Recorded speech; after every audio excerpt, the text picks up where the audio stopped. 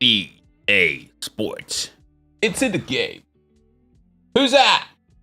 Somebody's at the door. Good luck grinding while we have this batch low as ways last week. Yeah, I'm gonna do the gameplay stuff as well though. We're gonna get through it all. We're gonna get through it and we're gonna do it. Weekly objectives, you know.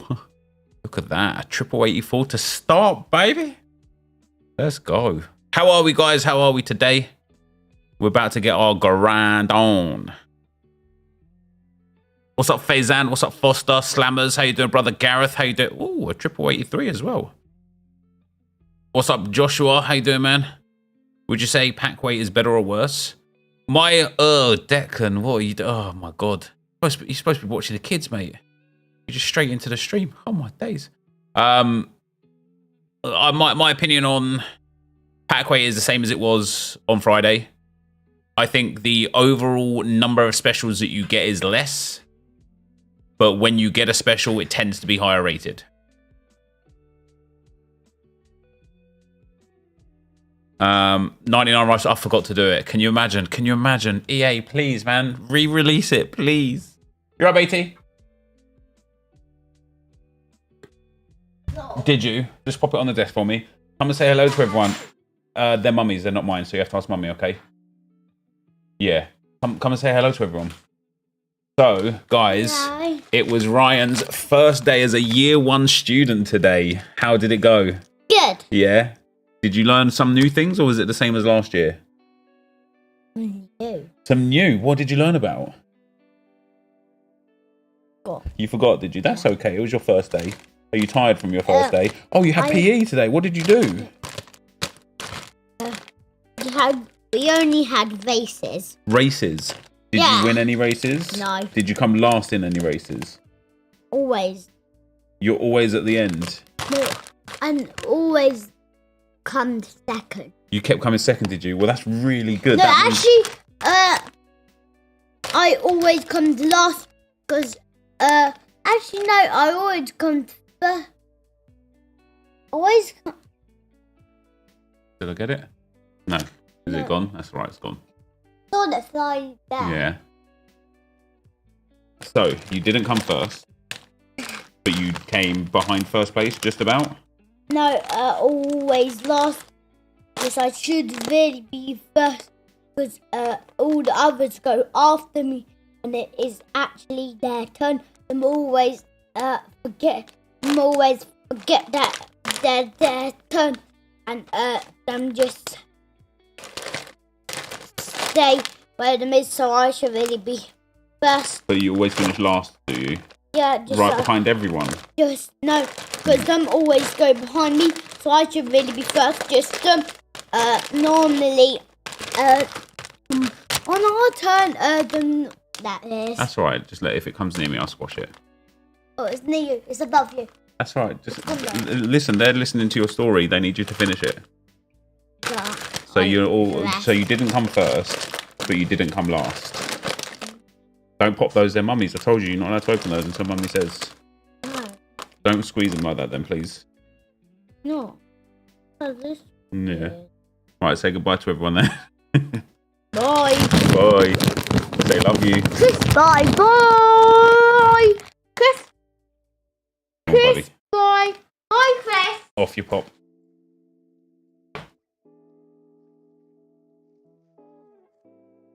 Oh, I can't figure out if he was first or last or anything. He just he was in the zone, wasn't he? His pace split. When he runs in the garden, he is fast, but he's lazy. So unless I really encourage him to sprint, he doesn't care to. And then when I encourage him and he gives it some welly, you're like, okay, yeah, he goes some.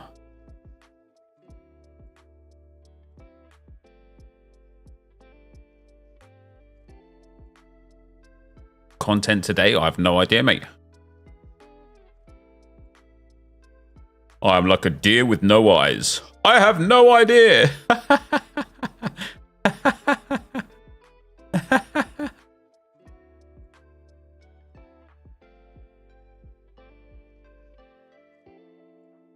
Oh, 98 Sydney Gover. I can't believe I forgot to do Declan Rice, man.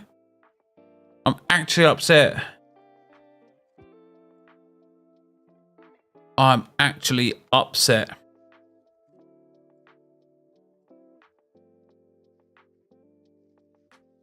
Thoughts on Arsenal's win yesterday?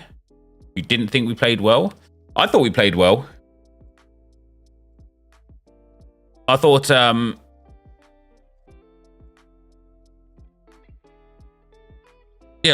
listen, I think probably if we're all being honest with ourselves, a draw was probably the fairest result. However, sometimes it's just that thing in those games, man. You know, sometimes it's one little thing that just changes everything. What happened to Twitch? I have no idea, mate. What did happen to Twitch? Those last 2 goals gave me goosebumps. Yeah, it was good, wasn't it? But like, regardless of whatever you think or feel, yo, you can't tell me Paquet is bad, baby. Let's go. Regardless of whatever you think or feel, Jesus sat Dalot down, didn't he? He put him on the floor. Little chop inside and bang, let's go. It's I know there's a long season, right? I know there's a long way to go with 4 games in, crying out loud, right? However, it's so painful that we let points drop against 10-man Fulham. It's so painful. We really should be on 4 wins out of 4. However, if you would have said to me day one that after the first 4 games, including Man United, will be on 10 points, I'd be like, yeah, okay, I'm okay with that. Oh, Dalot was very, very, very good. Dalot was very good at the whole game. I don't know why. For some reason, Saka continually cut inside every single time. I don't think he even literally went to the byline one time to take him on.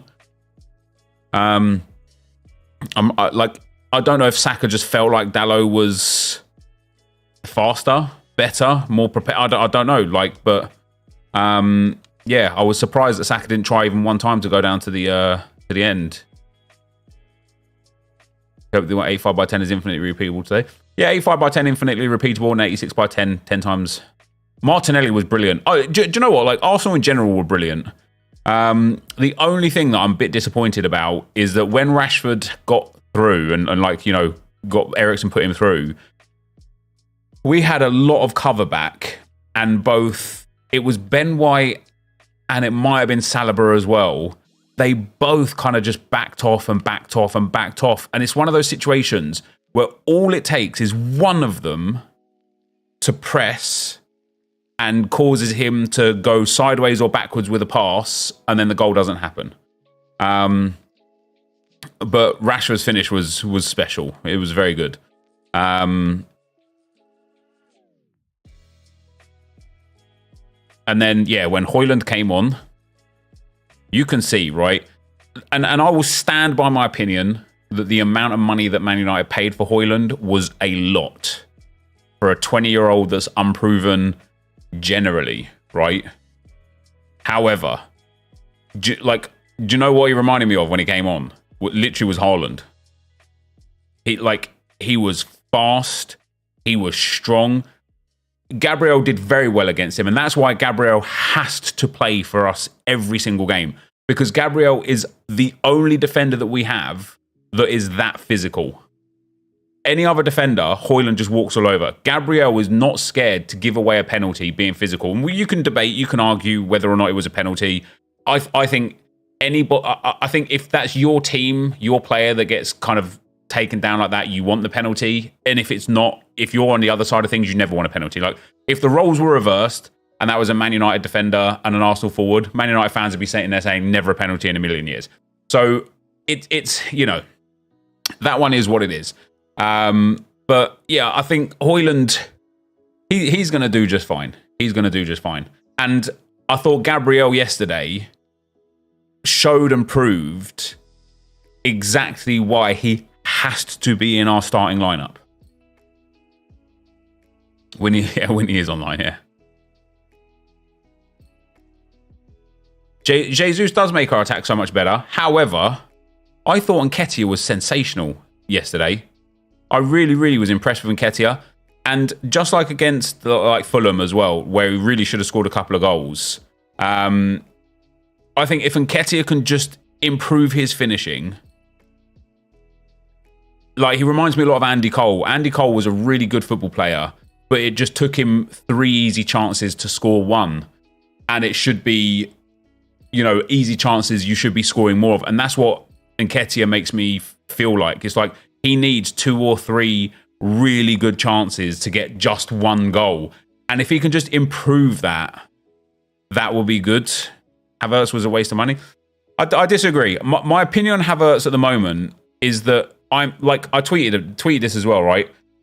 I'm very surprised that Mikel Arteta has just thrown him into the starting 11 without really any time to learn how Arsenal play, the way Arsenal play, you know, like all of the nuances within the team. I'm very surprised that he's got 4 starts in a row. I really think that he should be kind of like integrated into the team over time, over the first 6 months. And I can't believe, I watched for the first time in my life, I watched pre-season games, right? And I watched every single Arsenal pre-season game. And Trossard was amazing. And I cannot understand why Trossard is not starting in that spot.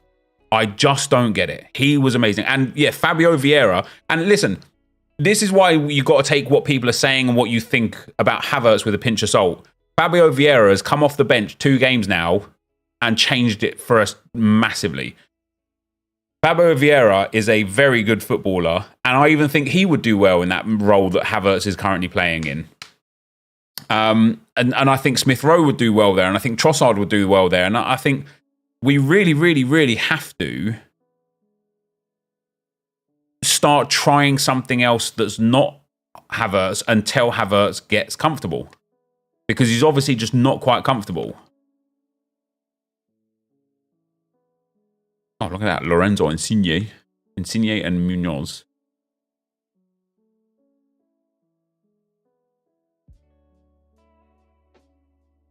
I feel like Vieira would lack the physical edge, though. With Partey out now, maybe, but Declan Rice is enough. The fact that, like, what I found interesting yesterday, and Gary Neville mentioned it about 7,000 times, was that Zinchenko was actually moving into the right defensive side, the right DM side. And Nketiah is just useless. Incorrect. Kind of wishing we kept Xhaka now. Him with Rice in the midfield would have been class. Yeah, I agree. Yeah, I think Kai will prove himself. But I'll tell you something, man. First of all, it was his misplaced pass that caused Eriksen to intercept and Rashford to score, right? That's bad luck. However,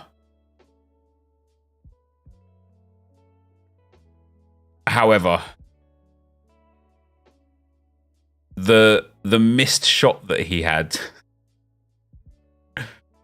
Oh dear. How?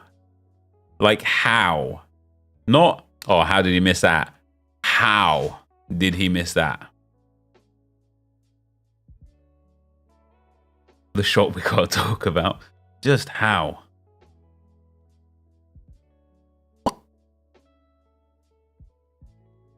Would have been a great assist. Yeah, it would have been if Eddie Garnacho goal was not offside. How did you come to that conclusion?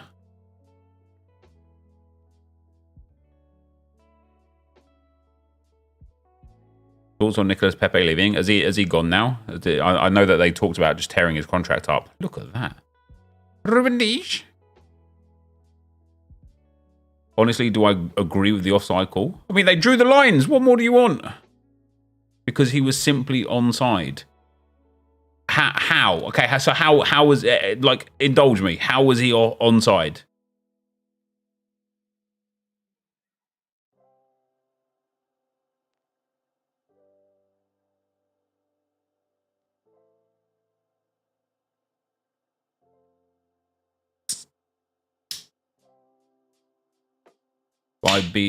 By not being offside. Yes, but like, okay, so explain to me in detail. Explain it like I'm 5. How was he onside? I thought the new rule was that if any part of you is onside, then you're onside. I'm 100% certain you literally just made that up.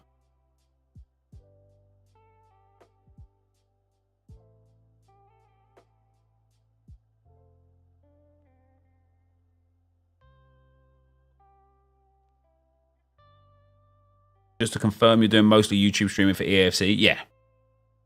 Pepe has joined Besiktas. Is that right? Muleka rumored to Adana. I wouldn't mind Muleka to Adana. That was a proposal. Thoughts on Onana? I think Onana's very good.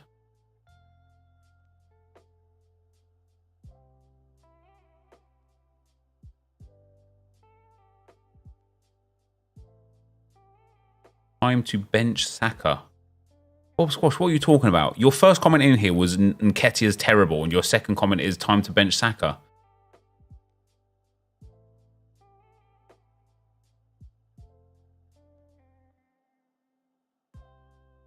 Team of the season.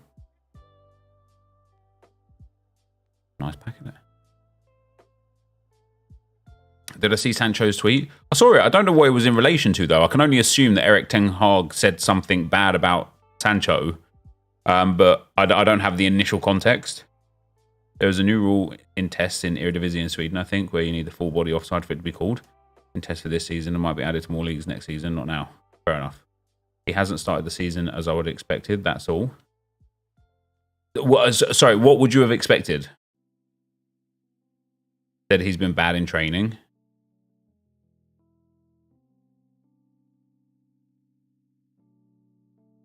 Onana is good. 4 games, 8 goals conceded. So is it of your opinion that only the goalkeeper is to blame ever for goals being conceded?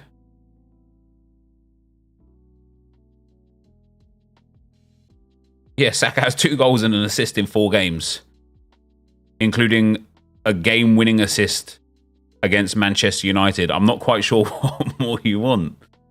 He is doing just fine. This is why, for me, Ten Hag is genius with what he did post most. United fans are focusing on us being screwed over rather than us bottling another away game against a top 10 side. Yeah, smart. Smart, changing the narrative.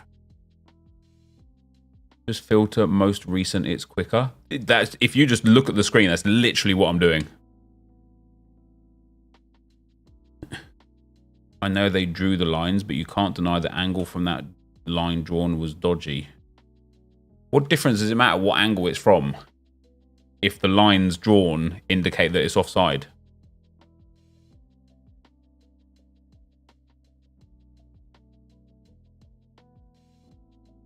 Will I get the game a few sneaky days early? I don't know, mate. I don't hope, maybe, hopefully, but is that Ronaldo? Ah, Gonzalo Ramos. Ooh, Diego Carlos 95. Bien. Kudus, Galan, and Gulashi. Let's go and do some Haaland segments.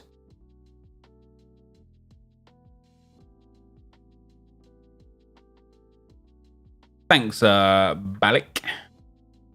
Oh, you're spamming it. Okay, yeah. Because from a dead-on angle, you can see if his head is a bit ahead of his shoulder, which it was, but from that angle, it's all the same line. I don't think you understand how they draw the lines. They don't just like rotate the camera until they can decide whether it's on or off.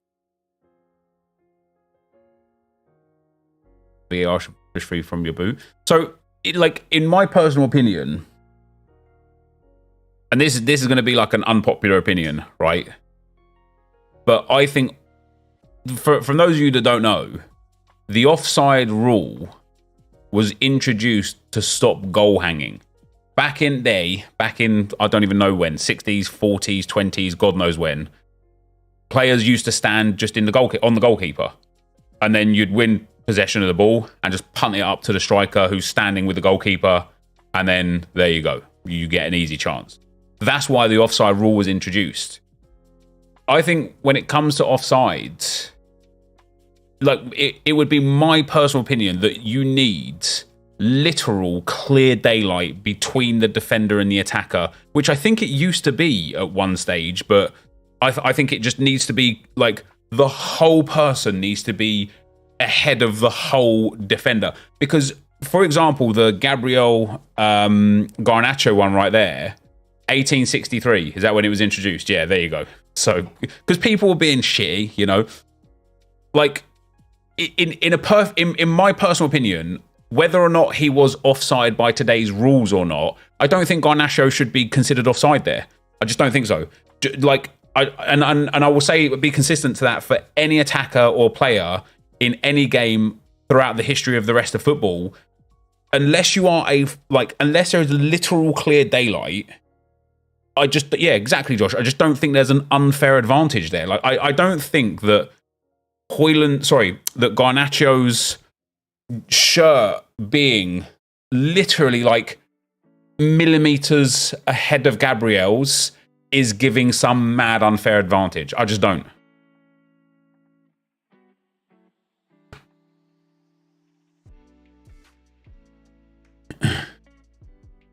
If he's 10 centimeters further back, he's now 7 meters clear instead of 7.10 clear. Yeah, precisely.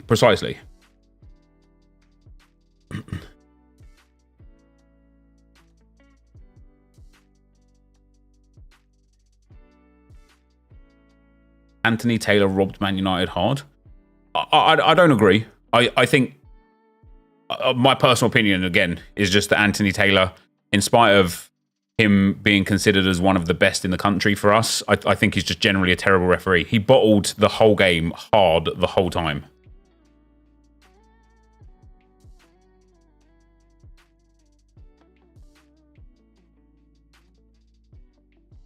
The foul on Evans is laughable. Evans is grabbing Gabriel's shirt so much as that ball comes in. Yeah. I mean, you in that regard, you could almost make an argument for it to be a penalty. Not that it makes any difference, but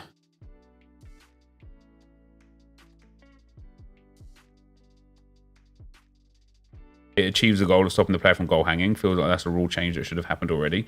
Yeah. Like literally, that's all that needs to happen, isn't it? You just need to stop players from like standing 4 or 5 yards offside, even 2 or 3 yards offside, to get some mad edge.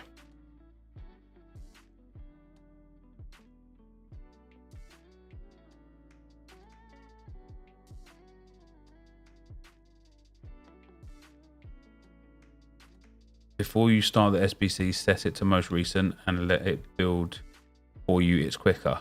No, thank you, because I don't want to use the most recent things that it got. Opinions about Saka's tackle? Yeah, it's a tough one. I honestly thought that it could have been a red, but it's one of those things where it's like it's not like he's not done it on purpose. You know, he's actually been fouled himself, gone over the ball and caught, I think, Bruno's ankle. If the ref gave a red for that in the first place, I don't think it gets overturned. But I also think that it wasn't malicious. It wasn't on purpose.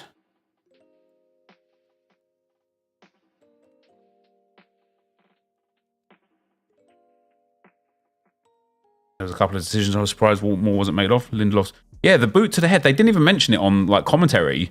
Like, he's literally caught Nketiah's head. And, okay, we could debate if he's last man or not, but he's kind of like last man. And I'm like sitting there thinking, like, I thought he was going to go. I genuinely did. Saka's tackled the pen shout on Højlund. I feel like no call on both the tackles. Kind of like, no, you can't, yeah. Listen, at the same time, like, I think we've learned over the course of the last like several years of football that people think that you get an advantage playing against 10 men, but actually 2 things happen. Number one, the team with 10 men goes into a mad defensive shell and it becomes harder to score. And number 2, it just makes for a really boring game. That 99, I think I just hit 99 Pele there. Is that tradable? Oh, let's go, baby. Is he still millions of coins? Yes, he is. Oh, I'm just, look at that. Tradable Pele, mate. Let's go, baby.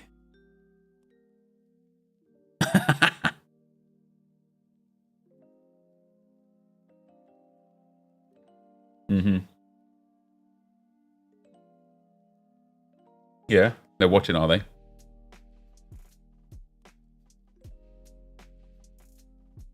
Tradable so casually. Because when I saw the Brazil thing, I thought Socrates was coming. So I'm just like, yeah, whatever. You can never complain about packing anything again, mate. Why not? Why not? Because I have one lucky pack out of like tens of thousands of bad packs. The most casual Pele pull ever. But it's just meaningless, isn't it? It doesn't mean anything. All it does is give me loads of coins. But what do I need coins for? Because everything that I want is an SBC.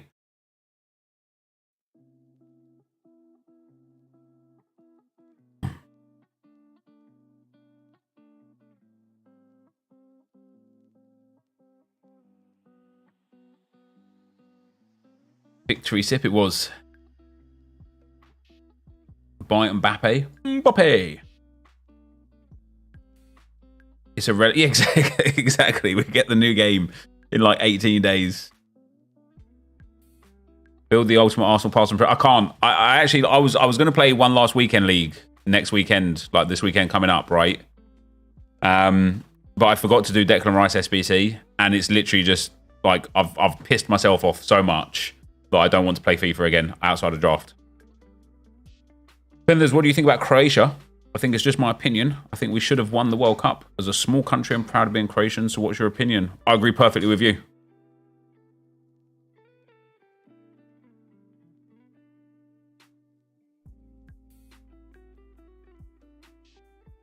Got me first ever 16 wins this weekend. GG's, Guillaume.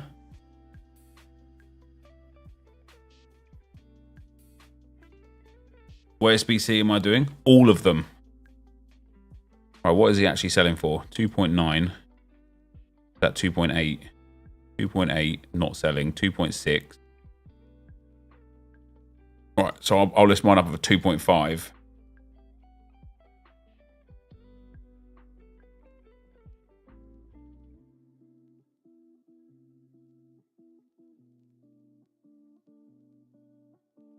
There you go.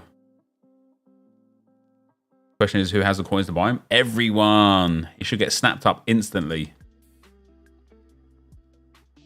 Yeah, that has literally covered off the drafting to 1-8 video. Although I've been so close to it so many times. Look at that for a pack.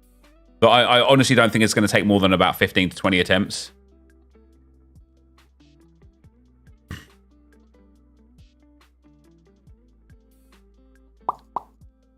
Net, what do you think England need to do to win the World Cup? Beat everybody that they come up against, including in the final. You know when the 85x10 became repeatable last year? Like a week from now, I think. Bellingham is a joke. Literally ridiculous. Literally ridiculous. Like, I know he's playing like an attacking midfield role and not quite playing as a striker or a winger like Ronaldo was. But after watching him play for Real Madrid and the way he moves on the field and the way he like dictates the games and how influential he is in the games, I genuinely sit there and think to myself, and it might just be one of those thoughts where I look back in like 6 months and feel like, what the hell did I even think about?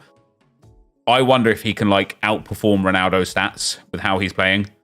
Because I think he, maybe not in terms of goals specifically, but goals and assists, I think he can outperform them. Because he is just everything to that team.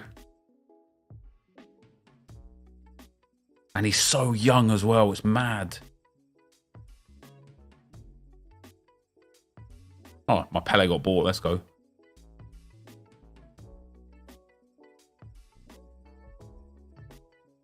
Yeah, you've gone mad. But you say that, right? But if I would have said to you when Ronaldo joined Real Madrid that he would achieve the things he's achieved now, what would you have said then?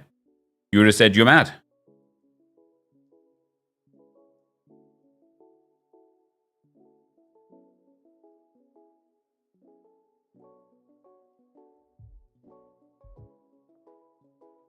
But you didn't? How do you know? You wasn't there.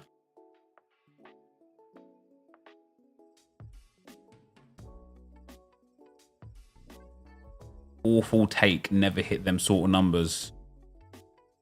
That guy can see into the future. most surprised player so far. Not necessarily a surprise per se, because we know how good he has been in a terrible team. But I think James Maddison is like most of the reason why Spurs are actually doing all right.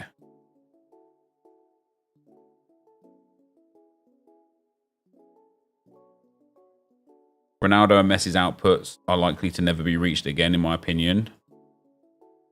Have you never heard of Erling Haaland?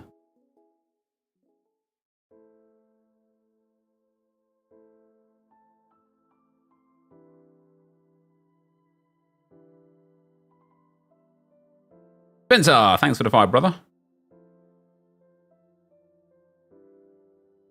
What do you think about Gvardiol joining Man City and Croatian goalkeeper Livakovic going pro?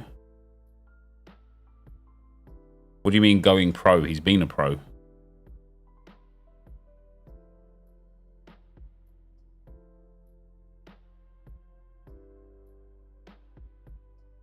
Again, this young England squad could dominate for years. England will not win a trophy while Southgate is manager. I'm sorry, it is a literal disgrace that Harry Maguire got called up to the England team. And I don't care, like, I want Ben White in the England team. I think he deserves to be there. If he has issues with the coaching staff or whatever, fair enough. It is a disgrace that Harry Maguire is in that team.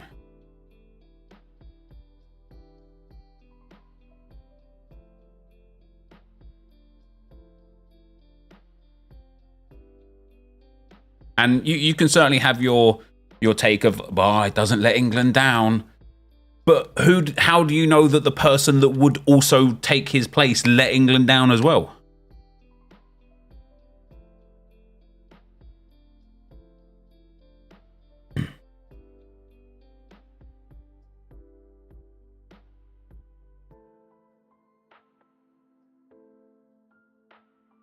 Yeah, Calvin Phillips is mad that is he in the team again now?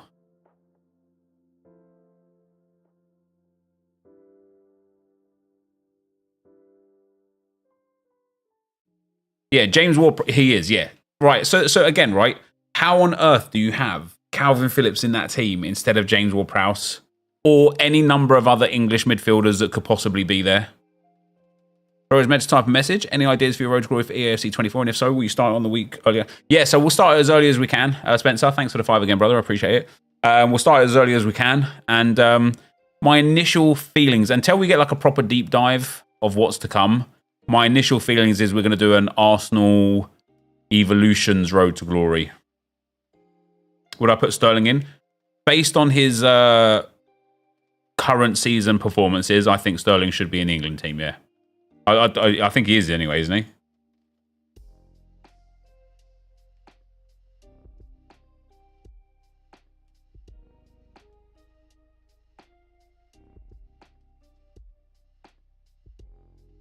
No, he's not. Yeah, see, I think Sterling should be in there, yeah.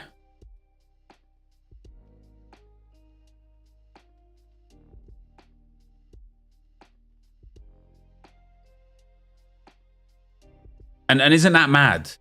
Oh, man, that actually winds me up more. That Sterling, who's been in the England squad up until the start of this season, gets dropped from the England squad after performing better than he has been when he was in the England squad.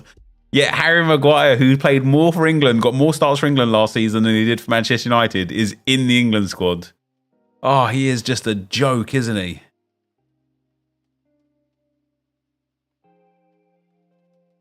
He's still not. I think Tomori. I believe Tomori was in the squad. Yeah.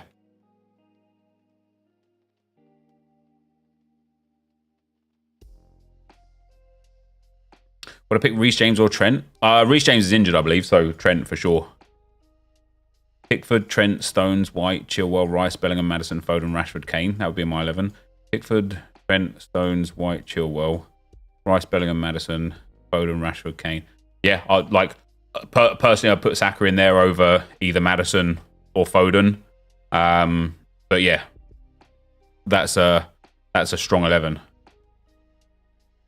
Oh, is Trent injured? Oh, well, there you go.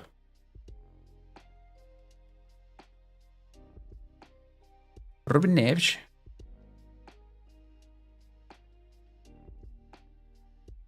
Stones and White won't work together. John Stones can play centre-back. He doesn't have to be an inverted fullback. John Stones for England has generally just played centre-back. I think you're mistaken if you think that Southgate is about to start playing with an inverted fullback. He's not. Southgate is just going to play a flat-back four.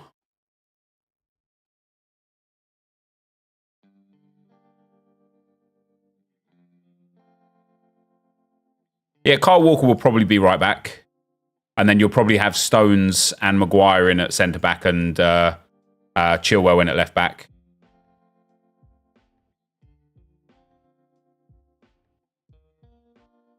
Trent, apparently Trent's injured. Otherwise, Trent would be a right-back.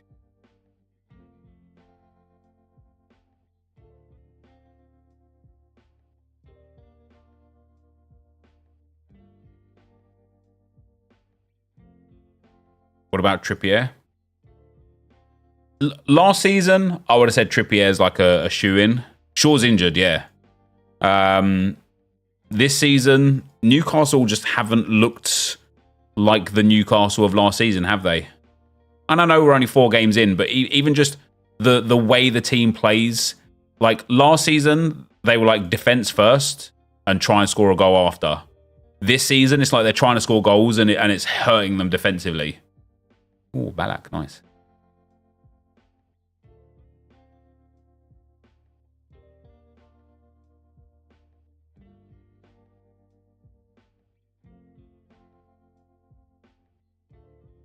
Pickford, Chilwell, Stones, Tomori, Walker, Rice, Bellingham, Maddison, Foden, Kane, Saka is a cold 11. Like all you can say about England right now is the fact that we've got Rice and Bellingham in our midfield for probably the next like 10 plus years is mad. If we, because of how young players like Saka, Foden, Rashford, even Maddison are, like England genuinely have the chance to like have a core of the England team for a long time that can dominate. Do I think Nketiah will get any minutes? Well, I'm pretty sure Kane went off injured for Bayern in the last game. So I'm not sure. I don't know.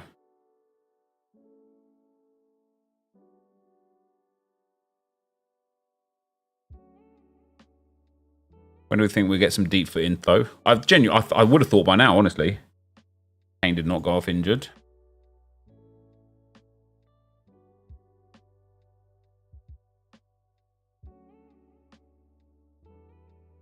Madders has to start for England? Yeah, I think so.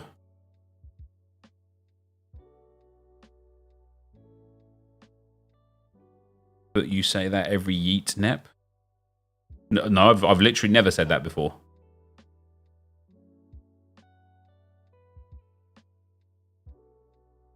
Why? What elaboration do you need, Carly? Yeah. Go on in. About.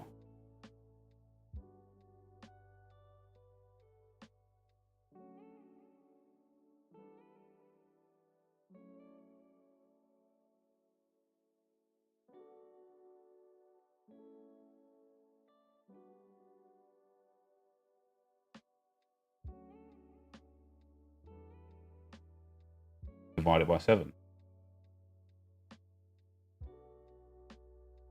Probably like 80.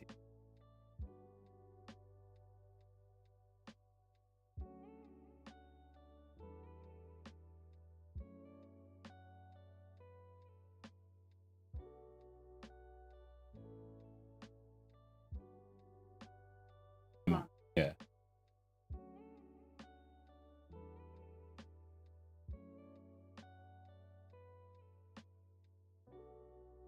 But it's not really divisible by 4. And then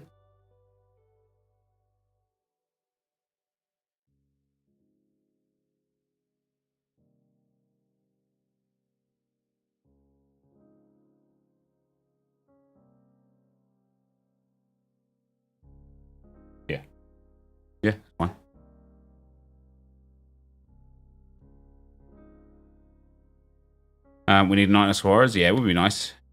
Do it quicker, 84 by 10 net views, only 2 filters, newest and untradeable. I'll do it the way I like to do it, but thank you anyway. Thanks for the advice I didn't ask for.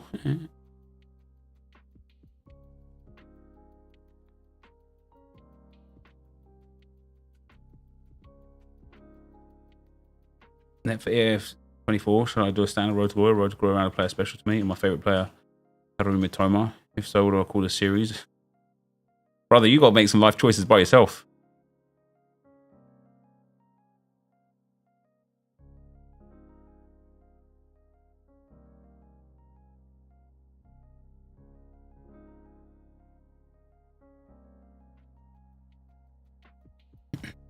These 84 by 10s they're getting. Hopefully at 6 we get the 86 by 10.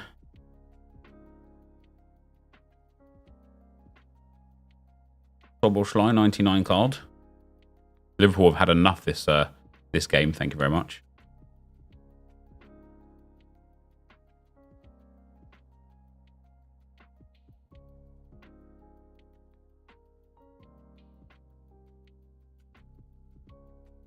Yeah, but Carly, what difference does it make what the title is? I could care less if you think the title was good enough or not. You all right, matey? Come on in, come on in. You all right? Is Mummy calling you?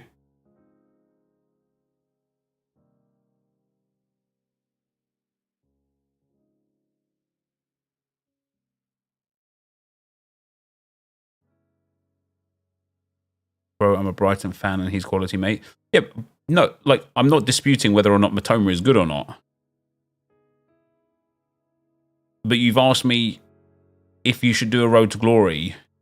If so, which Road to Glory should you do? Should you do it around your favourite player? And what should you call it? But these are just choices you have to make for yourself.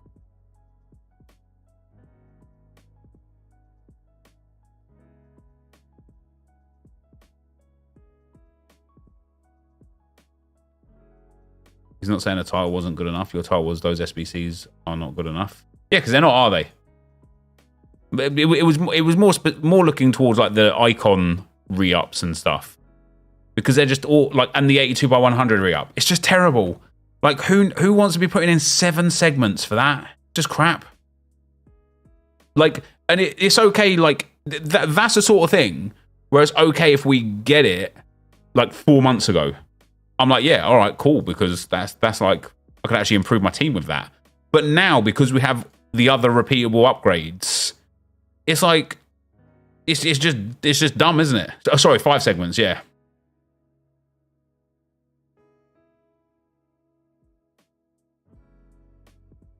What are your thoughts about Hendo still being called up? Surely he's a little bit past it now. Wait, isn't he only like 31 or 32? He literally got 2 assists in his last game. What more do you want from the man?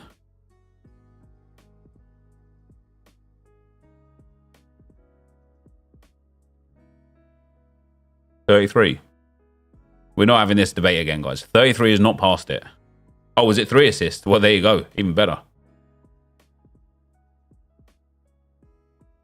Yeah, Bob Squash, I'll kind of just like ignore everything you say, brother, because you literally just play devil's advocate with everything that gets said in the chat for the sake of attention, and it's frustrating to look at.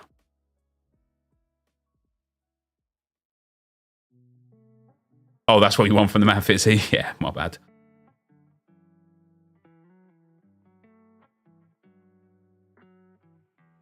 Ben White nowhere near as good as Maguire. Hey, man. You know what they say, Waj? Opinions are like arseholes. Everybody's got one. Some of them stink.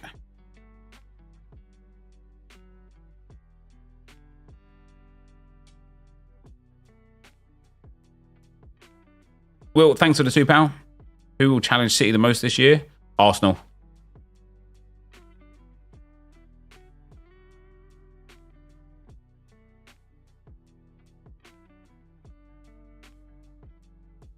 Ben White, Aaron Wan-Bissaka.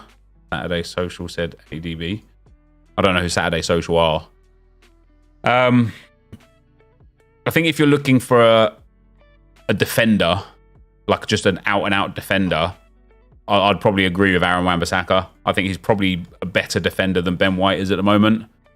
But Aaron Wan-Bissaka offers nothing other than being able to tackle the ball very, very well. And also, like, Wan-Bissaka has got a calamity in him, and I don't think Ben White has really.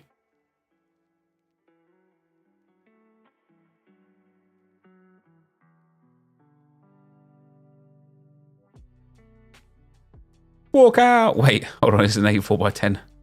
Only golds. God damn. Aaron Wan-Bissaka should be a wide centre back in the back three. 100% agree with that, yeah. Just win the ball, win the possession, pass it safely, and then carry on doing your job, yeah.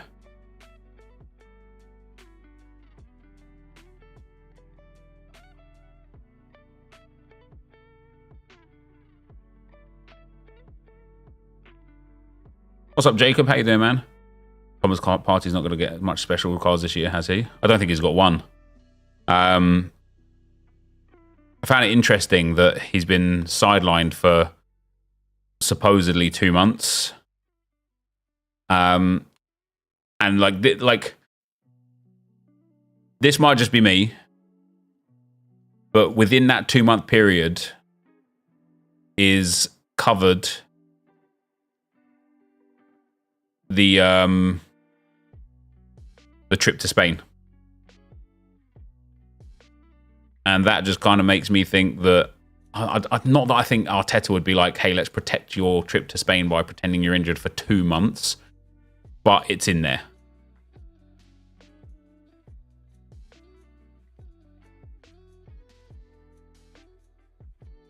Wan-Bissaka's normally the trigger for a press 2. Pretty terrible on the ball, unlike White. The ratings are out. From EA,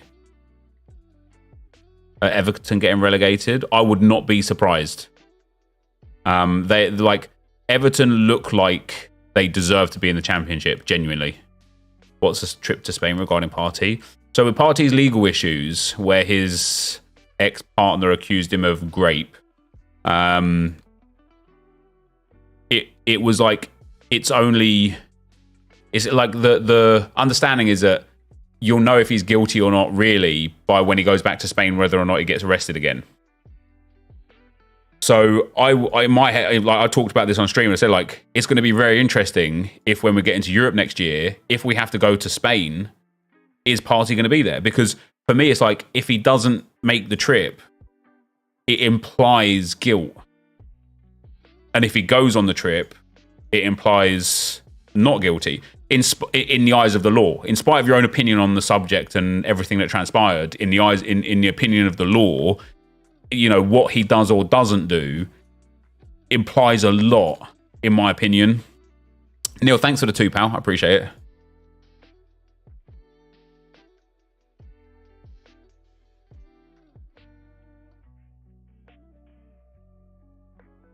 $85/10 repeatable today. I hope so, yeah. Do I agree that Jesus is underrated? I think, like, it depends on who you're talking to, doesn't it? Because I rate Jesus highly. I think a lot of Arsenal fans do. I think a lot of City fans, rate Jesus highly as well.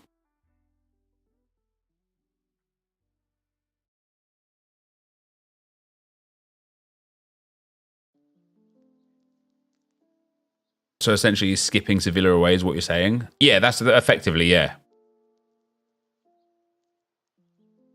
We would have just sold him if that was the case, I think. Yeah, I think, you know, like with Van Persie and things like that, I think the fact that he's in the team starting regularly, the implication of that enough suggests that he's an innocent man. Again, in spite of your personal feelings about it, because I think, you know, without wanting to get into it too much again, for those of you that don't know, the accusation was of rape because he got his sausage out and hit it on the face of his girlfriend at the time while she was asleep. And there are certain relationships where that would just be fine. Even if it was like a can't believe you did that, you absolute dickhead. That would be it. And then there's certain relationships where that wouldn't be fine. And so I can certainly see people having like polar opinions on that. But the accusation was made. And so in it, like, again, when you determine what the eyes of the law would suggest, you could make a case for it and you could make a case against it. And that's that. So thanks, Pulses, pal.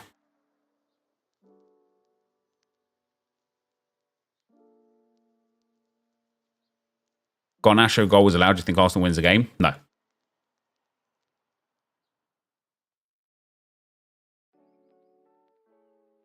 I'll chat move bench for the time being then.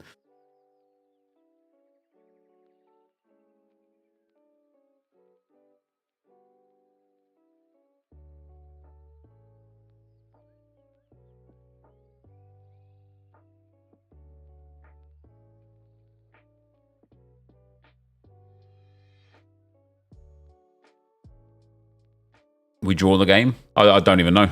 What was my reaction after I scored? Oh, I was fist pumping, mate. I was fist pumping. We're talking about Anthony. I thought Anthony was brilliant yesterday, by the way. If Anthony plays like that, like as a standard, he'll be one of the best right wings in the league. Offensively, he was good, not great. But defensively, he was great. And that's another one of those things that I feel like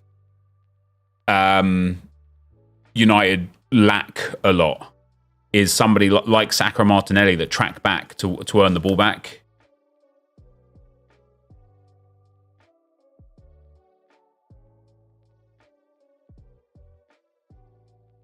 Your throat sounded hoarse on a video. Oh, it was, mate. Don't mind saying, I've genuinely demolished my throat from celebrating the Garnacho goal. Do you know what? The missus very much didn't understand why I was so sad 10 minutes later. Do you know what was bad? I didn't tweet it because I didn't want to deal with the drama. But my favourite moment of the whole game yesterday was how deeply Garnacho celebrated, only for it to be ruled out. Oh, man. He honestly, he celebrated like he'd just won the World Cup. It was brilliant. And obviously it means a lot, right? It's an important game. And he thought he'd got the winner. I get it. I would have done the same thing. But it was just... having to eat humble pie after celebrating so hard is crazy, and that's why the debate for like VAR being a bad thing comes in, right? Because I don't think that's given offside without VAR, and it's hard to like show that passion and that love and that care and that desire to then turn around and have it just like ripped from you. Next time he scores, he's probably not going to celebrate, and it loses part of what the game is about. My favourite was Onana going from the fist pumping celebration after a goal to calmer commotion less than 60 seconds later. Oh. Most underrated footies, Landon Donovan. At the same time, Havertz's pen would have been given without VAR. Yeah, it would have been. Yeah, I still think it's a penalty. I don't think it's necessarily. It's one of those ones like the debate of clear and obvious. I don't think the referee made a clear and obvious error. Like Havertz was going down easy. I don't think that's, I think that's fair to say. But he got clipped on both feet from different players as they sandwiched him. Like once if it's not given, I don't think VAR overturns it. But once it's given, it's not clear and obvious that it wasn't a penalty. If it was clear and obvious, the ref wouldn't have had to go to the monitor and watch 7 replays, 8 replays, 10 replays. So this whole, I think that's another part of the VAR issue that pisses people off, is the kind of clear and obvious, like itself means different things to different people. It wasn't a penalty, I'm sorry. You don't have to be sorry, it wasn't a penalty. Like the ref went and looked at the monitor and said, no pen. You don't have to be sorry about that, mate. It wasn't you that made the decision.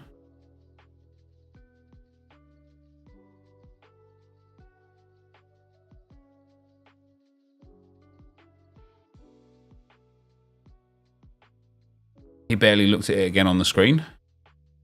Or was you next to him, was you? There was no contact. Ah ha ha ha ha ha. You definitely was watching a game when you used to play for Chelsea or something.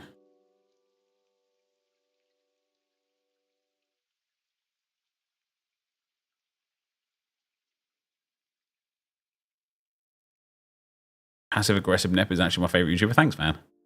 That means a lot to me.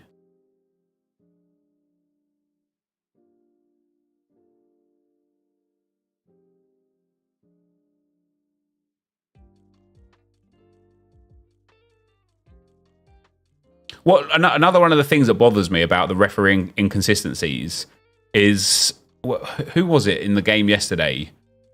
Somebody was trying to run away, and one of the Man United players had a full-on fist of one of the Arsenal players' shirts. No booking. And yet, Tomiyasu squints next to the Fulham player, or sorry, to the Palace player, sent off. Just blows my mind. Yeah, was it Ericsson, was it? Oh, Lindelof had shirt of Nketiah. Yeah, no booking. How the fuck? Like, you have to be consistent. You have to be consistent in that degree. I think the first contact is him kicking out at AWB's leg, but there's absolutely no way that should have been sent to the screen.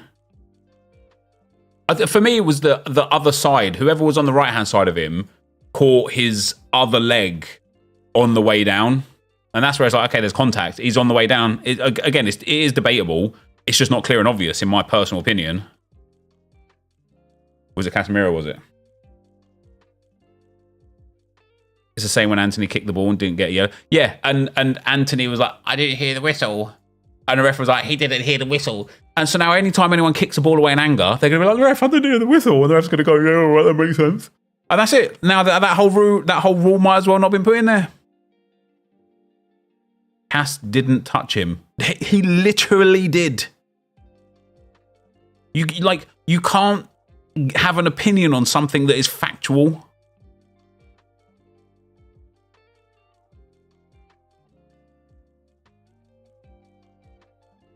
He didn't. No. He did. Here. No, he didn't touch it. Okay, now I will prove it to you, and then you guys will be silent in a chat because you'll be like, oh, damn, he did.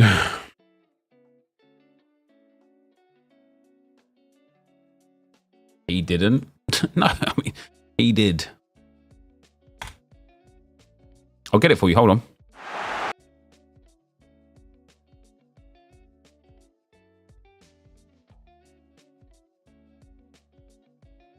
Oh, hold on. This one doesn't even have the...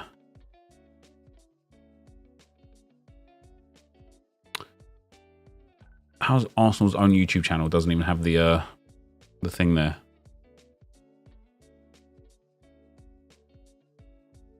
I need Premier League's one. There you go.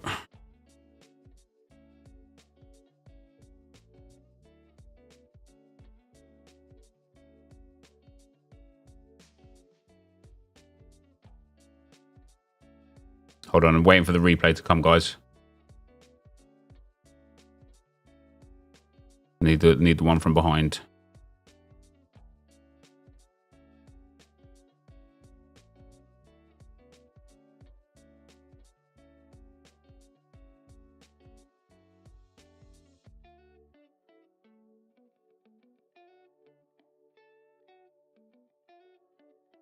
You see this here? Watch Casemiro and watch Kai Havertz. Watch Casemiro. Casemiro's a guy right under my face cam now.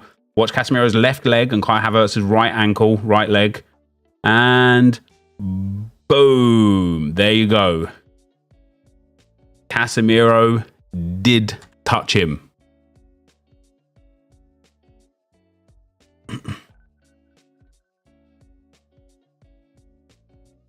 No chance. You could say no chance in there all you want. I've just shown you. He did, but holy shit. Yeah, but you can't. No, I'm not saying you can call a pen for that. Again, I think when we come to clear and obvious, but I was just debating the fact that somebody in the chat said, well, multiple people in the chat said, Casemiro didn't touch him. He literally did. He's already going down by then. That doesn't refrain from the fact that Casemiro literally did touch him. He was falling down. So Casemiro didn't touch him. Shocking take. So in your opinion, Ryan, did Casemiro touch Havertz or not?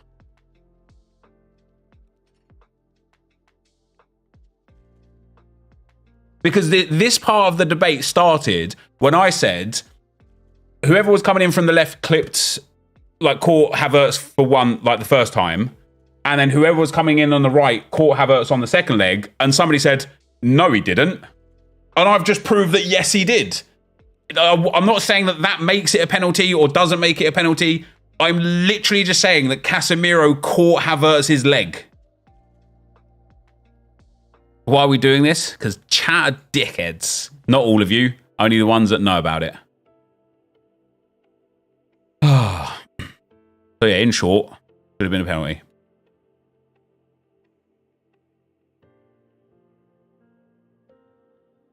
Dive. Not everything that's not a penalty where somebody goes down is also a dive, by the way, right?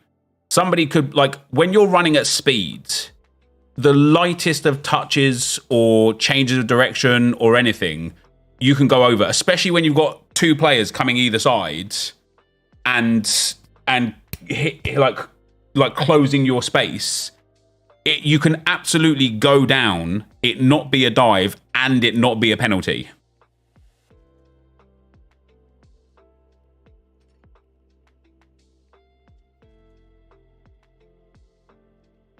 I loved watching your face watching that back. I could see the moment you went, maybe that wasn't a pen. No. But you missed what I said beforehand, though, Josh, right? Or you didn't, and you just ignored it. If that doesn't get called as a penalty in the first place, it doesn't get overturned for a penalty. But the fact that it was called for a penalty, I think it shouldn't get overturned because it's not clear and obvious that it wasn't a penalty because there was contact. He was, like, collided into by two players.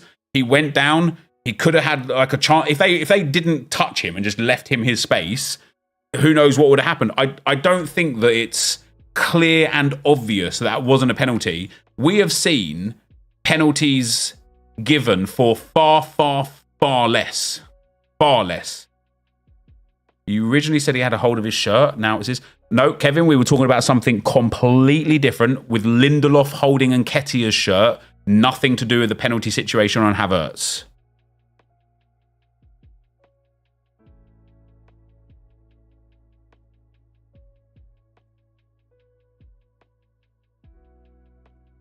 Quit back. No, I'm not backtracking about. I'm literally factually telling you. Lindelof and Nketiah's instance is one thing that I was talking about. Hence the reason I was talking about grabbing his shirt. And Havertz penalty or no penalty is another instance altogether. That's not me backtracking. That's me correcting somebody in the chat. Funny how Gabriel been ignored twice. Who's ignoring Gabriel? I think the only reason I can understand it being sent is that they've determined the initial contact is initiated by Havertz. And if that's what you think, I suppose it is clear and obvious. Yeah, fair enough.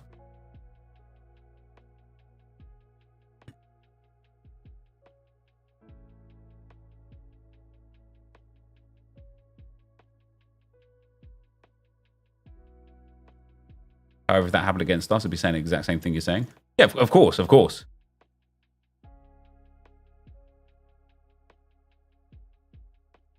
No dive, no pen, though. He was falling before the touch.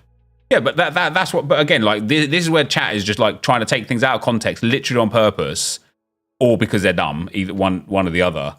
Like every bit of contact that results in a player falling over isn't necessarily a foul, and every time somebody falls over when a foul isn't the result, isn't necessarily a dive. And I guess it's just hard for people to comprehend that.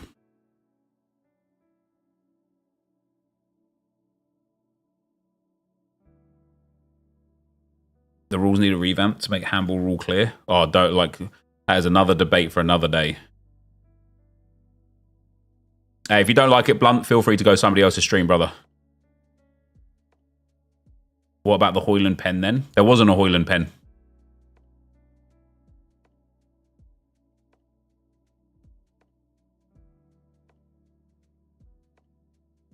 It was already falling down. Oh, no. Like, in that context, the fact that he was already falling down kind of means that Casemiro's touch was irrelevant. I agree. But I don't think that somebody falling down means that any contact beyond that is to be disregarded, right? There was an instance it was in the Arsenal game again, where something had happened and then the ball had gone and then a foul was committed.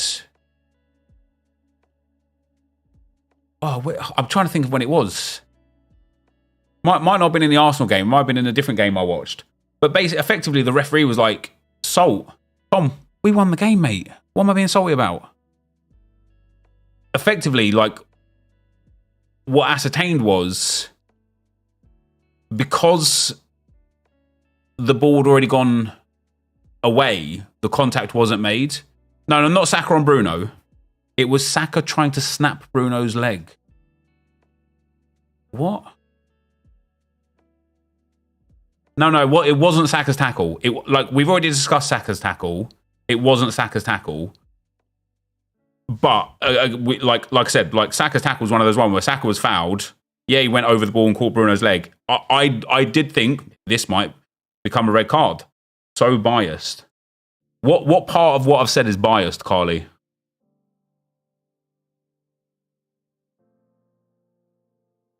Ødegaard got fouled and got a yellow.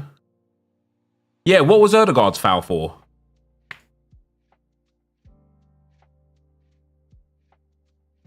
Nep, you went in depth on Arsenal pen. Can you explain Højlund? Højlund's a football player. Currently plays for Manchester United. Used to play for Atlanta in the Serie A. Scored some good goals. Has got international football as well, which is quite nice. And looks like he could be a good player for Man United over the coming years.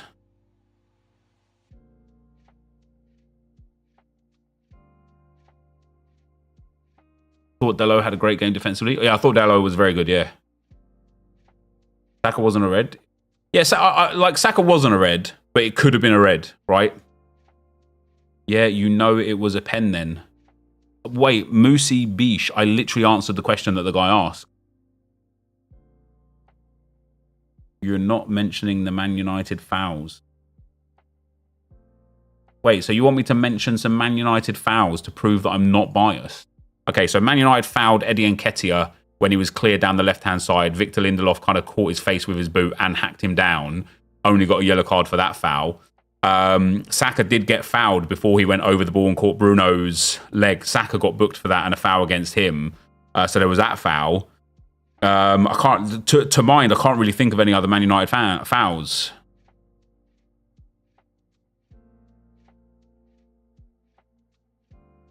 Rice goal, Evans was fouled. No, he wasn't. Garnacho was onside. No, he wasn't. Lines were wrong. No, they weren't. Gabriel fouled Højlund in the box. No, he didn't. You're just ignoring the Højlund challenge now because you know it was a penalty. No, it was not a penalty.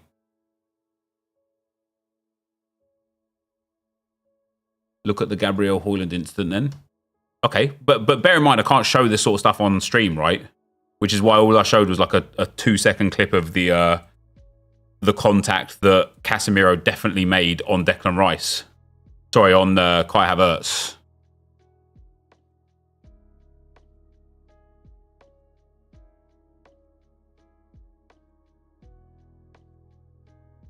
Let me get the harness up again here.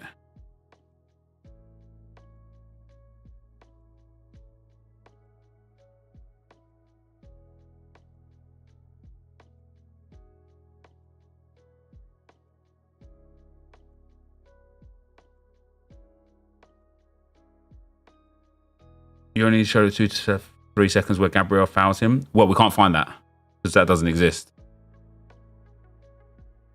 Actually, like, so interesting enough, the Sky Sports Premier League highlights doesn't have that instance. And the reason, or that incident, and the reason why it doesn't have that incident is because it was a nothing thing. So deluded. Wait, what am I deluded about? The fact that Garnacho quite literally was offside. Yeah, I can show you the screenshot.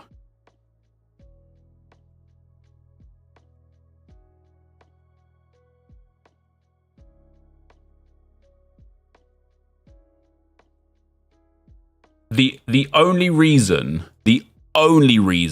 why people are not accepting this as offside is because Erik ten Hag said we didn't see it from another angle. We don't need to see it from another angle. This angle is enough to show that he is offside. Now, it's not by much,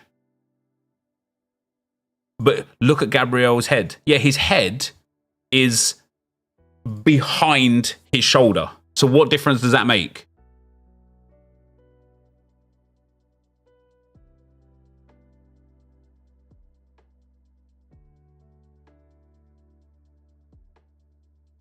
He is clearly onside. Can you not see those lines? From that angle he looks on? Yeah, but looking on and being on are not the same. Well onside. Clearly onside. So what do the lines represent then?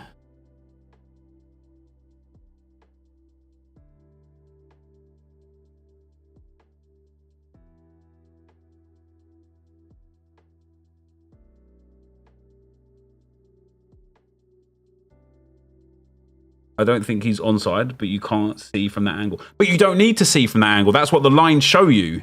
The lines are obviously in line with the rest of the field, right? If you move this blue line all the way to the halfway line, it will be perfectly in line with the halfway line.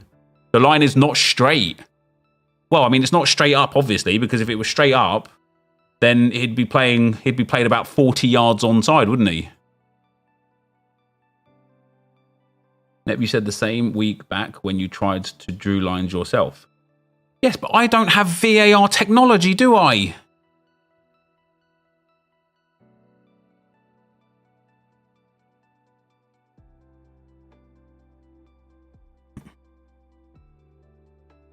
Even the linesman didn't think it was offside?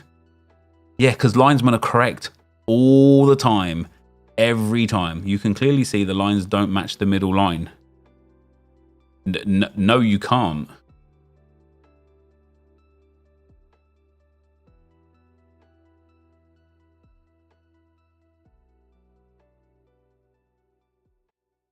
And VAR is, when it comes to this, the way they draw the lines, they can take the wrong point of a player. I concede that. They can forget to draw the line. We've obviously seen that from Arsenal last season, where we should have had a goal ruled off against us, but they just forgot to draw the line. But the line in itself, the technology is not incorrect.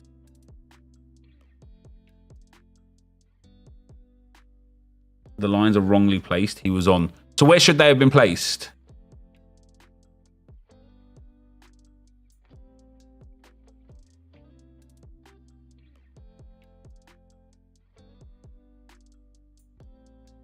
Are we getting more 84 by 10s? I hope we get 86 by 10 today, yeah. On the end of the circle. But on the end of what circle?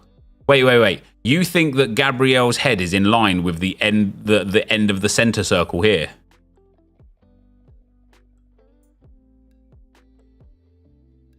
Now that's wild. That is literally wild.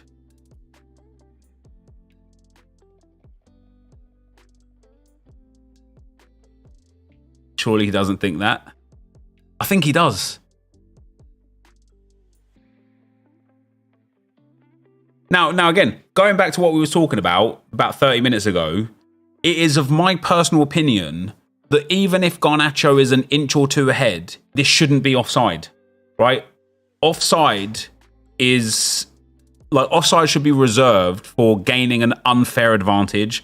This is not an unfair advantage, right? It's just not. This should be considered offside by all accounts, right? And that's what I mean. Like, for me personally, the furthest back part of Garnacho, his foot here, should be clearly ahead of the furthest near part of Gabriel to be conducted as offside. You all right, buddy?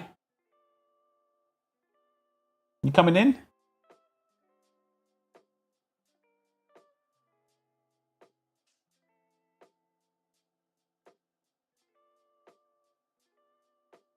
What are you doing? Wow. So guys, it was... Oh, thanks for that squeeze, buddy. That was a nice one. It was supposed to be your first day at nursery today, wasn't it? How did it go? Not too good, was it? He got quite upset, and he had to come out after 15 minutes. But we're going to try again on Wednesday. Yeah? We can do a better time. Yeah?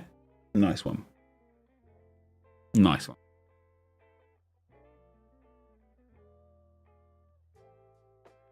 What's up? You just want cuddles, do you?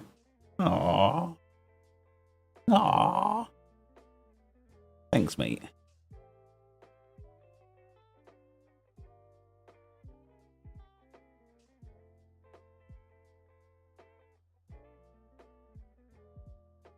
Really hope we get the 86x10s. Yeah, me too. Well, we was watching football. Which team do we like to win? What colour? Say it into the microphone. Say it louder. Red. Red team, that's right. Now, the chat is saying that he was onside. What do you think? Yes or no? You think he was? Right, out. You think he was? No, he wasn't. Crazy. What a silly thing to say. And did we win yesterday? Yeah, we did. That's right. Messi or Ronaldo? Messi or Ronaldo? Pick one. Messi or Ronaldo? He said Messi. Oh, mummy's here for you. You got a kiss for daddy. Okay. Gonna be a sitter for a...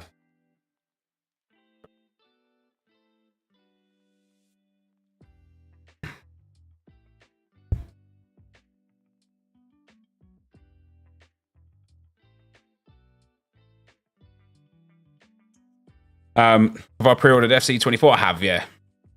So I don't have this Sky Sports thing, guys. Doesn't show the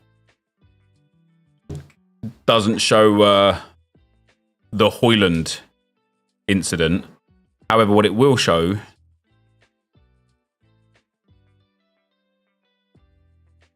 here's the so there's some physicality. Watch Johnny Evans' left arm, right? Now it's on Gabriel's shoulder here. It's not like it's a bit pixelated, but his left arm is on Gabriel's shoulder here. He's now hugging his neck, and then he pulls him back. If you think that's a foul on Johnny Evans and not a foul on Gabriel, then you're crazy. And like, I don't even think that's a penalty on Gabriel, right?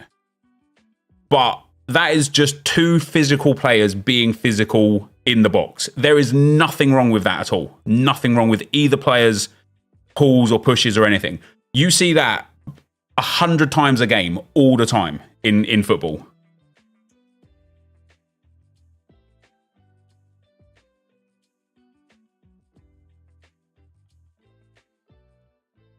And then you like, it's unfortunate because that's not going anywhere near the goal when he hits that. There is 4 Man United players between the trajectory of the ball and where it would have ended up into the bottom right-hand corner.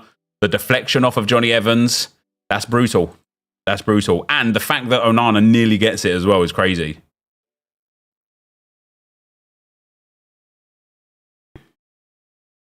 Was a proper game last... Yeah, it was a proper game, yeah. It was a good one. Do another Haaland segment.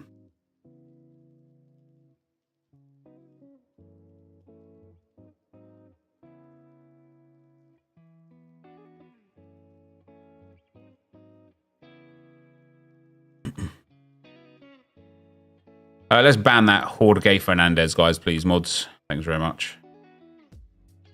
Can I get UFC 24? I can, but you could just get it yourself instead. Let's ban that S.A. Lukeman as well, please, mods. Thanks very much.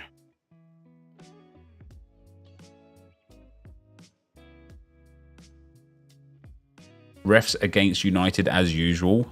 Delusional. You're absolutely delusional.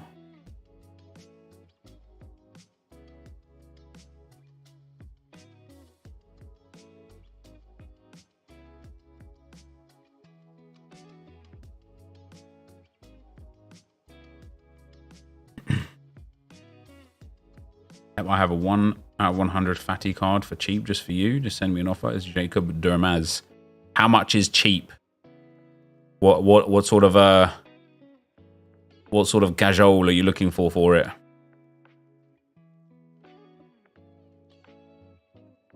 David De Gea 100% saves the Rice goal. Debatable.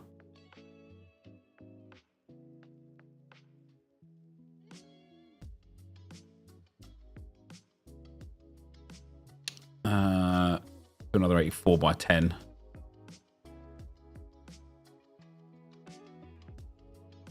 What players would I take from Brighton? I think Solly March would be really good backup for Saka. I think Ferguson would genuinely be brilliant for Arsenal. He's exactly the sort of forward that I'd like at our club.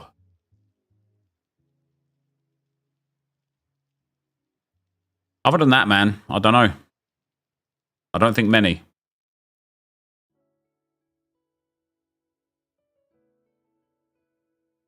Estupinan? Maybe. Matoma? Like, don't get me wrong, I think Matoma is like class, absolute class. I just don't think we need another winger on that side. We've already got Martinelli, Trossard, Smith Rowe, and Nelson. We just don't need another player there. Ignoring Matoma? No, I wasn't ignoring Matoma. Again, like, if it's okay with you, who we already have in those roles is fine. We don't need Matoma to fill that role.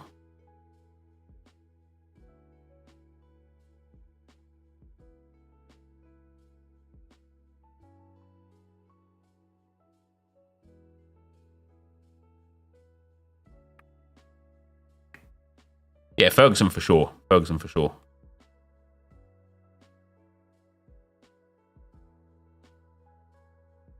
Matoma better than Martinelli for me? No chance.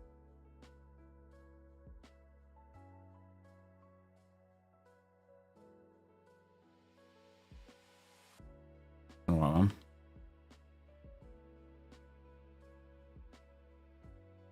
Thoughts on Ramos back to Sevilla? Cool. Doesn't really, I think the Spanish league is probably a bit better suited for his skill set at this age. Do I play FPL? I've got an FPL team, but I've had De Bruyne in it since the first week and haven't subbed him out. So that should tell you enough about how much I play FPL.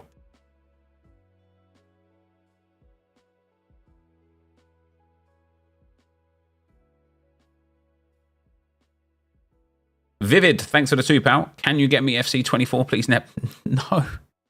No, you can get it yourself, brother. You can get it yourself. How far do I think Arsenal will go in the Champions League? I think we'll get, like... I don't know.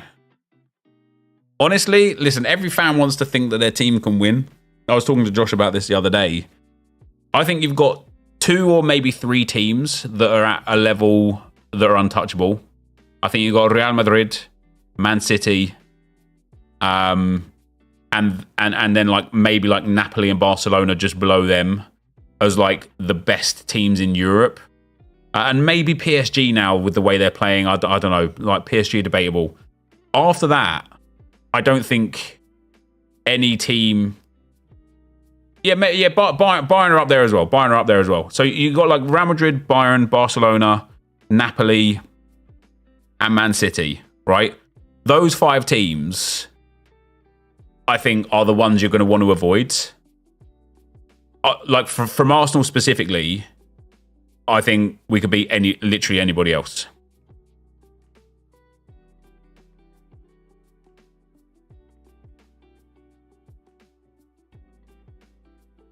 Napoli got owned by Lazio. They didn't really get owned by Lazio. They lost to Lazio.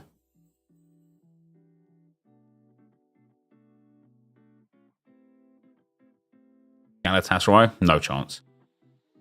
You won't beat PSV.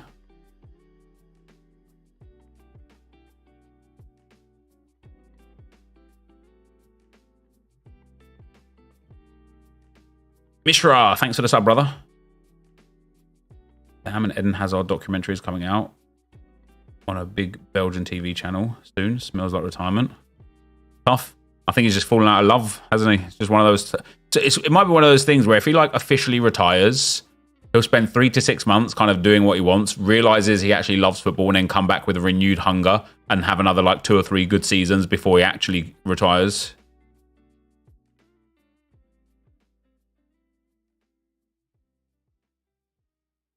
You ain't winning against Sevilla? Oh, why not?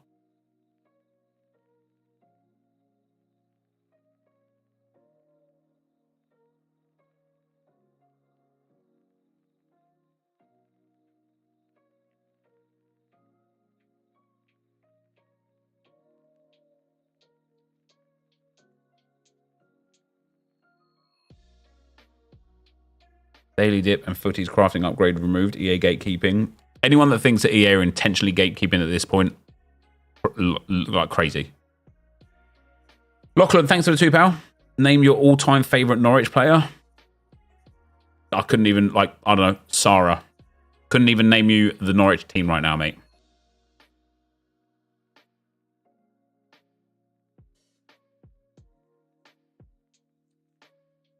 Yeah, still got a bit to go, Habes, but we could still drop out of a couple. It's like, it's pain, right? Right, why have you done this to me? Why have you done this to me right now, Haber? Why have you done this to me right now? It's pain, right? Dennis off. Honestly, I don't even care about the big chances missed, because that is what it is. That just happens in football. The pass that he didn't give to Carlos Vela 8 minutes in,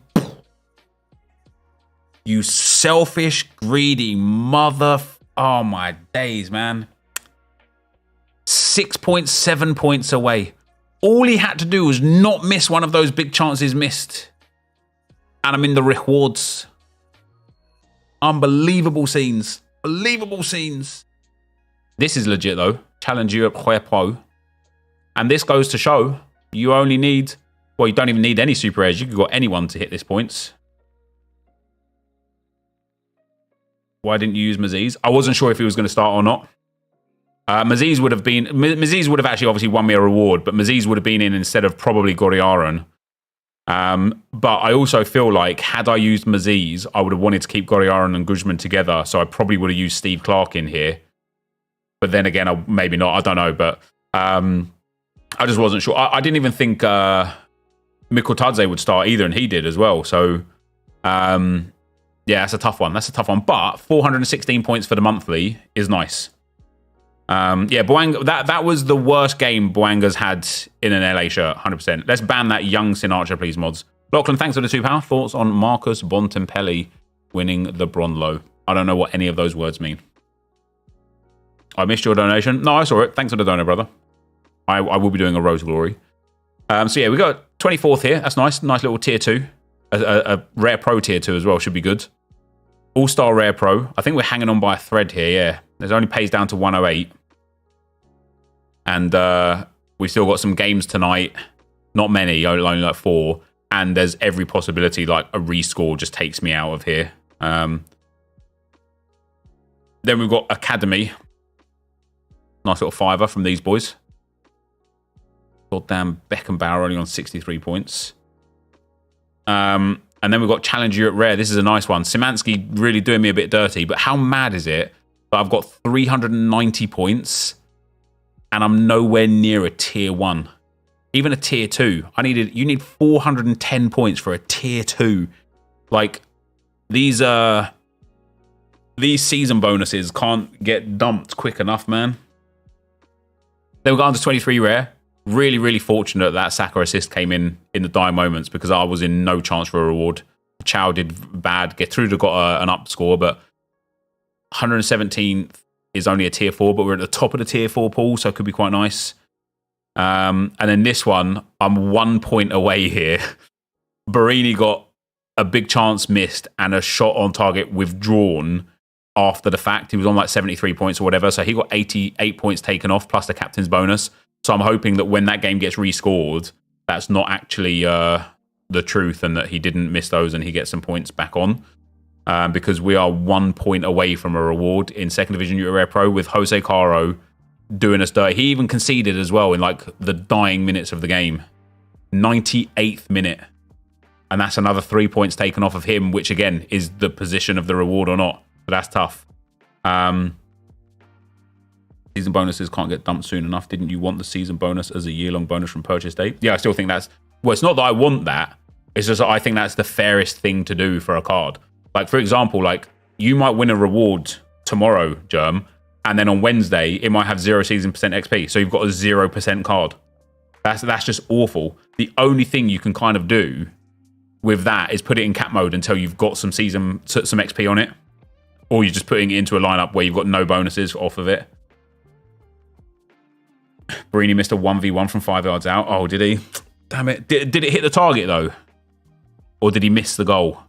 Because if he hit the target and they just need to put that 3 points back on, then we're good again.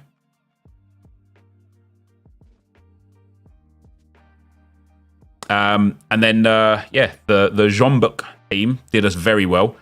It shows how important keeping a clean sheet is, man.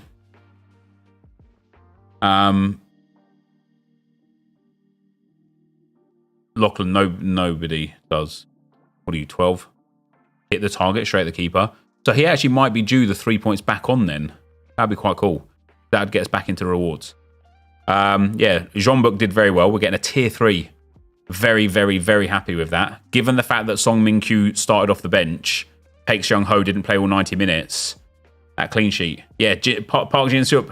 Apparently he's not playing anymore though. Sorry, Josh. You know what I'm saying? Apparently he's not playing. Apparently he's just retiring from football.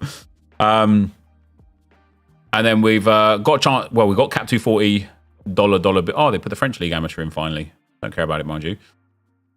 And then we've got this one here. Steve Clark DMPing was a pain in the butt, but we are 90 points away from a tier 3 rare.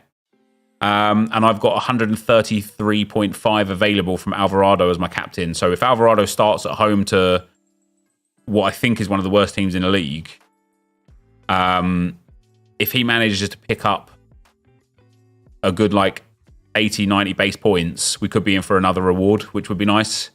Look, his expected here as well is 61. So yeah, that's quite nice. And then again, if Dominguez and Rodriguez keep a clean sheet and get some good AA, we could get a reward in Champion America Rare. And if Zambrano starts or just gets a decisive for us, we'll get the threshold here as well. So it's been a good week. It could have been a great week, but listen, even if we come away with just what's there now, I just can't complain about that. If Arsenal were to play Liverpool in current form, how does that go down? Who knows? Didn't play Messi this week because I thought he'd be exhausted. Should have never doubted him. Yeah, you shouldn't. Because even if he comes on as a sub, Habes, he's still got that potential.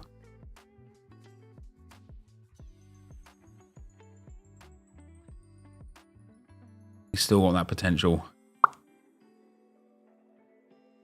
The points, though, the points in All-Star were so high this week for 2 reasons. Number one, because season bonuses, XP bonus growth, and like all of that good stuff was there. But number 2 is because more people than I thought started prioritizing All-Star. Dominguez is at national team. Gabarini will be the goalkeeper. Nope, 69TW. I saw the list from Liga de Quito just literally some hours ago. And Dominguez is on it. So he's traveled with the team. Or he's in the squad.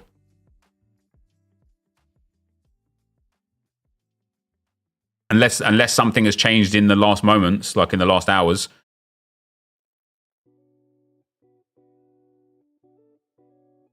Put the Barini shot in Discord. Or don't.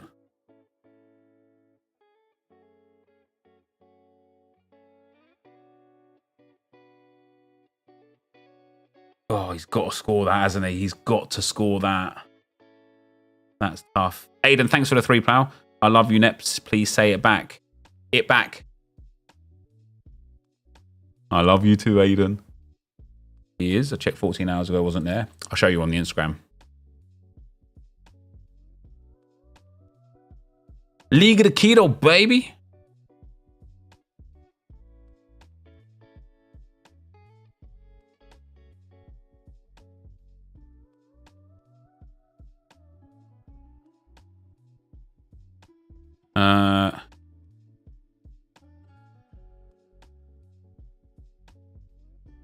Oh, no, you're absolutely right. How did I read his name? I didn't. Well, that's that lineup mudded then. So there you go. Will he play for the national team? Is he expected to start? Yeah, they put the team sheet out 14 hours ago. To be fair, it was like, I was like, my eyes were glazed. I was so tired. I'd woke up and tried to read what it was, but who goes? The fact that Alvarado's there at home, we've got to get that dub. Got Jude done inside 2 hours. Let's go, dude. That I have no clue. Haven't searched for it. Fair enough.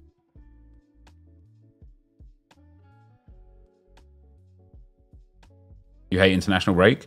Yeah, me too. I'm one forward short of an all-star rare and an all-star rare pro team for the midweek, and I want to do them both just in case.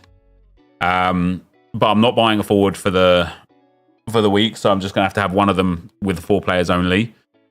However, for the weekend, I think I've got like 6 teams between rare and rare pro divisions.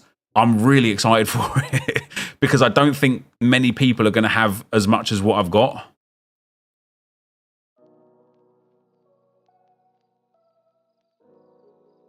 Am I going to watch the Rugby World Cup? No.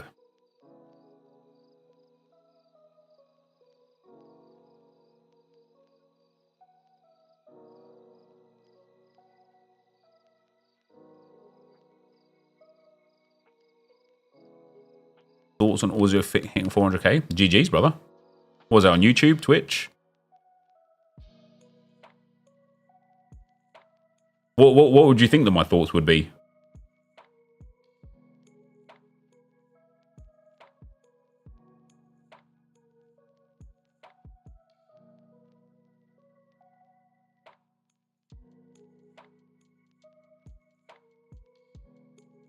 I won a reward every week since the season started from Cap 240. A West Ham stack. Oof, 97 level.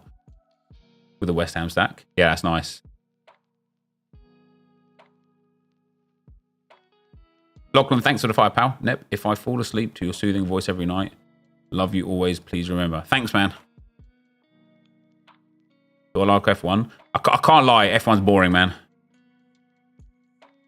I prefer F1 when it's competitive. Like I love Lewis Hamilton, and the last time I had this same discussion, somebody was like, "Oh, you loved it when it was boring." Apart from my bit when Lewis Hamilton, nope. When Lewis Hamilton started winning basically everything, I stopped watching F1. It was just boring. Drive to Survive did a really good job of connecting the viewers with racers for their personality and things like that. But that novelty kind of wore off. And it just gets tedious, man. Like, it's not even that he's just winning every race. It's how dominant he is winning every race. Like, it's not even difficult. It's like, imagine you was watching a content creator and they started that, you know, they win 20-0 against squad battles every game. The first game, you might be like, oh, that was mad fun. Like, that was sick. The second game, you're like, oh yeah, like that's real, that's cool. By the time you get to like the third and fourth game, you're like, mate, you're just beating beginner squad battles every game. How's this fun? And that's the connection I have with F1. I'm like, how is it fun? It's just not fun watching Verstappen win by such a margin all of the time.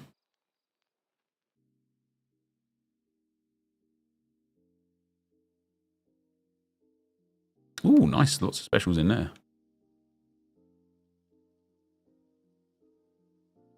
Max is just that good. Oh, no, I get it, right? I get it. He is an incredibly skilled driver. Also, like, it's fair to say that the car is just better. Like, if you put Lewis Hamilton in the other car, I think all of a sudden you've got Lewis and Max winning races off of each other, and all of a sudden the sport, okay, maybe like Red Bull just dominate everything, but the sport is probably a lot more like engaging. But because the second Red Bull driver just isn't as good, I just think that, yeah, it makes it a bit boring. Like watching PSG win the French league all the time by miles. Watching a league with 2 big clubs fighting out is automatically better and more emotional investment. Yeah, 100%.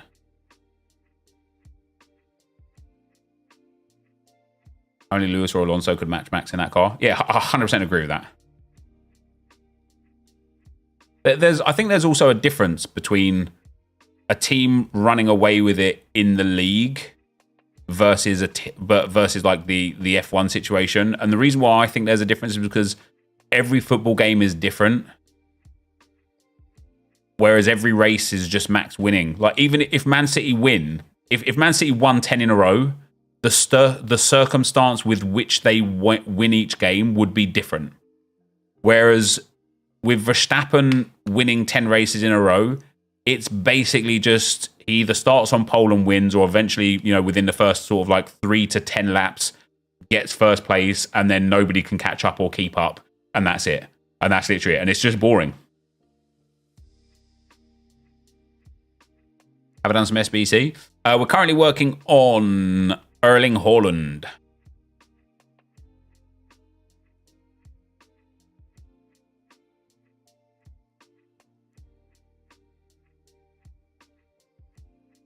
Checo is good. What are you talking about? I didn't say Checo was bad. Have you done that thing again where you've inferred something that I didn't say because it just suits some argumentative narrative that you want?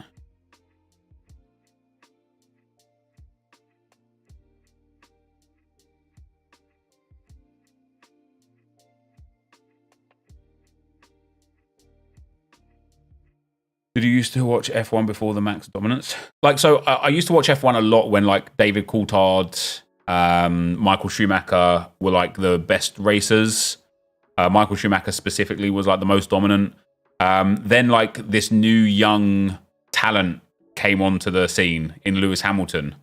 And that was enjoyable. I really enjoyed watching Lewis Hamilton. Is that Messi? No. Like start winning some races and just in general be like, wow, like you just haven't really seen someone this dominant since like Schumacher. Then when Hamilton started winning all the time, I literally stopped watching because again, it's like I guess for me with regards to F1 it's the competition of the sport that I find interesting. It's like in a race, I really enjoy close finishes. Like I enjoy like the jeopardy. I enjoy the crashes, the accidents. Like I enjoy you used to have like random people that were in cars that didn't deserve to winning. Now it's almost a formality where everyone will finish in the whole race. And that just kind of makes it a bit boring for me. And so I stopped watching for a lot of years. Then Drive to Survive came out on Netflix and I loved it. And, I fell in love with Ricardo. And I thought, yeah, do you know what? I just want him to do sick. Then, like, fast forward a year and a half and he gets dropped from everything. And, is no longer in the sport. I think, is he back now? I think he's back now.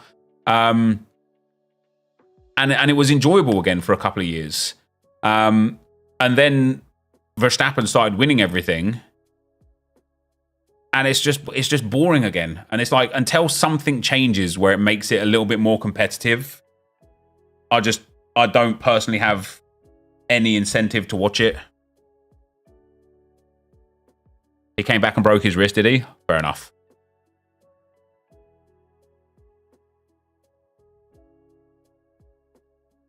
So, I catch up on the highlights every time. I used to watch practice. I used to watch qualifying and the race. Now I'm like yesterday, I was like, I forgot the race was won. I wonder who won. Oh, Max won again. Cool. That was it.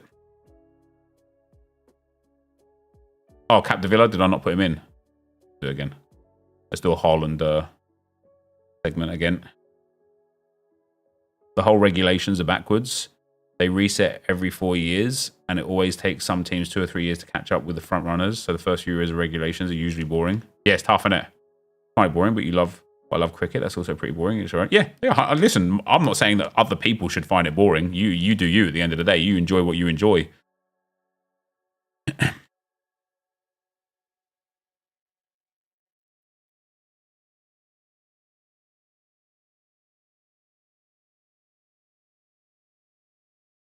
Doomfries.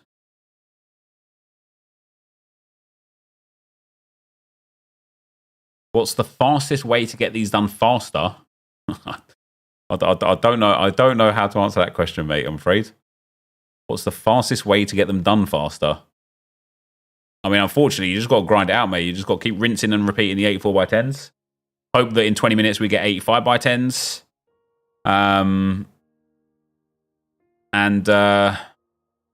Yeah, just keep grinding it, mate. I've used 99 rice. I didn't do the SBC, mate.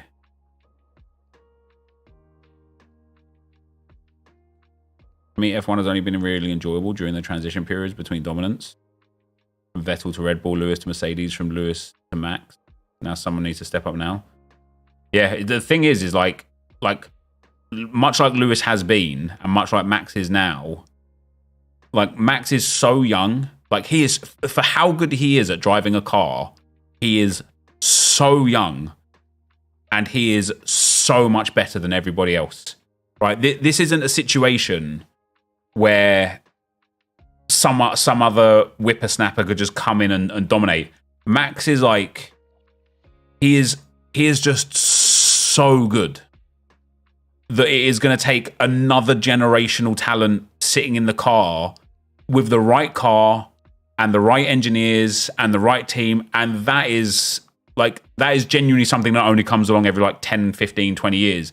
And that's why you've only got like, with how many F1 drivers there have been over the last 30, 40, 50 years, 60 years, whatever, there aren't that many that have been that good.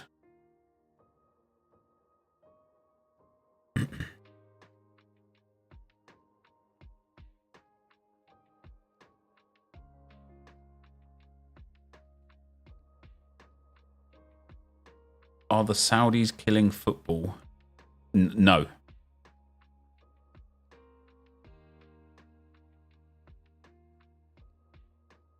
Lando Norris might be the next guy.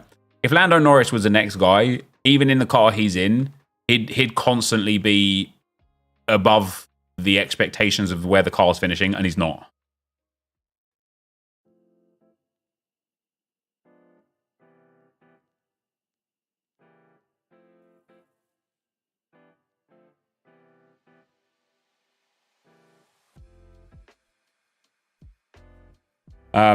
But like I say as well, like, I don't really watch F1 much. I catch up on the highlights, and that's about it for the last year and a half. They're influencing people of money, ruining competitive sport. So, sorry, how is that different to any other owner of any other football club? Did you fix your headphones?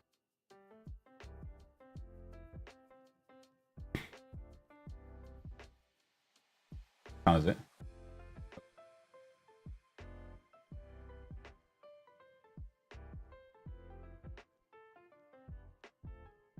They're paying OTT stupid wages. How is that different to what PSG are paying Mbappe?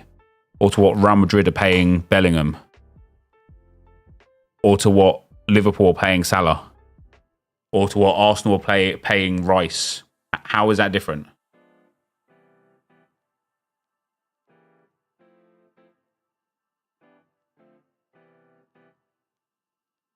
That's a minority. So is the wages that's being offered in the Saudi league.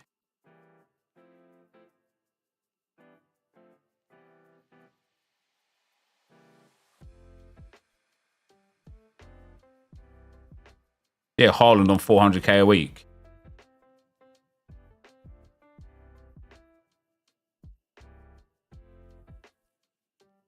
You should know by now. People make agendas when there isn't one. It's crazy, isn't it, Kieran? It's crazy. The narrative, like, even that narrative of like, oh, but they'll never get to win the Champions League. So does that mean that any like Argentinian player that comes over to Europe, the Argentinian league and fans are sitting there saying, man, Europe's ruining football, man. Like, they're just paying stupid money to all these Argentinian players to go over to Europe. They're now never going to be able to win our Champions League. It's just dumb, isn't it? What's up, Oliver Powell? How you doing, man? Wenger was right when he said wages should be capped at 100k. They get too much. The market pays what the like. If players were only getting 100,000 max, the amount of money that goes into football would still be the same, right? So there's what the players earn is irrelevant to the money situation in football, because the reason why a player like Haaland, for example, can earn £400,000 a week is because he is worth to City more than £400,000 per week. If he wasn't, they wouldn't pay it. Whether that be from shirt sales, brand deals, other merch, like revenue from Champions League and things like that, like they are absolutely paying their wages back at that degree.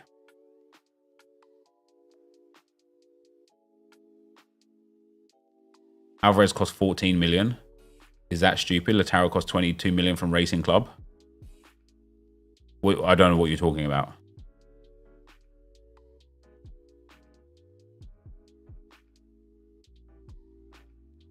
Because you're trying to insinuate, right, that isn't a lot of money, therefore it's not ruining football. But what about all the Saudi signings that have been for next to nothing that you didn't see because it wasn't in the newspaper? Oh, it's Sancho a dupe. My bad.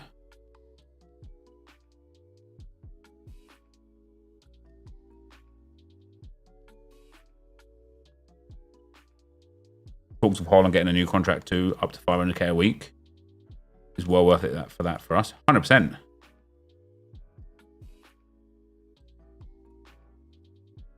Quite a lot of them have been free as well, haven't they? Yeah, they have been, yeah.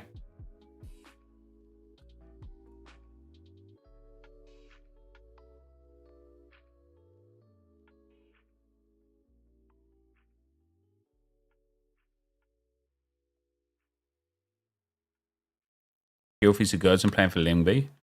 What did he get like outcasted for? Shirt sales make that money back alone. 100%. Was it like, wait, surely he wasn't convicted then?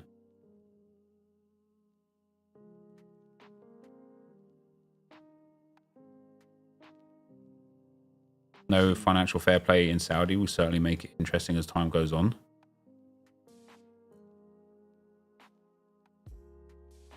Cleared of it all. Fair enough. So what happened with it? What was the situation? Was he being like set up? Was it one of the sort of like Greenwood situations where everything just disappeared randomly? Was it somebody just trying to falsely accuse him to extort him? Because the truth of the matter is it doesn't matter what the truth is. The damage has already been done to him. And if he was just not guilty, it's ruined his life anyway. How mad is that? And people, even if he's not guilty, people will still have that sideways look towards him. He was ghosted. Wasn't him that was doing these things. That's mad. That's mad, isn't it?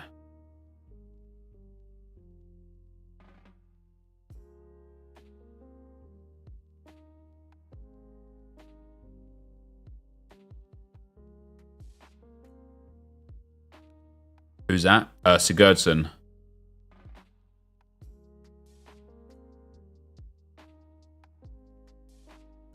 Saudi League has other rules that disallow certain players from playing there. No other league has. You're going to have to type that a bit more comprehensively. Sorry, brother.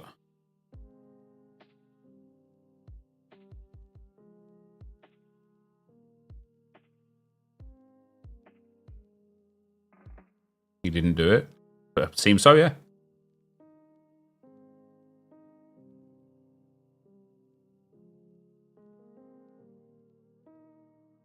You think 85 by 10s are going to be repeatable? Hopefully 85 by 10s are repeatable and 86 by 10s like come into the game.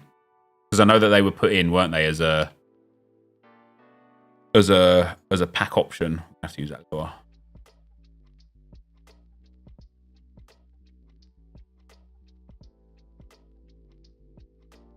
Who was supposedly blackmailed and wouldn't pay what was wanted, so they made up the underage allegation. That's wild, isn't it?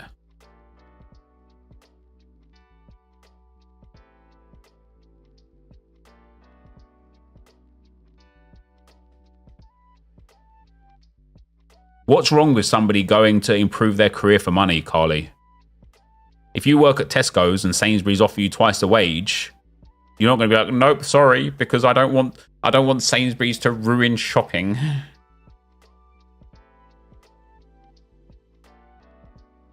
Well, that's a nice one. Seedorf and Ruben Neves. Yeah. Give me that orange Sainsbury's top. Exactly that, right?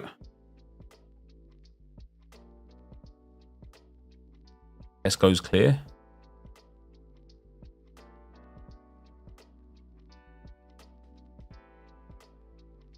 Tesco's meal deals are neither a meal nor a deal. 100%. 100%. People think footballers care about legacy when it's a business most of the time. Like the fans care about the legacy more than the football players do. Some football players care about the legacy, but even then, they only care about the legacy when the fans care about their legacy. Like look at Sergio Ramos, for example. You know, he went to PSG and all of a sudden, a lot of Real Madrid fans stopped liking him, in spite of the fact that he was like the talisman for your club for a decade or more. You just stopped liking him because you decided that wasn't okay what he done after he gave everything to you. Like, it's mad. Like, there's... They did it to golf. You have to explain. Yeah, I just left that one alone, Josh, because I already, like, he's just been in the chat anyway, being like this full-on, like, antagonist the whole time. Ramos is back to Sevilla now. Turned down millions for a terrible contract at Sevilla. Yeah, but that's like, that is legacy. That's like somebody just doing what they want to do. But the difference between someone like Ramos is Ramos has made millions already. We're entitled on people's lives as fans. Lol. No, you're not. The fact that you think you're entitled to have an opinion on somebody's life that isn't yours just because you're a fan of that person is a big part of why social media is just like got the world in a fucked up place right now. The fact that you think you have a say in somebody else's life just because you're a fan of them is ludicrous. Football players are just mercenaries these days. I mean, that's just a wild overreaction though, isn't it? Some football players are mercenaries, some aren't. Also, there's just nothing wrong with being a mercenary. There's nothing like this isn't like global conduct. This isn't like selling secrets to the opposition. This is someone playing football that's been offered a fat check somewhere else that can't say no to it.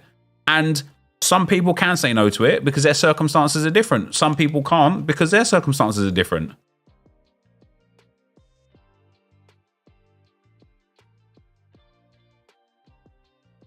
We pay money to watch. Yeah, but that doesn't give you a right to think that you can dictate how or who they are, where they play or anything. Doesn't give you a right.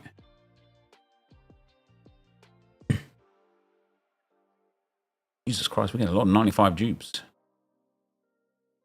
Captain Villa, Ruben Neves and Seedorf. Would I ever visit Puerto Rico? I've already been, mate. I pay money to send a letter. I don't get abuse a postie on his rounds. No, you don't. Imagine your postman knocks on your door. He's like, oh, here's your post for today. Just to let you know, you won't see me anymore because I've actually got a different job at like a courier service. You wouldn't be like, oh my God, man. Addison Lee are just ruining the postal industry. I can't believe this. Like, you mercenary. How dare you go and get a better life for yourself and your family by going to a job that gives you bigger benefits, better paycheck, in a nicer land with no tax. How dare you? It just wouldn't happen, would it? A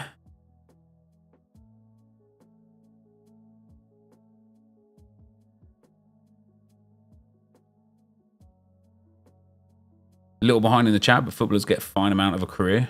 Earn as much as they can. Yeah, and that's something that never gets, well, I don't say never gets spoken about, but something that doesn't get spoken about much is that a footballer, like you have no idea that you might just get your leg broken tomorrow in a game and you just will never be able to play football again. And that's it. People hate wealth and hate greed. Everyone feels entitled to shout from their safe space soapbox. But the maddest thing is it's not even hating wealth, it's jealousy. It's not that people don't want you to be rich, it's that they want them to be rich. And if you get rich and you get that fat contract and you get that positive move that influences your life in a positive manner, they want that. That's all.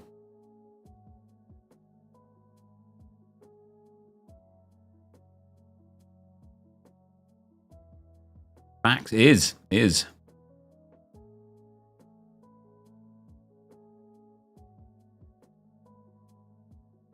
Eden Hazard could never expected the career to go the way it has gone.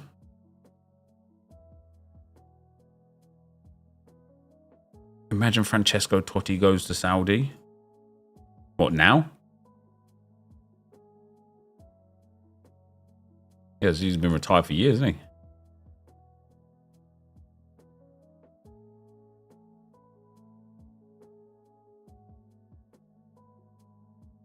Hazard had a good career, though. What are we discussing? All of it.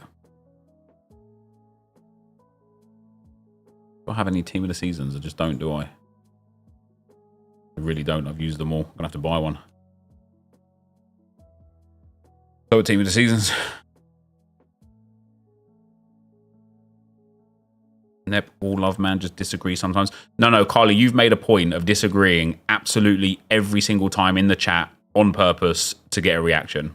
Not just sometimes. You've made a habit of it the entire stream to play devil's advocate for no other reason than the sake of playing devil's advocate.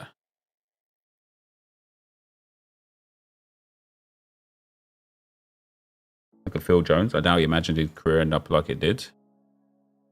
Actually, I think he absolutely would imagine. If you would have said to Phil Jones, you'd be spending the end, you'd still be at Manchester United at the very end of your career, he'd probably say, "Yep, I believe so."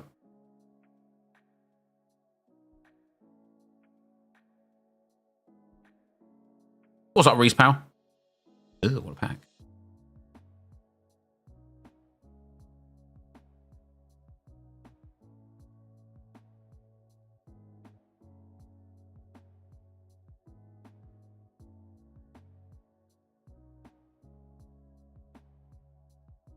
Doesn't matter what level of wealth you have, it's always the same thing. If you make $2,000 a month and someone says, "Do you want $2,500 a month?" everyone will say, "Yes, please." But it depends, right? Scott Carson, the GOAT. Is he still at City, Scott Carson? Is Jones still at United? Didn't he go back? Did he not? Has he gone somewhere else? I swear he went back.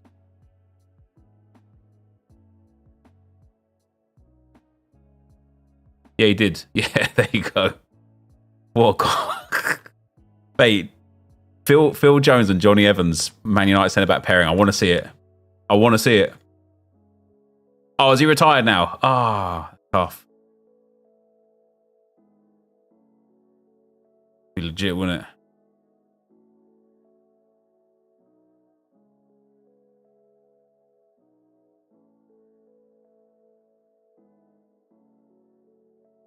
That thing about 2,000, 2,500 is wrong. Yeah, that I was kind of getting there. Like it just depends, doesn't it?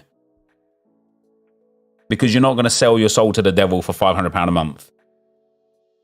Need me to do 6? It's easier if you do, yeah. I don't mind you, but it is easier.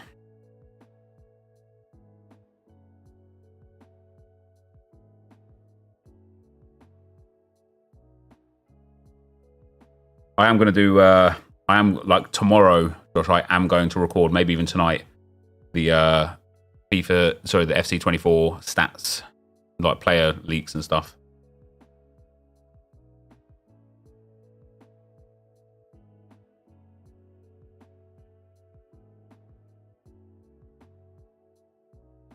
What's up, God Skills, pal?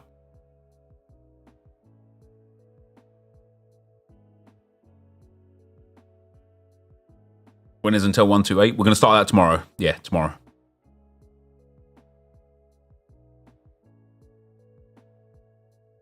Sanchez has finally gone from my club. I thought the day would never come. Where did he go? I know he was linked to Turkey at one stage, wasn't he?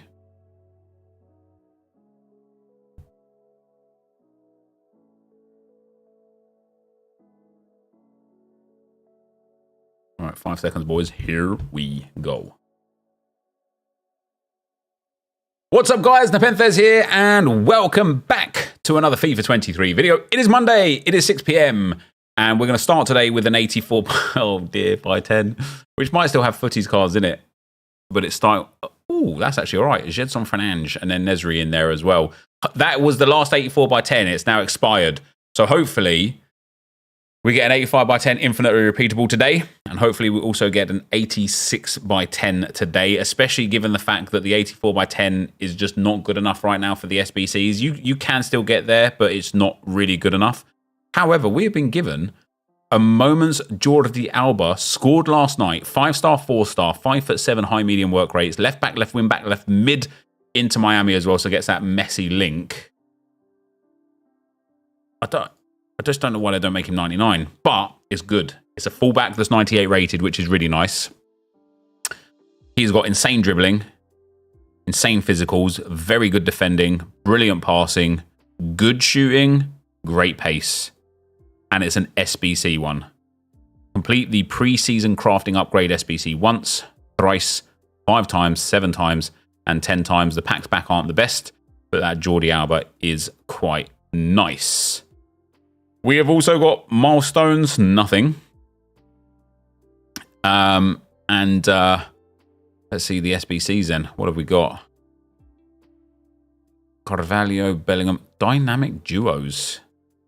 Complete these challenges to earn AC Milan's dynamic duos, Pulisic, Musa, and a bonus group reward pack, a premium gold pack. What is it, EA? A 90 rated squad for a 97 Pulisic that we can't see the stats of, and a 90 rated squad for a 97 Musa that we can't see. We can see the face card stats of. That Musa looks wild. 99 pace and dribbling, 93 shot, 92 pass, 90 physical, and 82 defending. Pulisic with the 99 as well for pace and dribbling, good shooting and passing, reasonable physicals. I like that. Want to see more of that. I'm working on the SBCs, but we really need a few more. That's it for the players. And the upgrades, let's see. So these ones are still there. We've got the 83 double coming in. Yeah, the American boys at Milan. Let's get our 83 double. I think we get a date, like an overall completion for this one as well. We get 1,000 XP for that as well, which is quite nice. Daily silver, daily bronze, daily gold. 84 by 10 is just back again. The 85 by 10 is back and it looked like it was infinitely repeatable, which makes me feel like, what's the point of the 84 by 10 then? Who really is going to do an 84 by 10 rather than an 85 by 10? The 80 plus player pick is back as well. This is now infinitely repeatable, which is perfect because this is really going to help with the overall SBCs. And there you go. The 86 by 10 is here 10 times per day. Love to see it, EA. There's the preseason crafting. This is just the gold team for the 80 plus pack, isn't it? Yeah, an exact gold team. And you only have to do this one 10 times as well. Is that right? That's really easy. With the daily like bronze, silver, gold SBCs that are there, this is like lights out easy. So you're going to do it 10 times. You're going to get 380 pluses back in the first place as well, which should hopefully give you some good fodder. It's going to give you the really cool Jordi Alba. It's going to give you some other packs back that aren't necessarily the best. Wait, the 86 by 10 is a 92 rated squad. No way. If it is, it just means I'm just going to do the 85 by 10 instead. Do we have a new icon today? No, we do not. Right, let's have a look then.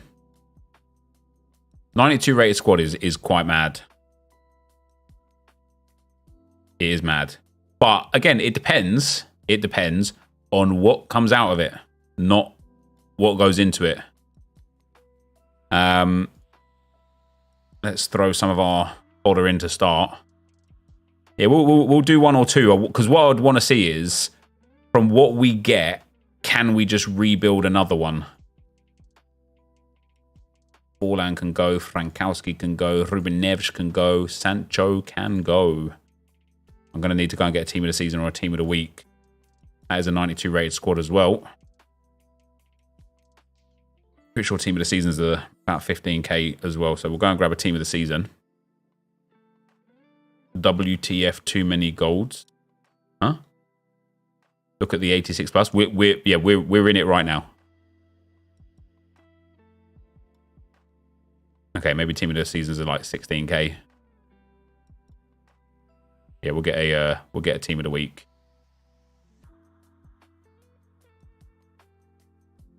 It's going to end up working out a little bit cheaper in terms of coins. Get Klein Dienst in there. Thiago Silva. There you go. That's the rating. So this is what we're dumping in. It doesn't matter who the players are or what the rating of those players is. What we're going to do is we're going to do the 86 by 10. We're going to open it and we're going to see with the 10 players that we get, does that allow us to complete another 86 by 10 with just like a really, really low rated gold, or even save a player or two? And we get another 85 by 10 for free from the daily SBC, which is quite nice. We've got the weekly objectives is done a little bit more again by 2 players. But actually, I haven't even played. I've only played some draft, and we're already like well up in the season progress, which gives us an 86 double. So let's have a look. Is this 86 by 10 going to be worth it, or are we just going to be sitting here farming the 85 by 10s? Let's find out. We will start with the 86 by 10. E8, this just better be good. Got a team of the season in there. It needs to be like lots of really high rated players. That's going to be... I don't think that's going to be a 92 rated squad. I don't think that's going to be a 92 rated squad. I feel like a 90 rated team might have been more applicable here, or an 89. But this feels like one of those SBCs that you're doing, and what you're going to get back is going to be just about good enough to redo the SBC. And so you're effectively like rinsing this in the hopes that you hit one of the 99s that you don't have. But the truth of the matter is that this SBC is quite poor. What rating player do I have to introduce to make this work? What have I got in golds? An 87 and an 86. Let's have a look. Yeah, I think the 85 by 10. Wow, I'm after opening that pack, I'm not even close. I'm not even close. I am 2 ratings off with the things that I got out of this. Is Di Natale still in packs? Is Martial still in packs? Yeah, that's a mad one. I had to take everything that I got in that pack and a 97 rated player just to be able to rebuild the pack again.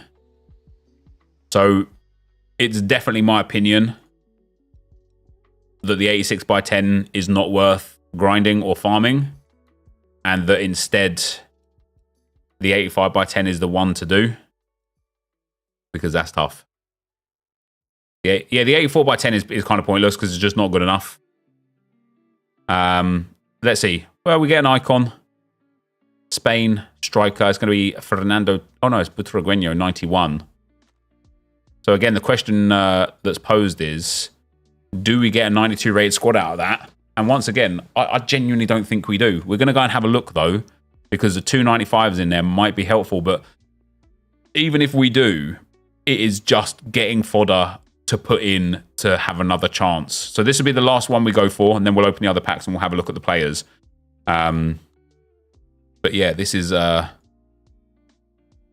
bit tough, I can't lie. 295s, 292s, 391s. Solid no for that. So yeah, I definitely think that this SBC overall should be like at most a 90. An 88 would have sufficed. Pop in Thiago Silva and see if it's if it cuts the mustard. If it doesn't, I'm not even going to build it. It doesn't. Look at that. That's 295s, 392s, and 291s. Sorry, 292s and 391s, and it's not even close. It's just not. It's literally just not worth it. I had a couple of dupes there though, so I'm gonna finish it off now. I'm committed to the cause. I could have literally just done 3 segments of Haaland instead. Yeah, that's a tough one. Yeah, the 89 does go with the trend of the other ones. It's a weird one from EA. I can't even lie. It's a weird one. Who do I not care about out of these players here? Probably 97 Ronaldo. Do you know what? I know that Nani was an SBC, but yeah, there we go. There we go. That's just a lot, isn't it? That's just a lot. Let's rip one more. Yes, it's not a good SBC for me, that one. Especially with all the other fodder that they're giving us for free. The 85x10 that's really well priced, that's now repeatable. The 84x10 that was very well priced, but kind of like a little bit nerfed because of the change in the special cards in packs. That's awful. That's literally awful. Yeah, guys, do not do the 86x10. Instead, do the 85x10 repeatable. In terms of the new players, we now have a 99 Declan Rice. I can't believe I forgot to do this SBC, man. I can't believe it. A 99 rated centre-back. Look at those stats. That is just such a good card.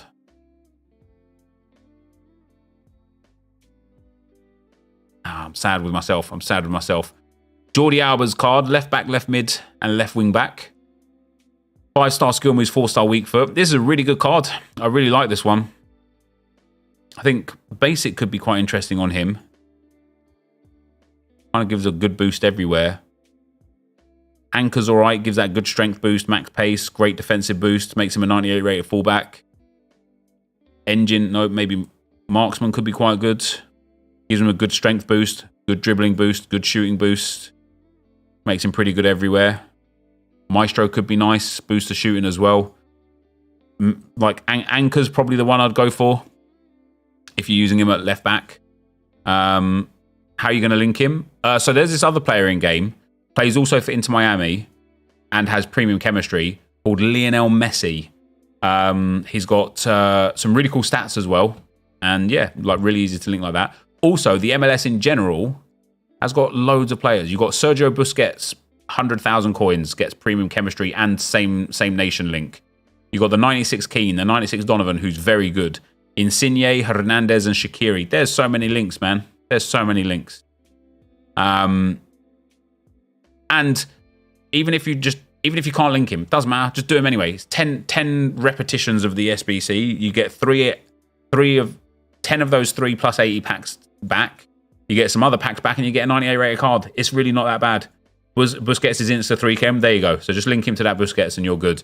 We've got this 97 Musa. Can play right mid, centre mid, left mid, and right wing. He's got 5-star, 5-star. Outside the foot shot trait, flare trait, giant throw in, and swerve pass. This is a nice card. Depending on where you want to play him, I think maybe a hawk for him could be good. His long passing is a bit meh. His dribbling is very nice. Maybe a finisher on him actually could be good as well. Oof, I like that. How tall is he? 5'10". That's just a good card all in all. He's got like good defensive capabilities as well. He'd make a good centre mid, a good winger. An engine on him is nice. That dribbling is legit. Marksman on him is very nice. This is a cool card. This is a cool card. And I guess because they're both AC Milan and America, the chemistry will be perfect on these two guys as well. Maybe you need a manager for them. But you got Pulisic as well. Also 5-star, 5-star. Could play left wing, left mid, right wing. Flare pass outside the foot pass. Finesse shot trait as well. Perfect pace. 99 positioning, finishing, and shot power. Physicals are a bit meh. That strength and aggression. That dribbling's real nice. I'd either go Maestro or Marksman. I don't think I'd go Marksman. Maybe I want that extra strength. It makes him a 98 rated cam. But I reckon Maestro's the one for this one. Get that long passing up to 98. I mean, that's a cool card, man. That's a cool card. Yeah, I like that. And then let's have a look. The 86x10 should have been one of the most upvoted. This is upvoted nice. This is upvoted, yeah, people love the player picks. These are upvoted because they're legit. This is upvoted because it's legit. An 86x10, it's universally downvoted, an 86x10. And I'm not surprised. But there you go, guys. There's the content for today. There's some good stuff there for today. Yeah, I've done well on this one. We're a day closer to FC24. I cannot wait. Thank you guys as always for watching. Hopefully you enjoyed it. And I will see you next time. I'm out. Peace. FIFA updates at 3 a.m. It's a pain. Yeah, that's tough. I think tomorrow I might do a... this is what I got in 1086 by 10's video. Open yours packed. Thanks. Title, probably something around the 86 by 10.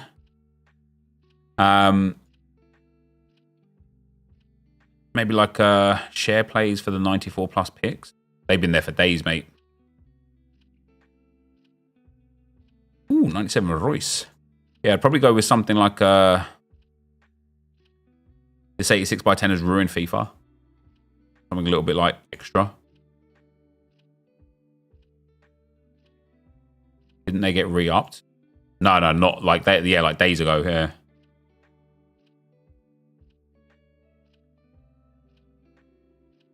I can't even bring myself to do the 86 by 10. It's just so bad.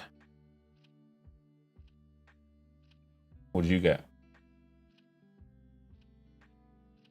But the problem is I have to wait till 6 p.m. tomorrow now because I've already done some of them. Yeah.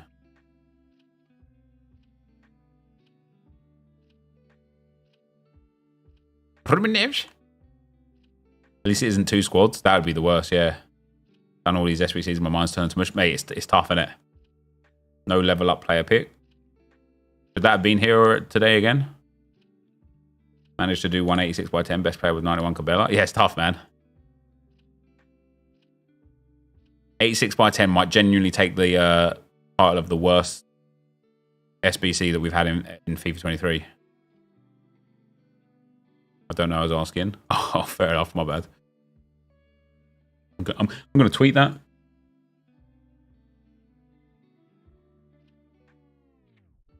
It is truly FC waiting room. It is.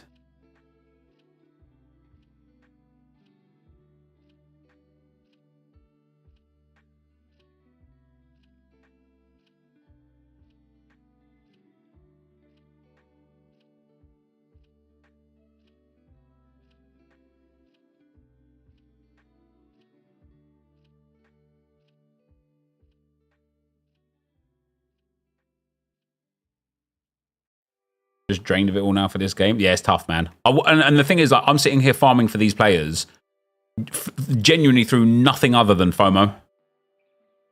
I won't play a game. I won't play. I don't care to play the game. I'm happy playing draft.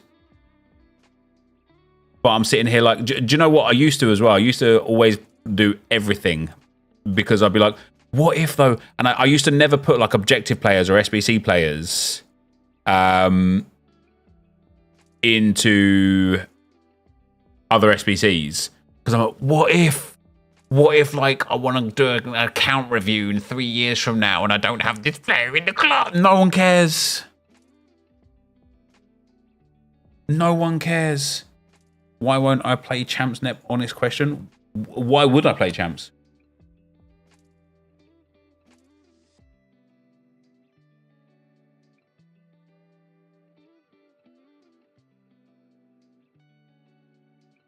Am I looking for? I'm very much looking forward to FC24. Yeah.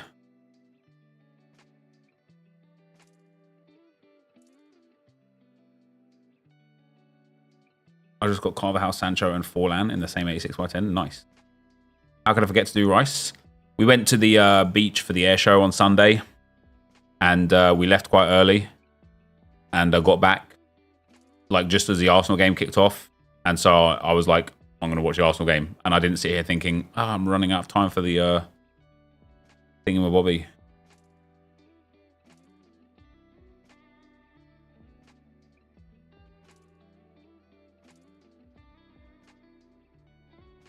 Torre and Aloran dupes in the same 85 by 10.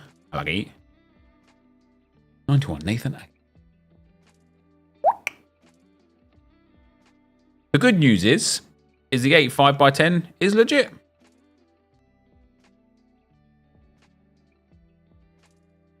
And so we like that one, and we do that one. 86 by 10 can suck dick.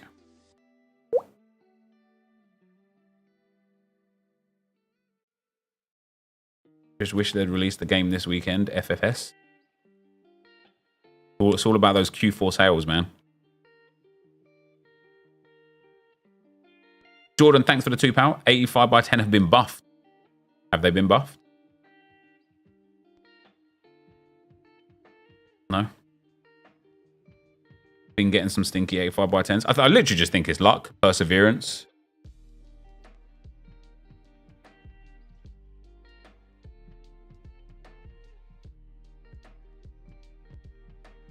Do you know how people do SBC so fast on mobile web app? Apparently it's faster, but every time I try and go onto the mobile app or the web app, I encounter problems that, for me personally, make it slower. I just think it's like once you do it, you kind of get accustomed to the order in which things work, and then it becomes quicker. But to learn the order in which things work takes so long that you feel like it takes longer. What happens to promo packs? I genuinely don't know. I'm very surprised.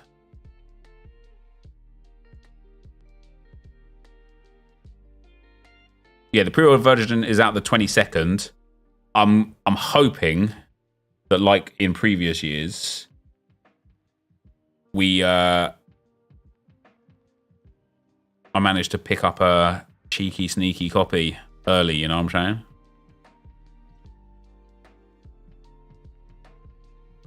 Is a legit pack, to be fair. A shame there's no special Holland in packs. Insigne.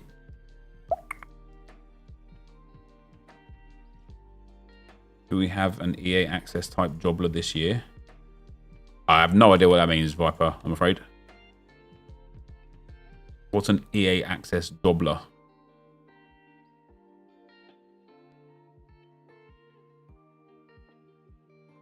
Is it worth doing the 86 by 10? No.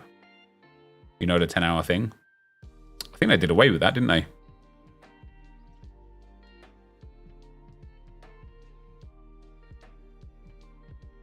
Yeah, there could be some really fun dynamic duos, couldn't there?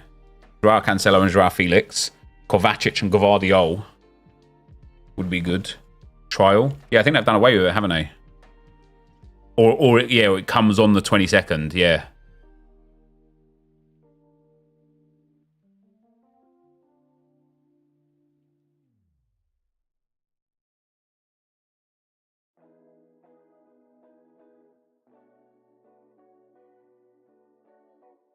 Current icon SBCs expires in 13 days, so I presume that's where they're going to kill the game off fully. Yeah, 13 days would be the 17th. Or like at the end of the 13th day, it would actually be the 18th. That's 4 days before the new game, so yeah. I reckon we could see that as the end, like the actual end. The early access on the 22nd is a full game, right? Not the 10 hours? Correct, yeah. I don't even horror. Thanks for the £2, pal. I've been watching since around 2011. Time flies. Well, thanks very much, man. You going home, are you, mate? Give you like a small bowl. Did you get your headphones to work? You've broken it, haven't you, man? I can't believe this. It's unbelievable. Yeah, it might be that little thing that's not like compatible anymore, yeah, or it's just not compatible. It's really, really old. So Nicky Kai said some people will get access on the 19th. Which people? How do I get introduced to these people? I think Rivals of Champs have changed at all in FC24. I don't know, Clarky, man. Yo, what's up, Hugh, pal? If I want to stay on the game and use my current team, would that be possible after the new game releases? You can use your current team on FIFA 23 after FC24 is released, Hugh, I believe, yeah. But you won't be able to use it on FC24. You have to start all over again, unfortunately. I'm actually very surprised that they've never done any kind of like legacy option in FIFA. I know you used to be able to look at the legacy stuff on web app, but yeah, you can't play with it. 99 Henry, I'm not ready to start over yet. Do you know what's actually mad, Hugh? I was talking about this with one of the NBA 2K content creators a while back, maybe like a year and a half ago, 2 years ago.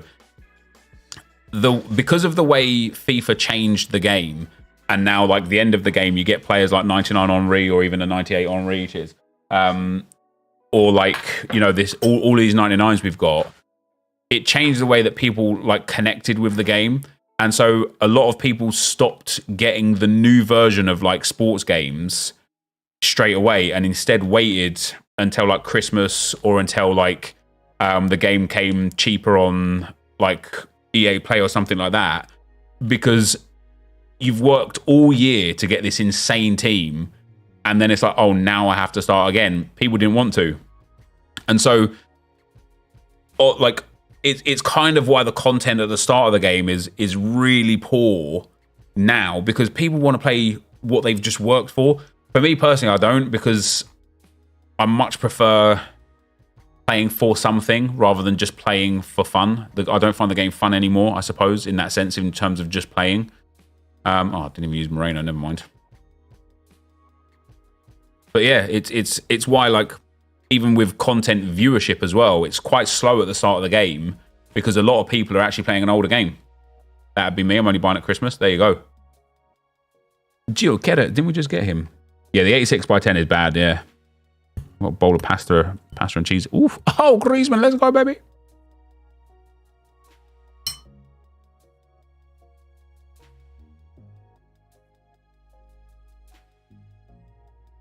I don't think we've received compensation for the level up pick yet, no, mate.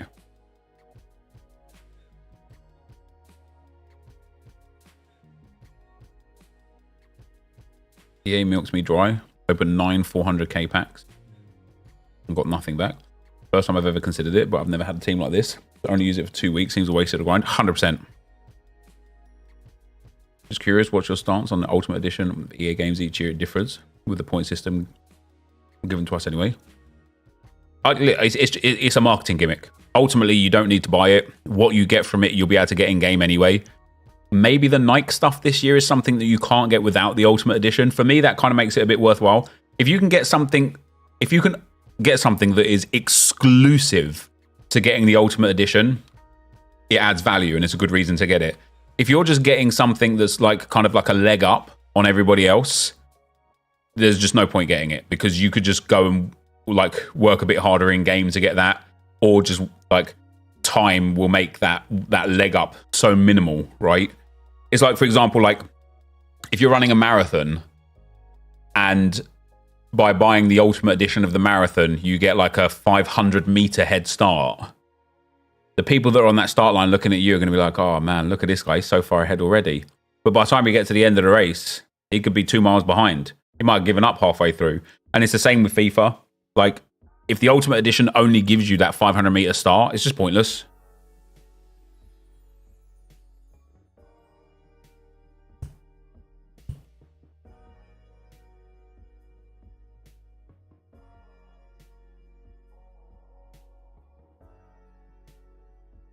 %of us who bought the Ultimate Edition will still get Donovan or whatever in the Hero Special Pack thing. 100%.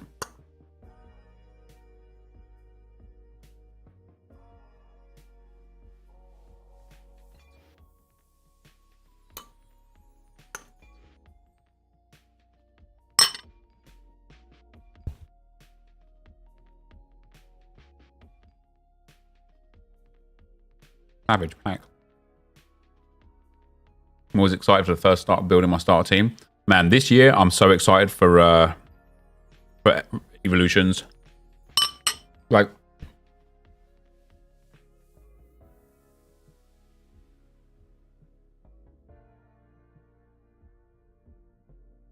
wait, where did it go? They just removed it. What the hell? Like, I genuinely think I might be putting too much faith in evolutions being good in FC24, because I am fully ready. I mean, fully ready to absolutely no life for FIFA all the hours under the sun to get as high rated Arsenal starting 11 as I can. I'm ready. I'm ready to commit to it. But if EA are like, oh, you can only do 5 evolutions per 5 weeks, I'm going to be sitting there like, what the hell? I don't want that crap.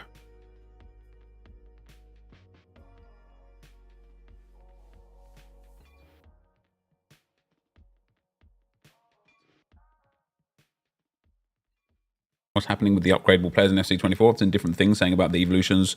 Would it be over the course of the game? Would it be viable at the start only? Yeah, all of it. All of it. Both of those things are true.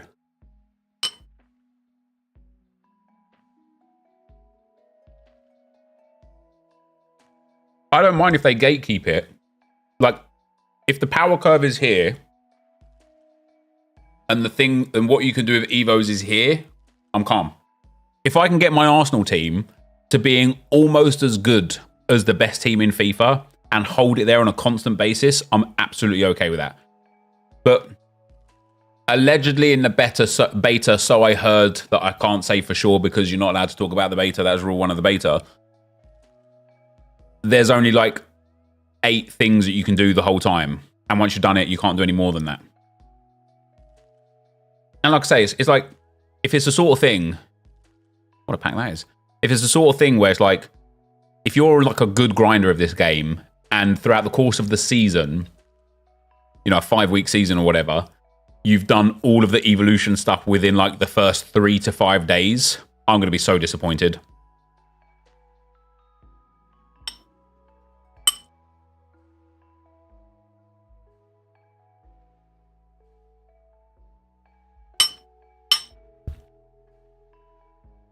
You absolutely can upgrade players from teams like Wigan. So the way it works is you'll have like a requirement of like maximum 74 rated left back. So you can go and get your Wigan left back that's bronze and you can put him in that Evo and you'll get him leveled up. Now, if you had like a 63 rated left back and he is Evo'd up after you've finished that, and he's still not a 74 rated left back, guess what?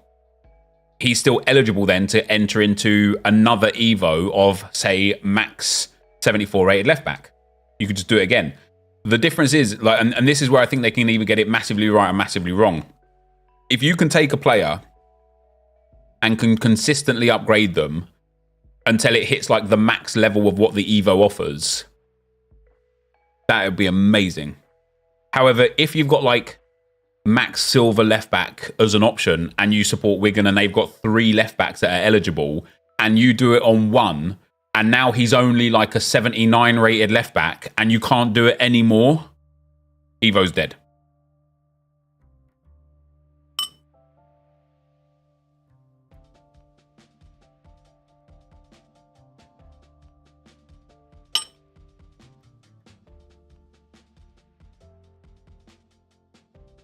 Nice pack.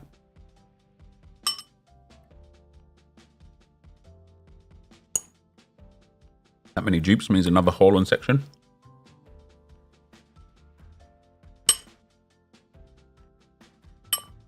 As long as they're smart with how they do Evos, what options they offer to people, and as long as they don't get it wrong to the point where you can kind of manipulate it to get a player just like up to 99,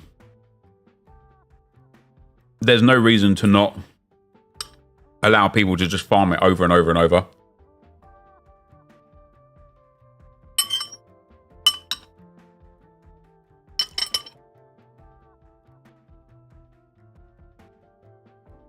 Evo's upgrade with promos as well. You can put icons in there, informs in there and whatnot. The only thing that I didn't like about it, or so I heard from somebody else that was talking about their experience on the beta, because I'm not allowed to talk about mine on the beta because we're not allowed to talk about the beta. Every card that you put into the Evo system becomes that green card. Now, I'm all for Evoing up my cards, right? But if everything I've got, if my whole team is just that green team, it's actually going to be a bit dead. Imagine you pack like a FUT birthday Saka, throw him into an Evo, now he's just a green card.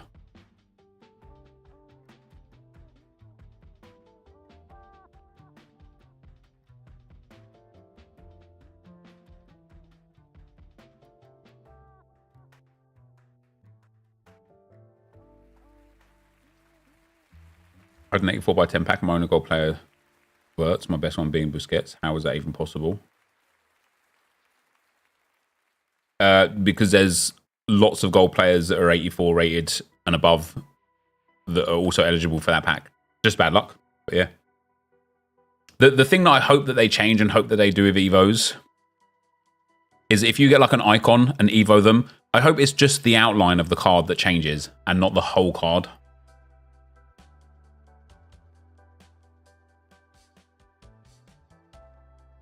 Yeah, you can Evo special cards, allegedly, supposedly, from people that have played the beta that have talked about it, that they shouldn't have talked about it because you're not allowed to talk about the beta. I don't know for sure.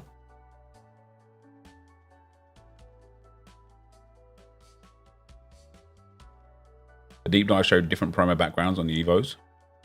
Did it? Can you copy at me in Twitter with that?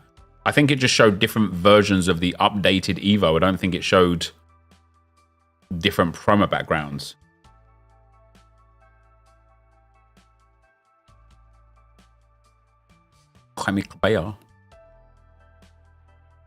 So after evolution, everyone becomes Hulk. Basically, yeah. Allegedly. Allegedly. Is there a possibility Evo could dial up moments? Yeah. Yeah, if Evo's a sort of thing where you can only take a player and give them like a real small upgrade once every few weeks at best, people will just get bored of it real quick. Is the 86 by 10 worth it? No. No, the 85 by 10 is the thing to grind right now.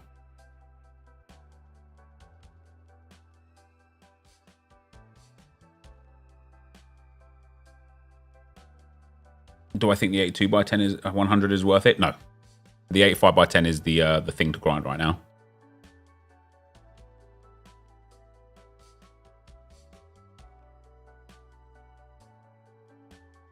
Where did they go wrong with moments? I don't think they went wrong with moments. I think moments was geared towards people that play offline only rather than playing online.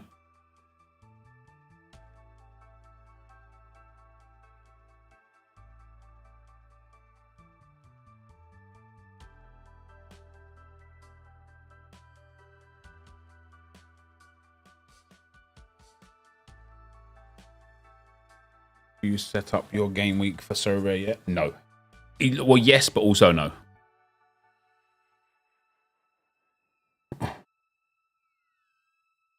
What happened with like the Pulisic and Hernandez special cards that got randomly upgraded throughout the game cycle? I don't know. I don't know. Game to do, girl. Nearly got Del Piero and Erling Haaland. Cap de Villa or Alba? If you can get Alba on full chemistry, Alba for sure. Pink ones.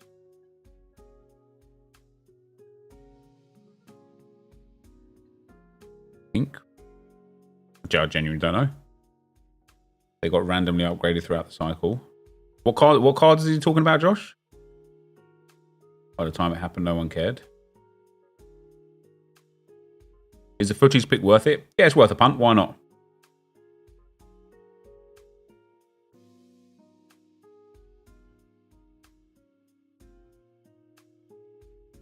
Mbappe, Bellingham. Was gold with the green. Oh, did they actually get upgraded? Yeah, the history makers. Did they get upgraded? Oh man, that was a terrible promo, wasn't it? Who did I get? I think I got Jordan Ayew. I'm pretty sure I put him into an SBC real quick.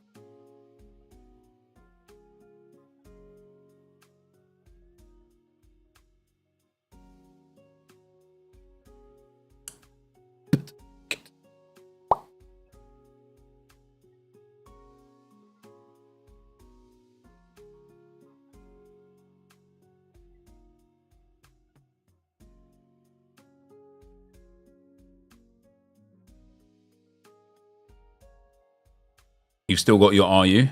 Are you kidding me?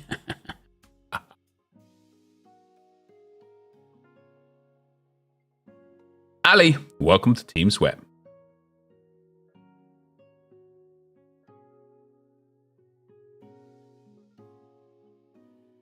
The Adidas promo was bad, wasn't it? Oof, look at that for a pack. 2 icons, 2 tots. Orlan, Toko Akambi. Did you see Cenk Gonin went to the pissing 3rd division? Did he actually? Oh man, mistakes were made with him. Mistakes were made. Thanks, Nicola. I appreciate that. Ain't you streaming on Twitch anymore? I'm undecided at this moment what platform I'm going to stream on for FC24. For full transparency, I'm edging towards YouTube. In fact, I'm probably like 80-20 on the side of YouTube. I really enjoy YouTube. I really enjoy the, like, you know, that no matter what platform you're on, there's going to be like bad actors or whatever, you know, like the dickheads and whatnot. But for the most part, the community on YouTube is just really, really good. I like a lot of like the back of house things on YouTube, and there's also a lot of stuff on YouTube that's like just really helps me with regards to like search engine optimization. What to say? It was only 20 minutes, but Rasmus had me excited yesterday. Yeah, he looks good. Why not on Kick? I don't already have like an audience or a platform on Kick.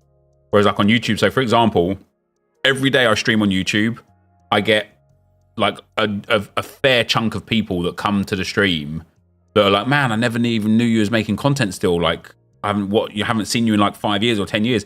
And it's because right now I'm like on the live side. Like, let me show you what my YouTube looks like. When I go to my YouTube, the people that are live streaming go to the top of this list on the left. So Nick Jr., who was for my kids to watch Peppa Pig, Lo-Fi Girl, which is the music that you can hear, and DJ Mario are streaming. So now people come on YouTube, see me live that never would have seen my video in ages and be like, oh, damn, he's still making content. And it's that discoverability that's just like really nice that you get on YouTube that I don't get on Twitch.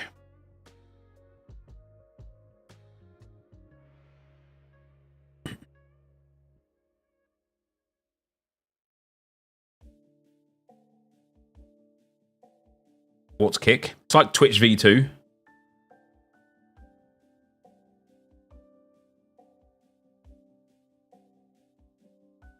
If I cap the villa, how long will they stick around for? No, but I mean that's besides the point, though, right? Like, for example, we've got 2,000 people here right now. Now there will be a couple of guys on Twitch that have a lot more than that in the FIFA scene. Run the Foot Market Nick has 10,000. Orzio has 6,000. But somebody who's probably more akin to my sort of audience is Nick 28T. And Nick at the moment has got 530. And like legitimately right now, if I was on Twitch streaming instead, I would probably have like 600 or 700 people right now. So the work that I've done over the last 10 years on YouTube, like growing this audience, it's just here. Like my audience in general is just here.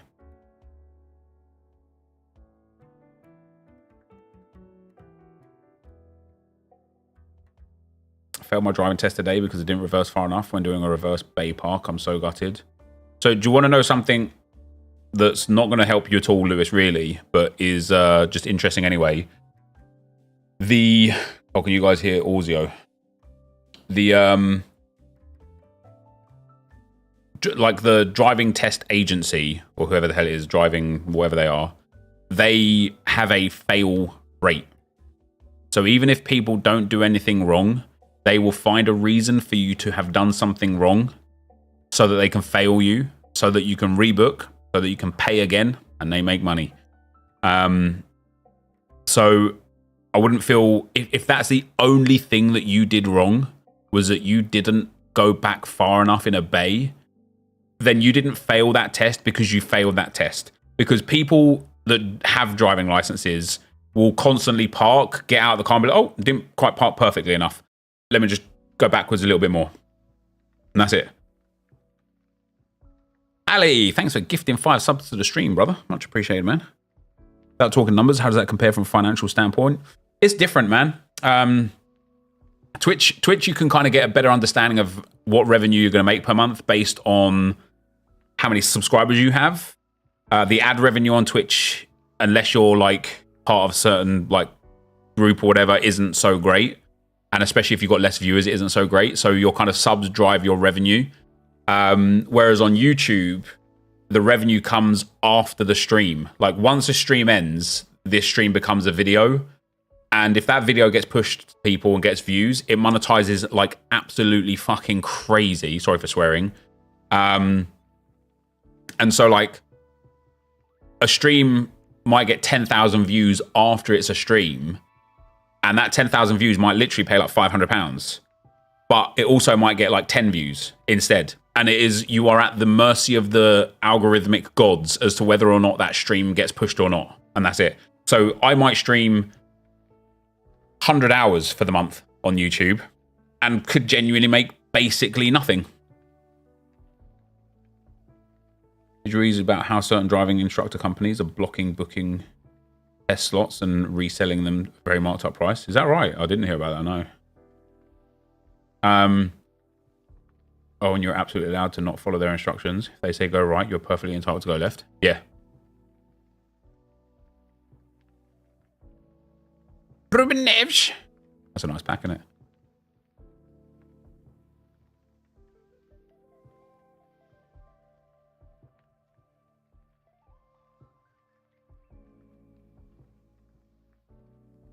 Best time to take your test is in the morning. They have more slots to pass you.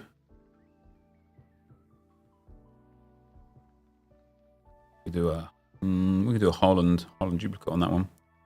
Only 4 squads to get Haaland now. Still having to wait months for a test because of COVID. Yeah, that's mad. And that again is what the fail rate probably got pushed up even more because they probably missed out on a lot during COVID. Passed first time at a test center with a 36% pass rate. I don't know what my test center had as a pass rate, but I passed first time. I had what are you allowed? You're not allowed any majors, are you? But you're allowed 3 minors. I had 1 minor. And the minor that I got was after the test had effectively finished and we were driving back to the, you're allowed 15 minors, are you? After the test finished and we were driving back to the test center, there's a dual carriageway and you come into the like right-hand turn and I was waiting and then you go over the dual carriageway into where the test center is. And during that dual carriageway, like I could have gone, but the car that was coming real fast. Like he was definitely breaking the speed limit. And so I waited because I was like, God damn, what if I like stall or something on the way into the test center and he just like, T-bones me into oblivion. So I waited. And so I got a minor for hesitation at the junction. And when I read it, I saw the guy outside afterwards. I was like, why did I get a minor for hesitation? He's like, yeah, you hesitate. I was like, I did not fucking hesitate. I knew I wasn't going. I was waiting. That was not hesitation. So in my eyes, I got an absolute perfect driving test, which is good. In the eyes of them, though, oh, dude, you hesitated. Shut up, dickhead.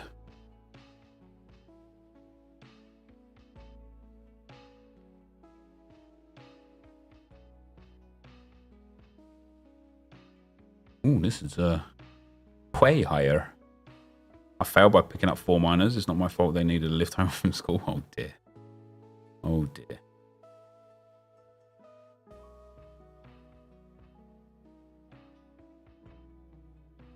My instructor was like, as soon as they say the test is over, stop the car in the side of the road. Is that right? Oh, so that you can't like further incriminate yourself by driving wrong. Mad, isn't it?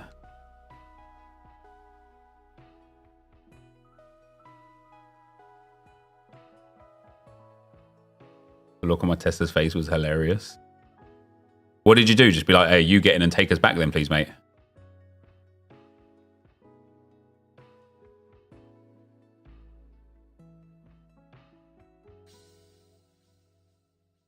Uh, 1 to 8 challenge will start tomorrow. Even if you fail within 5 minutes, they let you carry on, which is kind of pointless. Yeah, if you've already like failed, if you've done something major that fails you, I suppose the point of carrying on is so that they can like, it's almost for your benefit, isn't it? It's like, you failed on this, and this. So when you go back to having just tests or like lessons, sorry, you can then give the driving instructor the full breakdown of what went wrong so they know what to improve you on. I was like, if it's over, can you tell me whether I passed or not? She said I had passed, and I drove the final 250 meters. Oh, nice.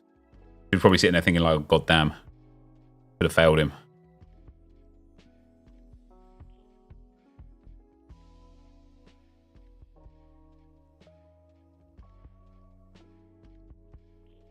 I failed for answering my phone during the test. That's either a lie or you're incredibly stupid.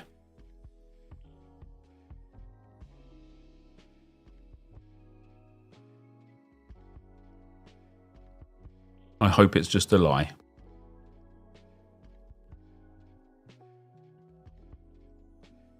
Most people fail because of nerves in a test environment rather than not being able to drive, so continuing with the test helps next time. It's also fair to say that those people that pass doesn't mean they're good drivers. There's a lot of stupid drivers on the road.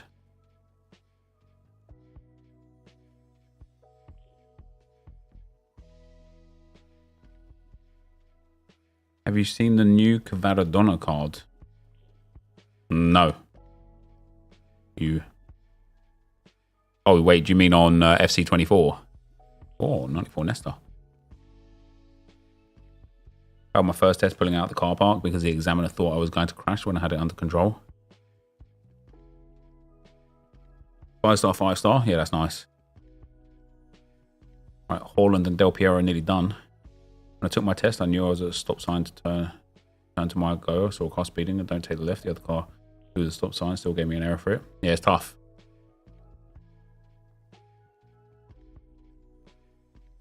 Will it be streaming midnight the 22nd? I don't know. I don't know.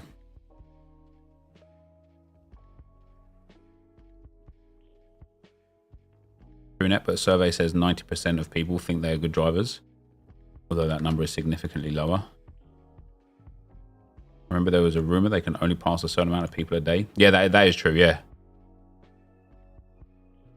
But well, I think they can pass everyone that passes.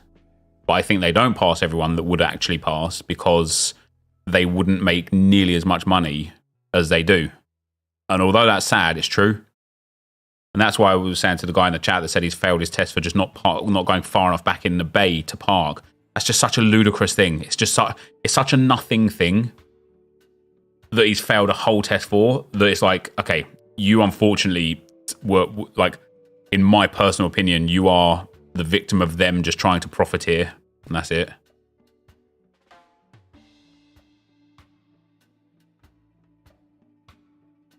Yeah,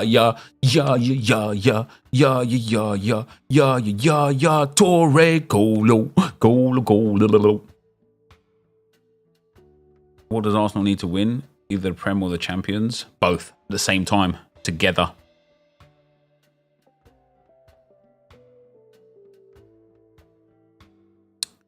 Why don't you just use a different company for the second test? I think it's all the DVLA, isn't it? I don't believe it's like, do not do skip packs anymore. I just forget, mate, honestly. Because I have so many dupes. Every time I do a skip pack, then it's like, oh, you have a duplicate. And then I'm like, ah, balls, I forgot. There is a new pack 86x10. Correct, there is. You are right. And a 98 Georgia. Yes, you are correct. There is. Both of those things you are correct on.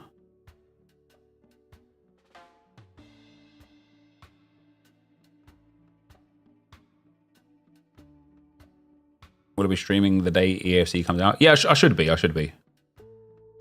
Arsenal get relegated or Spurs win the league. What? Like, what? That's not how, like, this or that's work. You don't give two unbelievably horrific options.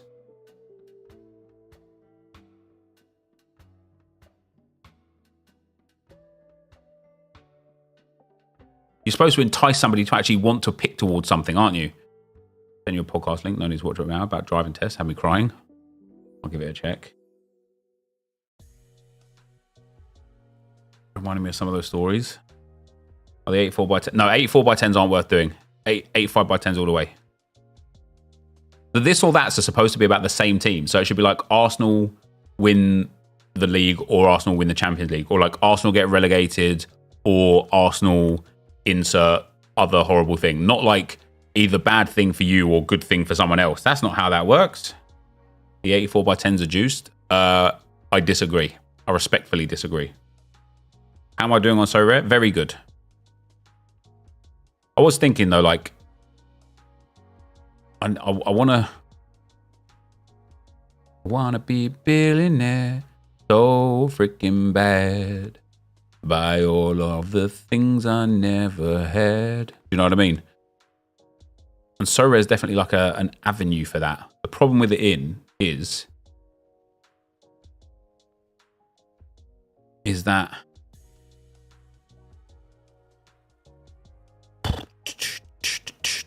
the problem with it is just from rewards only. Just like impossible, isn't it? You know what was mad? Sell Saka and win the league this year, or keep him and don't. And so many said they'd keep him. I would probably be inclined to agree.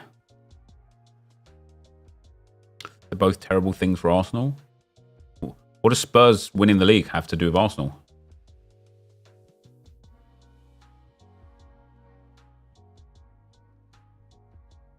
How's your 6 PM video already online? Can you give us a little insight how you do this regarding the thumbnail and the editing? There's absolutely zero editing. It's literally just a live cut from the stream. And the thumbnail designer probably has like massive templates. Saka is over. There you are again, Carly, man, just doing your very best.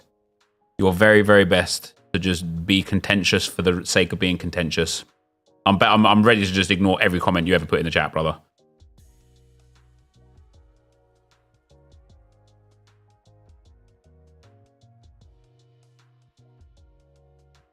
I've done all 86 by 10s, come out with 97 Al, 97 Shiny, 96 Gomez, 96 Dupe Crease, 95 Cap Dupe. Broke even from the rest of the fodder. Need about 10 to 12 extra players from my club, though. I don't think that's where we should be at this stage of the game, though.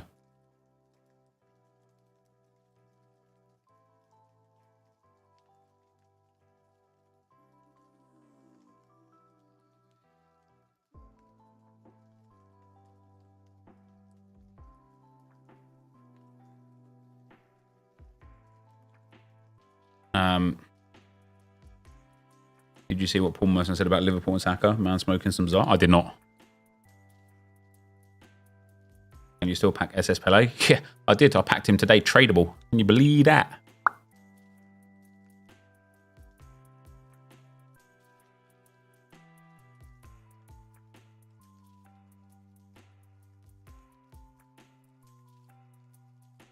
Every time I see the 99 rice in my club, it brings back bad memories from yesterday. Oh, fair playing. Congrats on it. Thanks, man.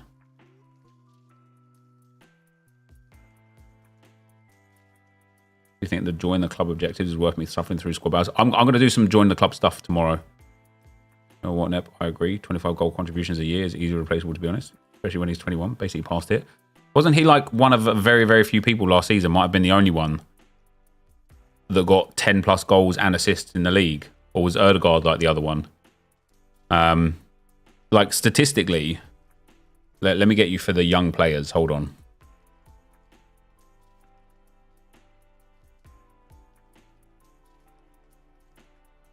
I saw a tweet. I'm never going to find it now.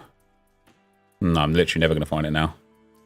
But I saw a tweet from Sky Sports where they compared Saka's stats, like key stats, to all of the other young players in the world, and he was literally came out better than everybody.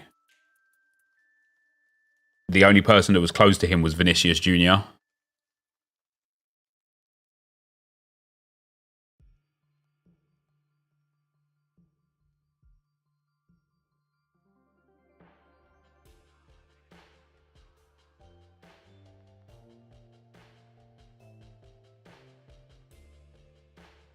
I think you're forgetting Kane, KDB, Haaland. Yeah, but they're not the young players, though, are they?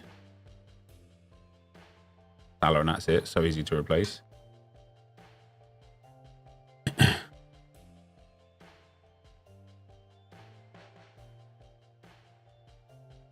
Oh, what did Carly say this time? Doesn't deliver in big games. His corner yesterday literally won us the game. So I don't know how he doesn't deliver in big games.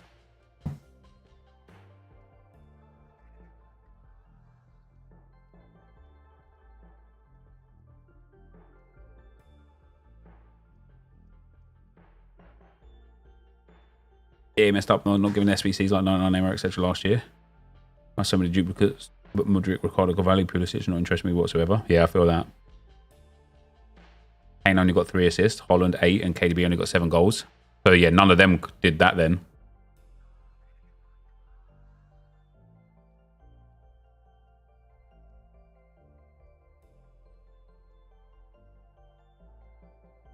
I'm an Arsenal fan. I thought Saka had a poor game. Maybe not his fault. No, like Saka wasn't like incredible yesterday, but that's less to do with Saka per se, and more to do with the fact that Dalot had an insane game. Like Dalot was just brilliant yesterday.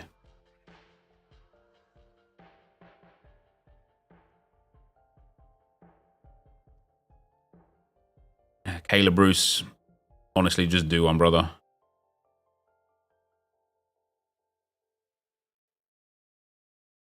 Yeah, apart from the Jesus goal, right? But, I mean, it was already game over at that stage. It really wouldn't have mattered.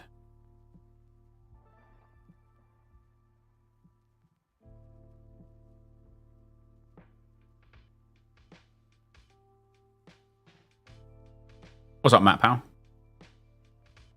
Is Footbin going to have to change their name? I mean, they could probably remain as Footbin and dub themselves as Football Ultimate Team. You can't agree with people disagreeing with you. What?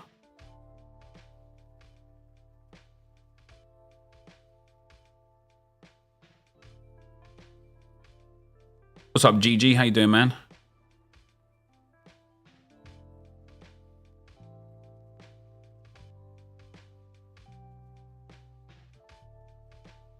Warriors, oh yeah, Matt. Damn, every time I seem to get Sailor and Capdevilla in the same pack many times, don't I? We'll be able to probably be able to finish Holland now. Apart from the goals against United, Liverpool, Brighton, United, City, Villa, and assist against Spurs, Chelsea, Brentford, literally all last season in the Premier, he never turns up in big games.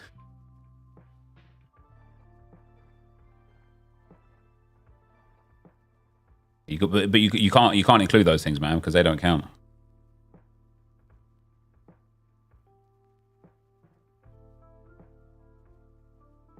I don't hate Saka, I just don't think he's a finished article.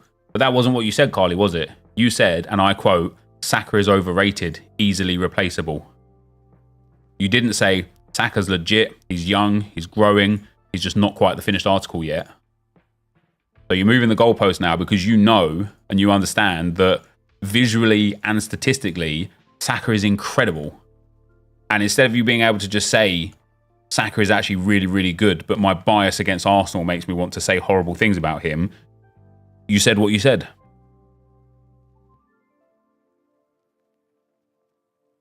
Why are you so argumentative? Are you okay? Majority of other streamers just let comments slide and get on with it. You, however, come across so hostile. You were a lot more enjoyable to watch years ago. Well, go and watch those streamers then, brother. If I'm not your cup of tea, nobody's forcing you to sit here and watch.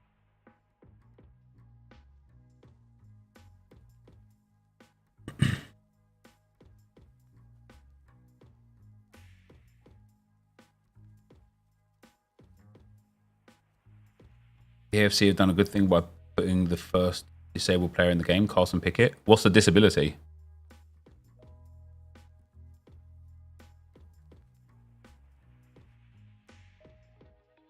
People complain, but so what? But I mean, I'm not even really being. He's got one arm. Yeah, that's mad. I'm not even being like argumentative. Oh, it's a she. My bad. We're just having a discussion about football. Like we're allowed to have a difference of opinion. If some viewer thinks that that's being argumentative, then as I say, go and watch somebody else. Just for FYI, the season before last, he also bagged against Spurs, Newcastle, City, Chelsea, and United. Got assists against West Ham twice and Spurs. And then the season before that, he was playing left wing back. Man, honestly, 2 seasons ago, him and Emil Smith Rowe absolutely carried our team. If it wasn't for them, we genuinely might have like just descended into like a bottom half team. Like, man, they were so influential.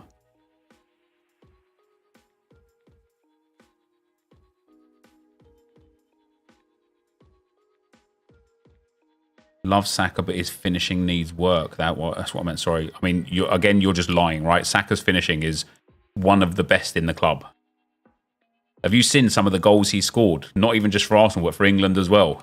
Saka's finishing is outrageous, especially for his age.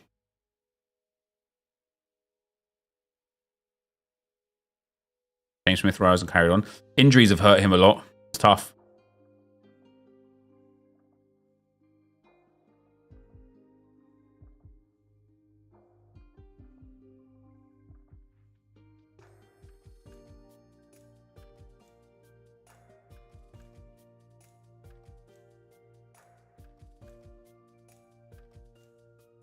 That goal against United last season was a banger, wasn't it? Oh, that's Haaland done. There you go. Oh, he didn't walk out. That's too bad. His right foot needs work for sure. Even then saying that, he scored quite a lot of goals on his right foot at that near post last season. Probably like 4 or 5. Look at the shot yesterday, 6 yards out. Okay, Carly, who do you think is the best player of all time? Because I guarantee you I could find a clip of them missing a shot from 6 yards out. Who do you think is like the most complete article, finished ever, best finisher in the history of the world? And I will go and find you where they missed a 6-yard shot. R9? You could probably find about 10 times that he's like, even in the highlight reels that you see of him, he's missing some simple shots, but what you see is the good skills beforehand. If you're going to take one instance and be like, he's obviously shit because one time ever he missed this shot.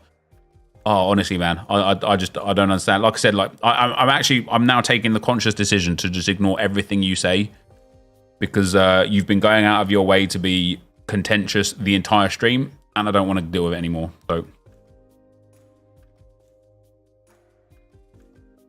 Messi, like, yeah, Messi literally like didn't score from 6 yards out last night.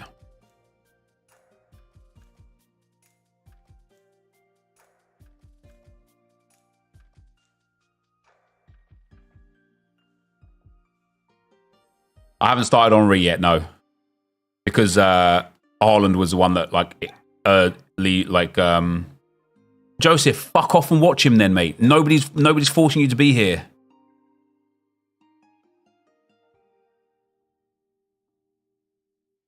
Like a best replacement for Salah if sold for 200 million.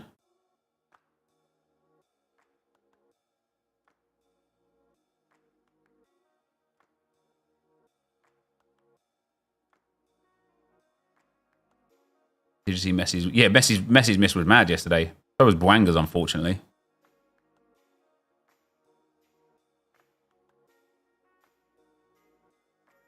Got 8 goals in the 86x10. Jesus.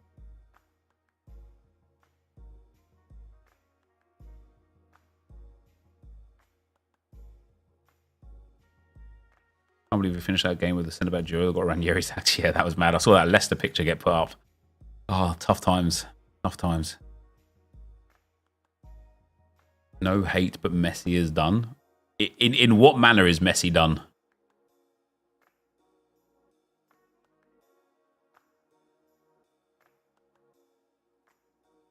Haaland, best striker in world football, missed an absolute sitter in his first game for City. I suppose he's rubbish too. Didn't he miss a sitter on this weekend as well? I'm pretty sure he did. Joe, thanks for the £1, pal. Much appreciated.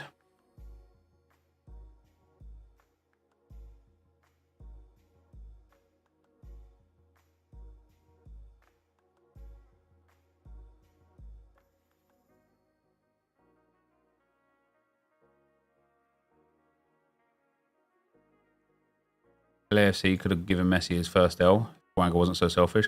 Like, the maddest thing is, there is, like, when Bwanga goes through and there's a 3-on-2 and he's got Carlos Vela in so much space off to the right and he doesn't pass it, and Vela is rightfully furious, right? Rightfully furious. Later on in the second half, Miami have a break that is a carbon copy, and Messi's on the ball, and Campana was off to the right in the exact same spot of the field, just in the second half. Messi squares it, Campana scores it. And it's like, I just don't understand. I just don't understand why Bwanga... Well, I do understand it. Bwanga's got a massive, massive, massive ego. And because Messi was on the field, he wanted to be the star. Yeah, Vela was so wide open, man. It's crazy.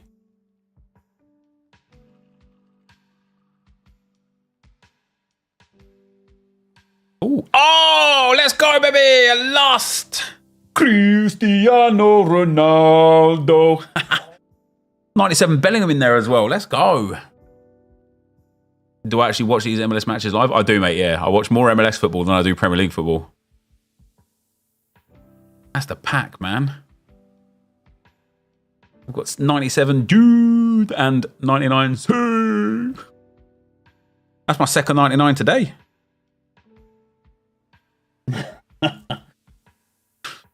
Oh. That's the one, mate. Hold on, I look like a moron. There you go. I look like a cutesy now, don't I? I look like a little cutesy pie, don't I?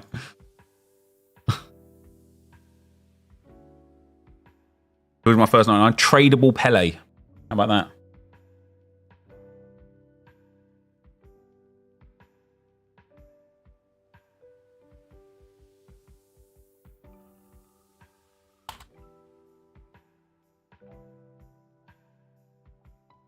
Is he a 10 million? Oh man, I actually might, like, if we can get all these SBCs done in a timely fashion this week and get all the objective stuff done as well, I might have to do a weekend league this weekend. Did I keep it? No, because I already have an untradeable one. Pele.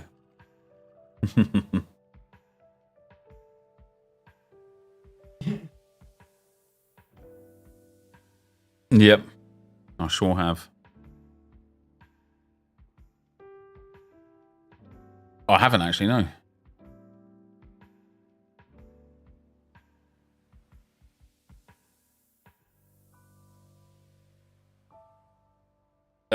No. 97s have no place in my team, man. 97s have no place in my team, you know. Cristiano Ronaldo. Oh, I can't believe Dominguez is out of the game tonight. God damn it.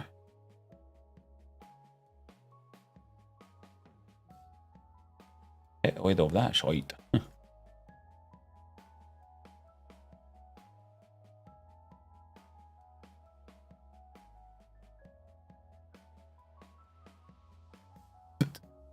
Oh, 99 Ronaldo. Do I have 97 De Bruyne? I don't think so.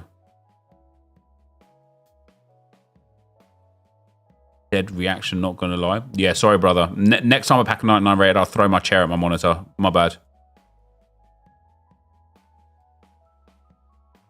Yeah. Yeah, you realize it's September, right?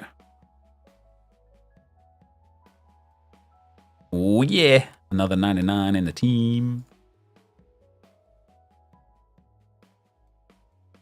98 onto the bench. I actually might have Busquets in the team over that Torre, you know, because we'll have the 97, the 98 Jordi Alba in the left back.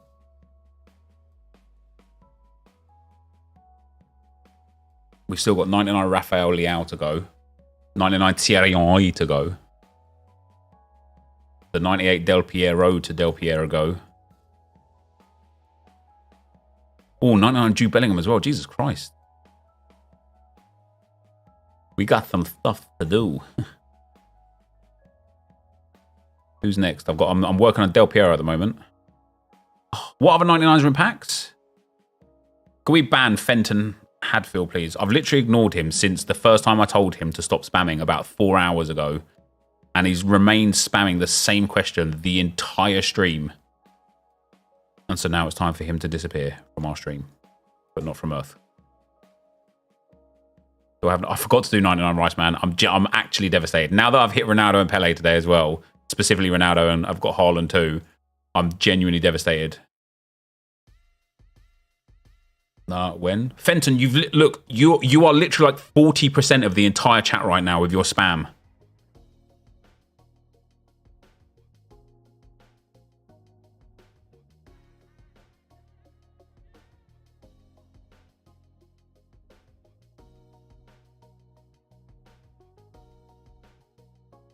Bit off topic, but where would you rank this FIFA? This one's been alright actually. You know what I come to learn with regards to FIFA, right?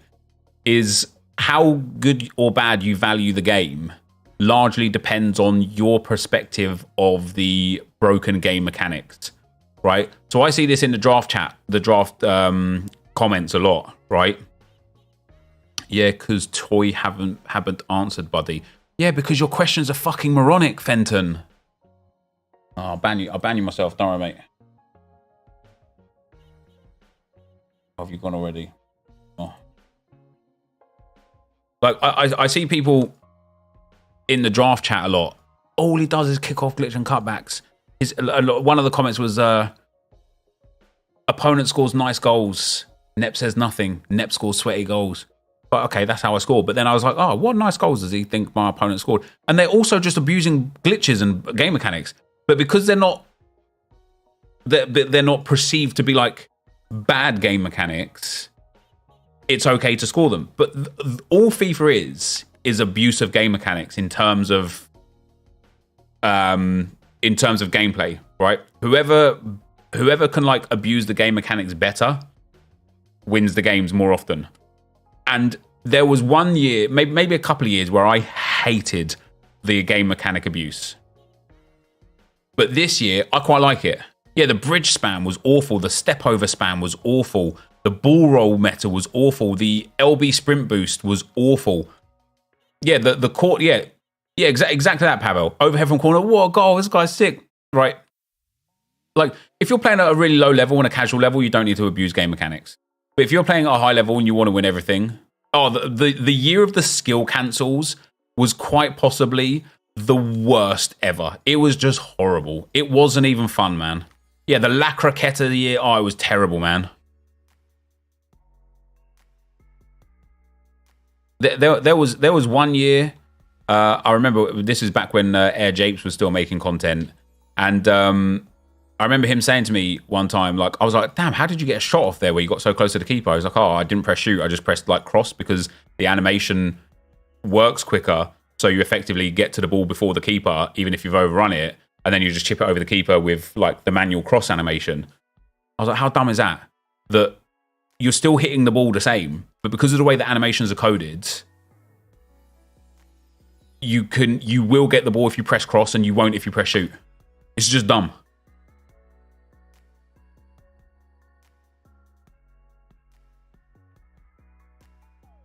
Oh, Cabella's still duplicate. That's right, I'll do a segment of what's his tits now. A little bit of Del P. Once we complete this, that'll be quite healthy. 100% agree, mate. It doesn't feel like there's any skill in the game, just abuse. No, but that is the skill, right? The skill is abusing the mechanics better than your opponent. The skill is learning how to perform under pressure when your opponent is spamming you on constant pressure and you feel like you can't breathe and your players start making like dumb pass animations and things like that, miscontrolling the ball and whatnot, just because your opponent turned constant pressure on. That is where the skill comes from.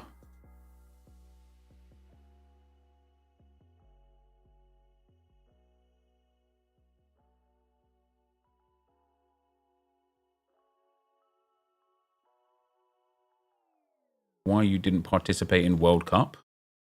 I'm not a professional football player, mate, I'm afraid. Rid of this grease. Easy peasy.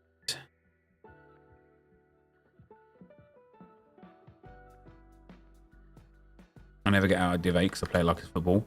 The other interesting thing is, though, is you can actually pass people to death in this game.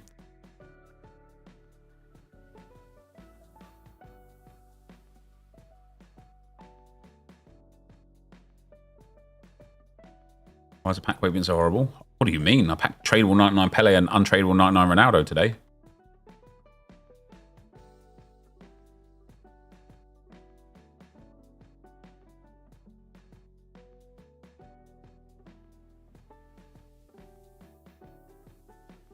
Look at that for a pack. Only 1 gold. All the top. Insigne. Win doesn't feel like a win though, you get what you mean? Oh, like that's FIFA in a nutshell, right? And the reason one of the biggest reasons of FIFA being so frustrating is because what you want to happen in your mind, when it doesn't translate to the field, you blame the game. And when the game is the reason why you think you lost, you start thinking about things like scripting, handicap, and momentum. When the truth of the matter is you either just took the least kind of like efficient method of doing something, or you just got really unlucky or had like a bad connection. And it would be a lot easier for people, myself 100% included in this, to accept winning and losing, and would probably have a lot more fun winning and losing if we learned to like accept the fact that you can be you can like FIFA's like one of those few games that you can make no mistakes in and still lose. And that's why people get so angry with this game, because you can actually do nothing wrong and still lose a game. Cognitive dissonance, you think is just the easiest outcome to accept? Yeah. Do I remember my scripting Vic? I do, mate, yeah. I used to believe in scripting. I used to think there was no reasonable or feasible way that I lost the game other than the fact that the game was out to get me. Ruben Neves.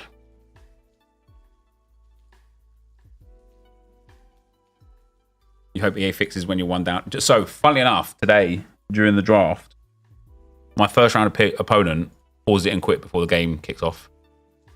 My second first round opponent paused it and quit before it kicked off. My third first round opponent paused it and quit before it kicked off. My fourth first round opponent tried to pause it before it kicked off but didn't, and I got to kick off in time. I hit him with a kickoff glitch and he quit straight away. How about that? It was.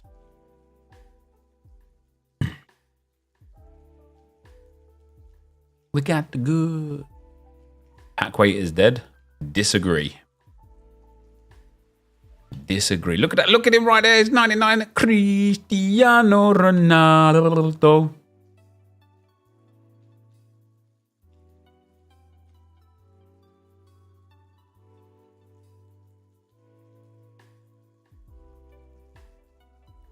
Did they nerf the 84x10?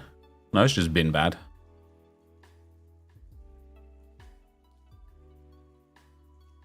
How can I disagree?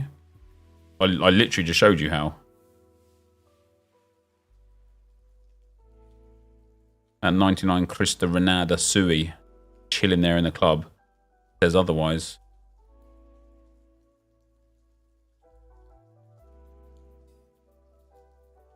Tom, thanks for the £5. I watch you all the time at work, and to help me get through the darkest days, can I hear your best Ruben Deesh? Ruben Deesh?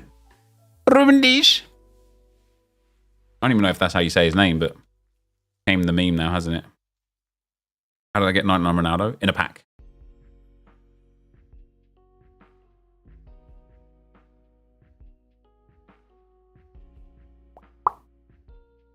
Ooh.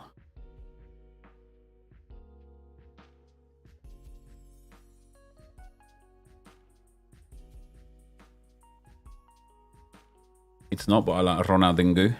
That's how you say his name, Dave. That's the truth. I didn't air you either. You aired me. That's why I just didn't respond. I had a point at the time, but then because you didn't get back to me in a timely fashion, the point went. I didn't need to talk about it anymore. I just ignored you after that. Sorry about that. It's your fault, really, though. You should have got back to me in a timely fashion, shouldn't you? But a lot of people are cheating this year. It's happened on several occasions. Cheating how? There's a lot of cheaters on PC. There is. Which of my memes do I think is the most famous? Probably the 16th one. Yeah. I'll put an alarm on for your DMs. Thanks, man.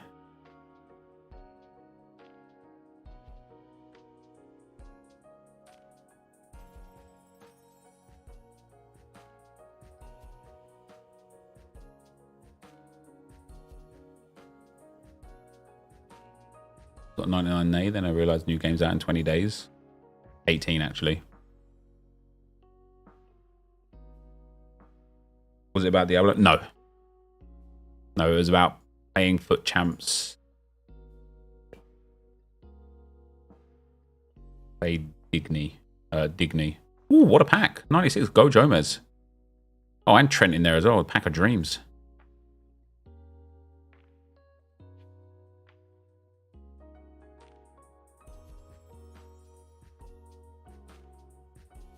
No, the 16th meme goes around it's gone around football Twitter accounts, like big ones. As somebody in the chat there said, like the F1 official account tweeted the 16th meme. The 16th one went global. Pen ref. I mean, it was still a pen, right? Like, to this day. Zlatan Ibrahimovic fouled in the box. Come on now.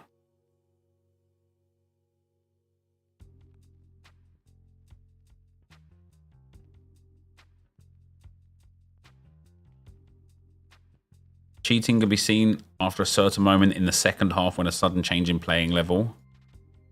Yeah, that's that. That's probably what it is, mate.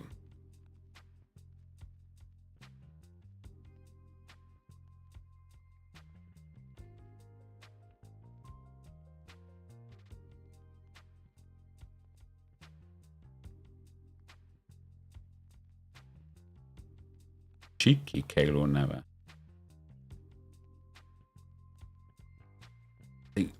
Go Jomez I don't actually care about, but he's so expensive that I feel bad putting him into an SBC. Do you think you have the most viral clips out of a FIFA content creator? I genuinely don't know, mate.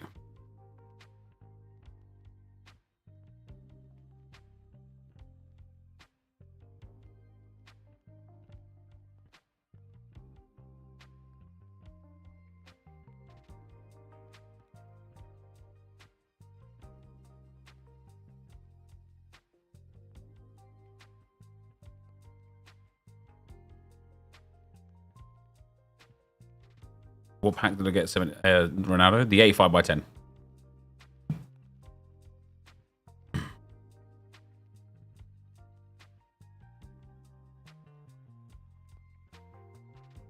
Yeah, Pieface has got some pretty good clips, to be fair.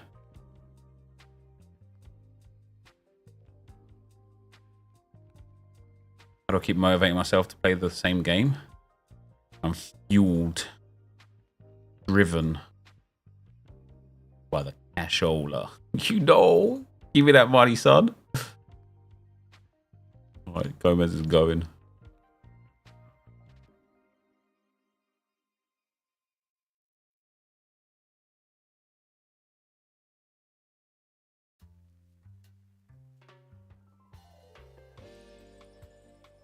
Am I playing in a Simon Chariot match? I'm not. I didn't get the call up this time.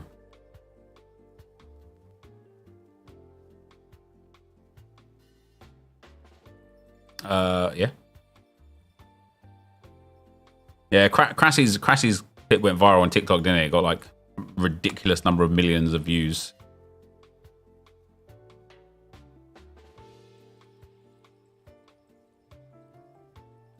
Yeah. I'll break your monitor. I'll break my monitor, I swear.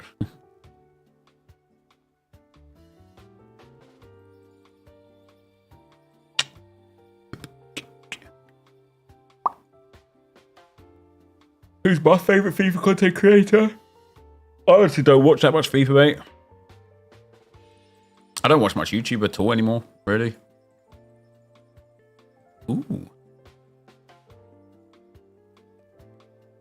I used to love like the sort of content that I like just doesn't exist on YouTube anymore. Like traditional Road to Glories. There are actually still a few out there, like Lasties and I think Fuji still has one, I think, but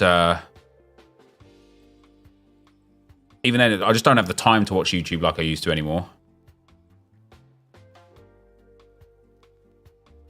I have to restart the game. These menus are hanging.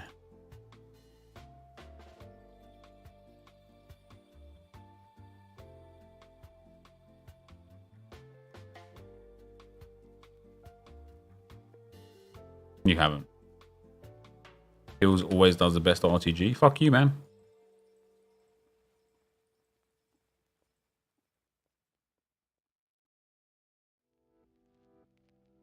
Yeah.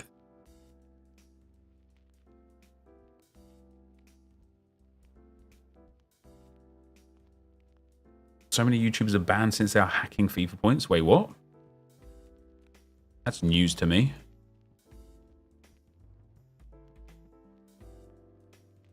Do you feel like age plays a role in gaming nowadays? I'm soon 29 and I feel it when playing FIFA.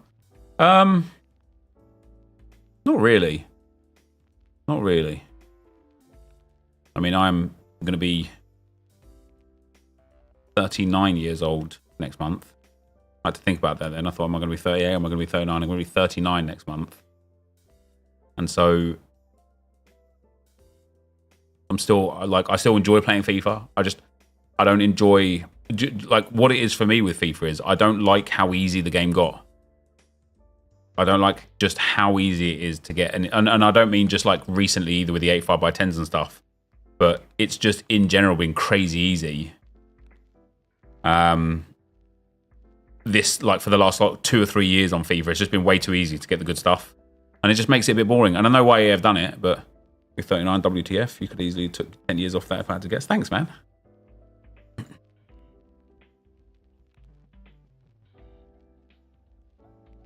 How long do I think? I think we'll do the 1 to 8 challenge in under 3 hours.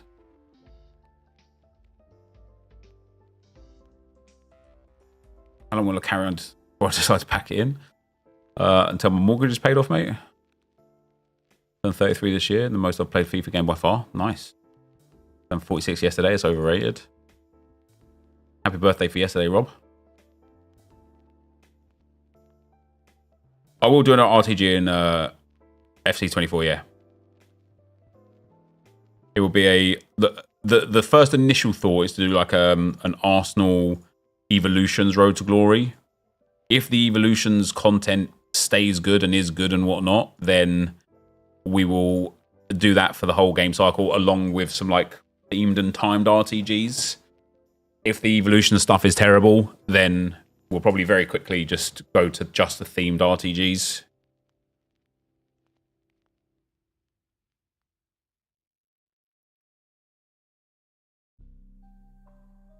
Opa.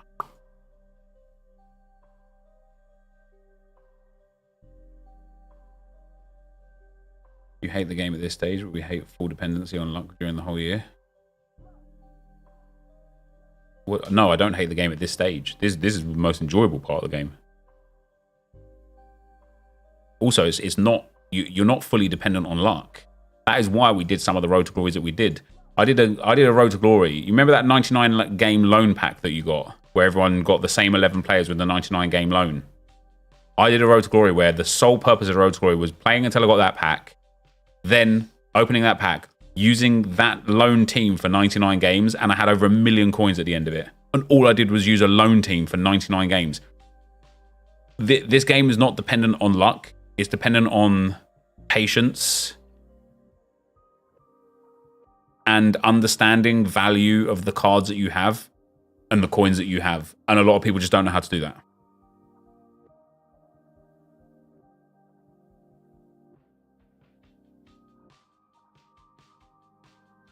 Would you say I've missed out on a peak of Ultimate Team experience by playing FIFA 21? Yeah, probably like FIFA 15 through FIFA 17 was probably like the peak Ultimate Team experience.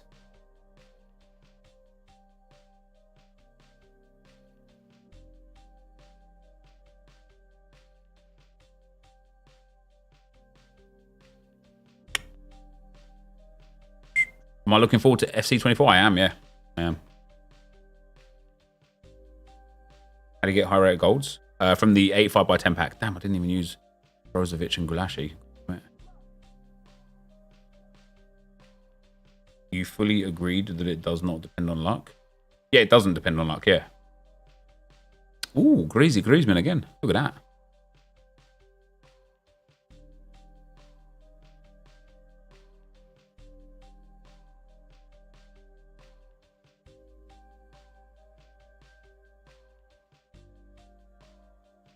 Is Messi and Neymar in 85x10s? Yes.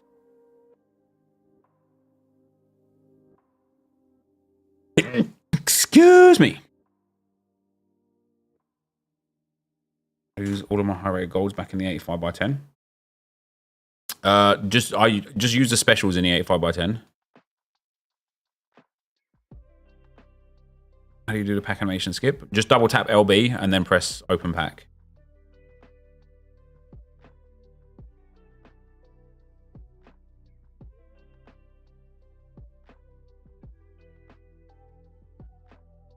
I only do so many 84x10s before I get bored and have to play the game. Well, fortunately, I've got the chat to talk to.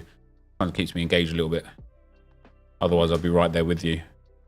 Be bored out of my goddamn brain. You off, mate, are you? 10? No, I'll message when it's okay somehow. Maybe like 11, yeah. Maybe like 12, why not? Okay.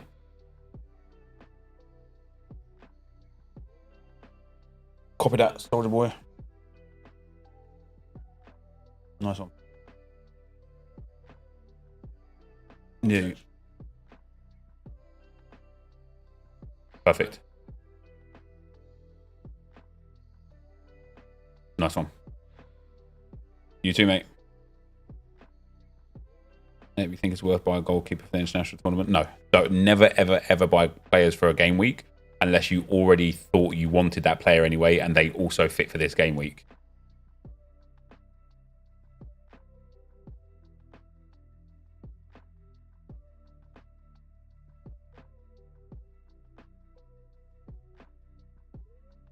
I'm running like relatively low on gold that I put in the 85x10s, but we've obviously completed so many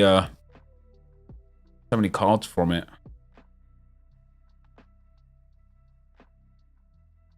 What stage of the grind do you complete a player segment SBC? Usually when I get like three duplicates in a pack.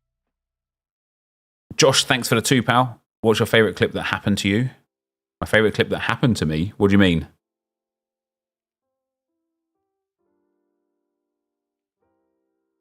How do you generate fodder once you run out of fodder from daily upgrades? Like just playing the game. Go and get like I obviously get like a lot of draft rewards and stuff. Like the meme clips. What's my favorite one? Probably the 16th one.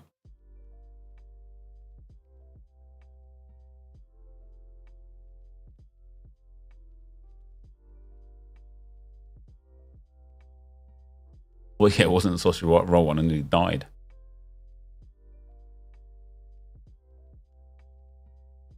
Yeah, playing the game, playing champs qualifiers, rivals, just the tournaments, the daily tournaments and stuff that are there. That sort of stuff is where you get your goals from.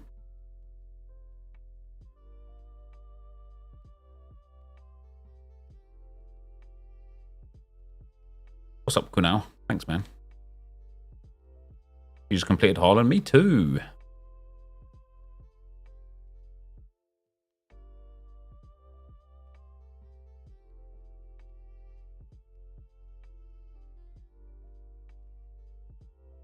What's wrong with class banter knowing you didn't die? Thanks, man.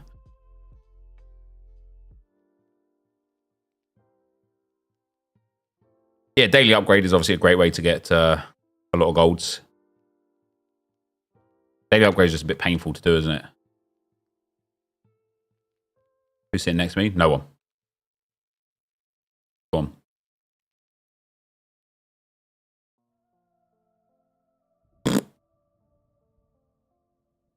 That spreadsheet FIFA? No.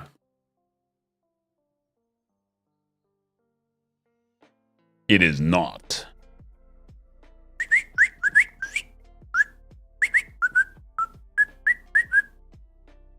Play on PC and struggle online because sometimes my players will stop responding to my controller for a few seconds and my players keep running in one direction. Do you know what it does it? I guess it's probably like something that we call speed up lag. It literally is probably just your internet connection. Sounded like Tobias. It was not. What did I get 900 out of from? The 85x10.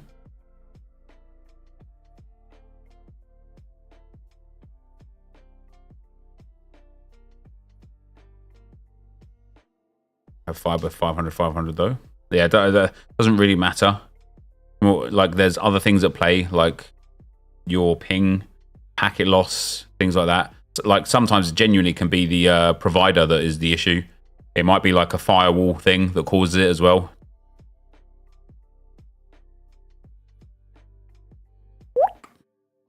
That was a terrible hack, wasn't it? Bruno Fernandes. Why isn't his 97 in packs?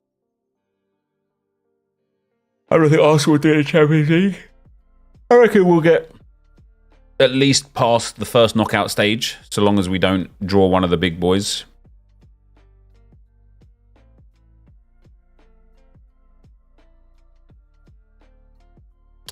I have a wireless controller, but it is wired.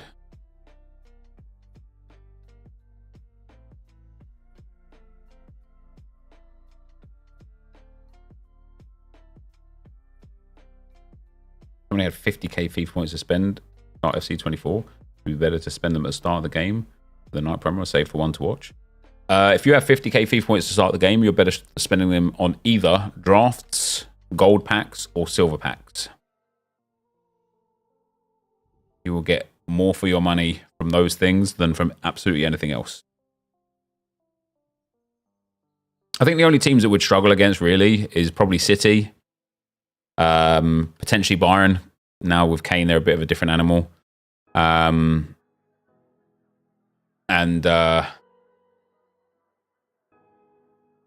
Real Madrid, you know. Otherwise, I really think we're going to be decent against everyone else, you know. Ruben Neves. What's the best thing to do with the 4,600 FIFA point pre-order? Same thing. Drafts, gold packs, or silver packs. They will give you your best bang for your buck, 100%. Or, if you've got 4,600 FIFA points with the pre-order, Barca are good, but they're not quite on that level. They're not quite up there. But Barca are probably on that like second shelf, you know what I mean? Like, you've got the absolute best of the best, then there's like teams like Barca. Yeah, drafts, even if you could get to like the second or third round, I think drafts are good. But honestly, like, depending on how you want to play FIFA, if the Evo stuff is good and there are options to Evo with FIFA points, I would be spending mine on that personally.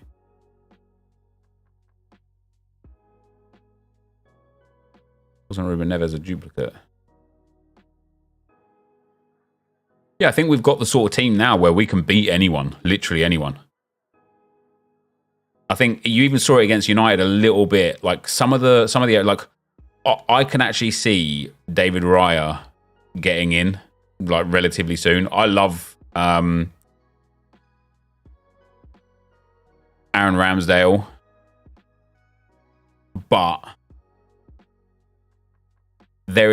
he's one of the players in the team that I think is like one of the least reliables, I suppose. Like what you want is a goalkeeper that you just have like ultimate faith in. Someone like Edison, someone like Alisson, like, you know, someone that you just know is genuinely one of the best in the world.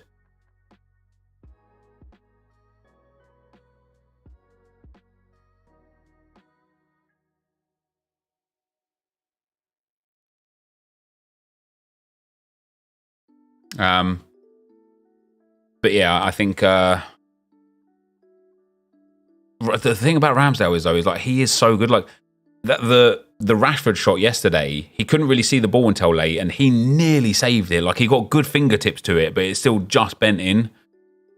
If he saves that, he gets, you know, heralded for another incredible save. Yeah, Mateus and Rice at centre back. Yeah.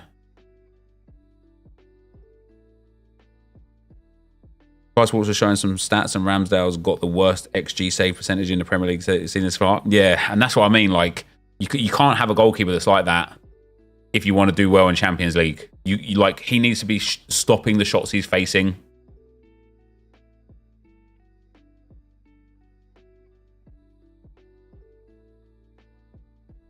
Where do I stand on Havertz? I think Havertz needs time to acclimate to the squad, to the tactics, to the culture around the club. I'm very surprised. I said this right at the start of the stream when we started streaming today and talking about it. I'm very, very, very surprised that Arteta puts him in straight away in every game, given how little experience he's got with the team. Especially given how good Trossard was in pre-season, and the fact that Emil Smith-Rowe and Fabio Vieira can both play that role. I just do not know why Havertz is being shoehorned in. It's almost like Arteta's doing it to prove a point, and the way he proves the point better would be slowly but surely bleeding him into the team, getting him to a point where he understands everything that's going on and then shows how good he can be, rather than forcing him in on every opportunity to be like, look, he'll eventually do something good, and then I could be like, I told you so.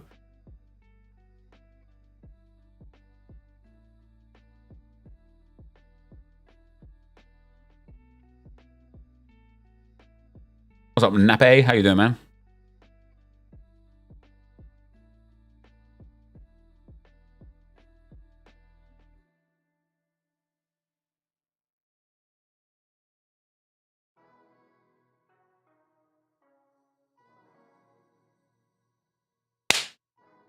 I missed it.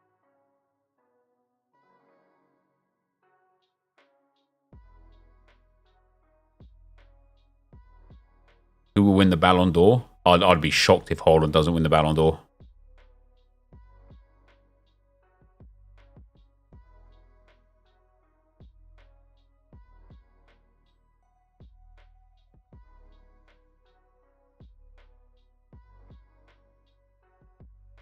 Yeah, Fabio Vieira is becoming quite an important player off the bench, at least.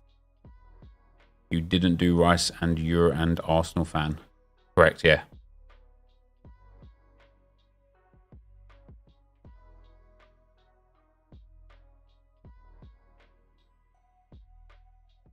Havertz is reeling with the same issues as Mount, in my opinion. Massive hangover from Chelsea last season. It's going to take a while. Yeah, for sure.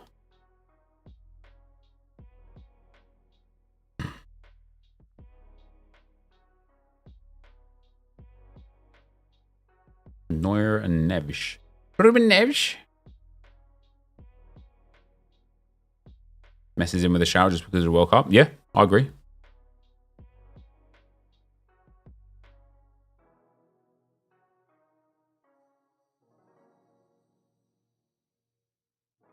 One of the problems I think that Chelsea have, so the guy asked, do I think Chelsea will be able to get top 6? One of the problems I think Chelsea have, and like this is like, it's almost not a problem, but it makes it a problem, is Chelsea have too many good players, and you can't start all of them, which means the manager has a really tough job of managing egos and playtime and wages and teams and getting that right synergy and getting everybody on the same page. Like, it is not easy. And sometimes, even if you have two very good players, even in the best in class, sometimes they just don't play together well. Like, look at Lampard and Gerrard for England. England were genuinely quite horrible when Lampard and Gerrard played together. Yet they were two generational midfielders, but they just could not play together. So sometimes, even for Chelsea, like having all of the best players, or like, you know, so many like top end players, doesn't mean that they're going to gel. Doesn't mean that they're going to work.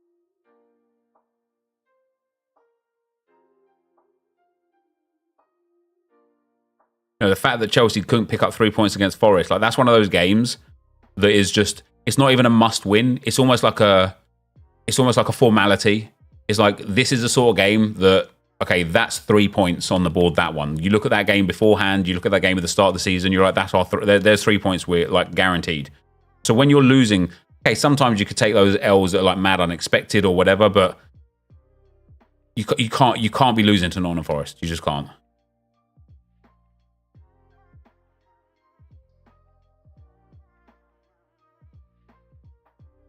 Jackson misses one of the contenders for miss of the season. Yeah, it was bad. It was bad.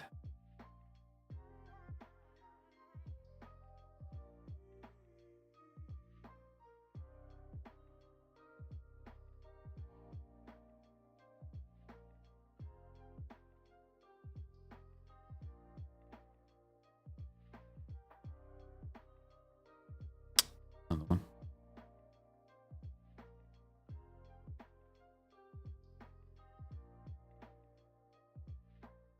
No dupes.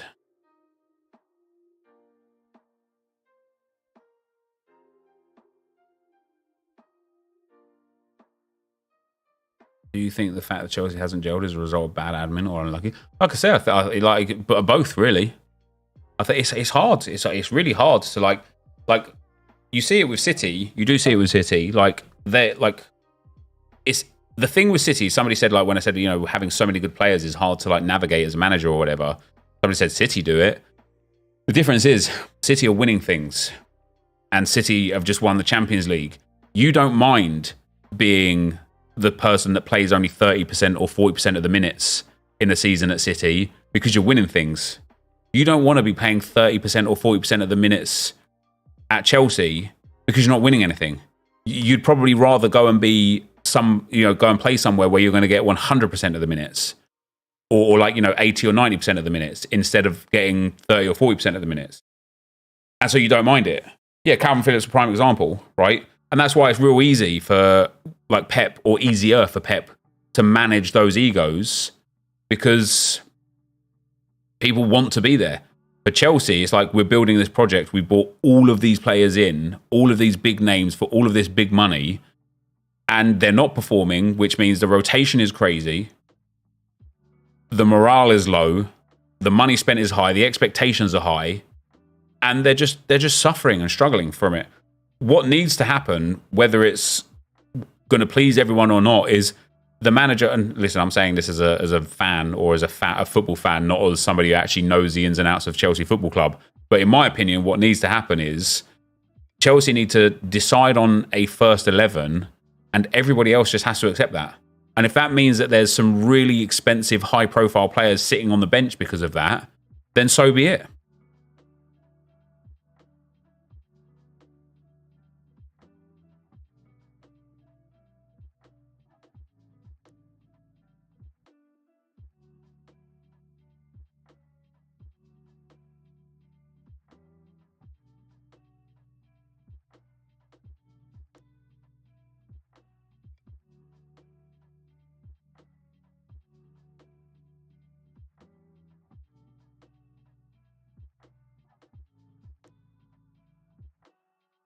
Chelsea think his football manager buying everyone the kid for insane prices, thinking it'll work overnight. Yeah, it's true. Can use both of them. God damn it. Right, we might be able to get all of Del Piero done now.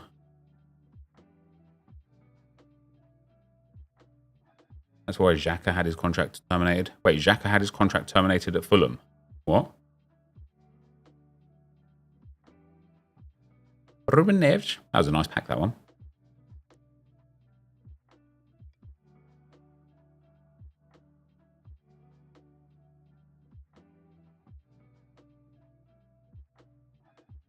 But I haven't started on Re yet. No, I did Haaland today because he only had 3 days left.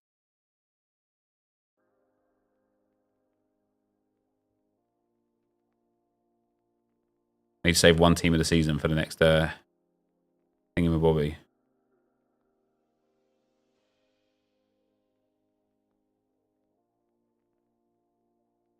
Xhaka has his contract terminated at Fulham when he was 23. What does that have to do with what we're talking about?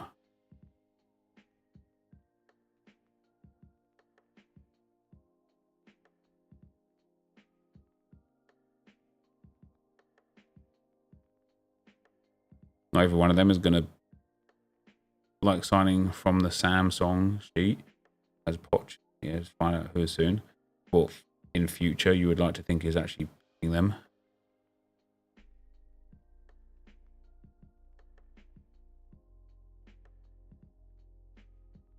Xhaka never played for Fulham. I literally don't know what this guy's talking about.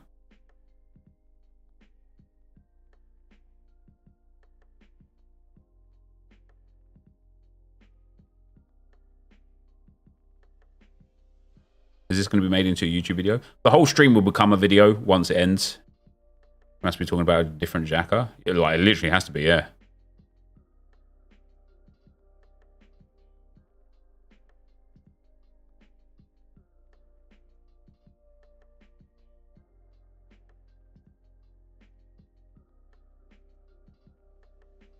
I don't know what 23-year-old Xhaka he's talking about, though.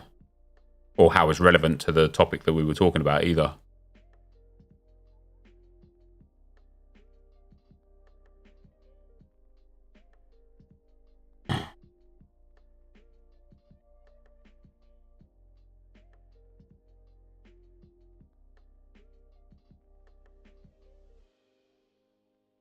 Yeah, but why are you talking about him, Bob? And who is he?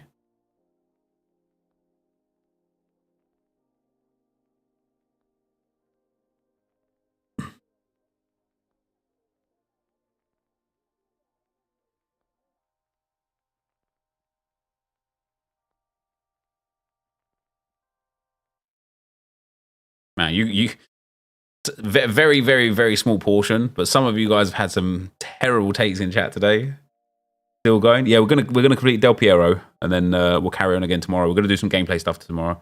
Emre Can. Emre Can never played for Fulham.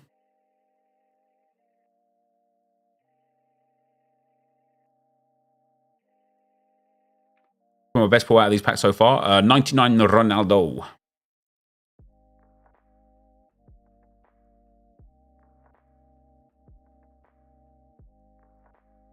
Bro, Xhaka had his contract terminated at Fulham. Who is this guy? Nobody knows who this guy is. He literally doesn't even exist as a football player.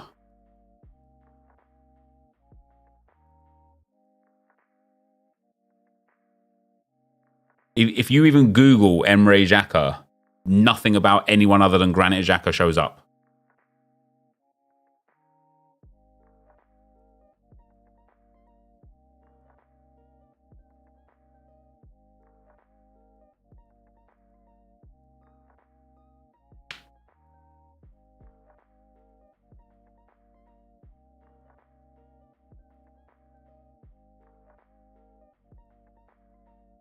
That's just because of the controversy. I mean, you're literally just making somebody up. The person that you're talking about just doesn't exist.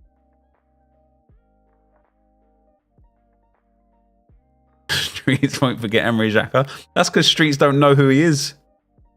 Can't forget what you don't know.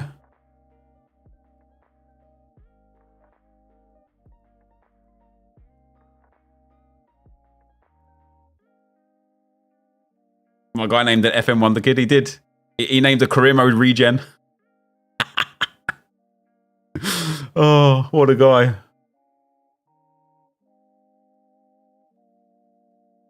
What a guy. I just search it up. There's no Emre. Yeah, me too. Me too. You and me both, man. This guy is chatting Daniel. He is.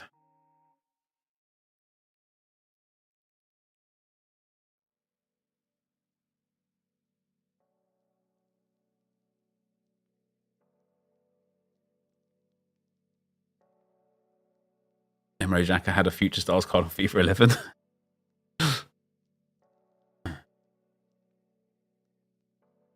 98 Del Piero Dunzo. That's today. We've finished off Del Piero and Erling Haaland, packed Cristiano Ronaldo and tradable Pele. All in all, decent. Apparently the promo packs have come back in store as well. Costa off here. So unfortunately, Del Piero just doesn't get into the team now. He only gets onto the bench.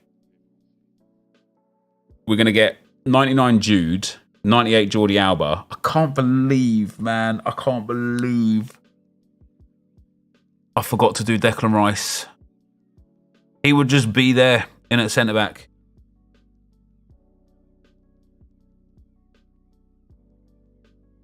Emre Xhaka was a Turkish left-back who played for Fulham and Blackburn.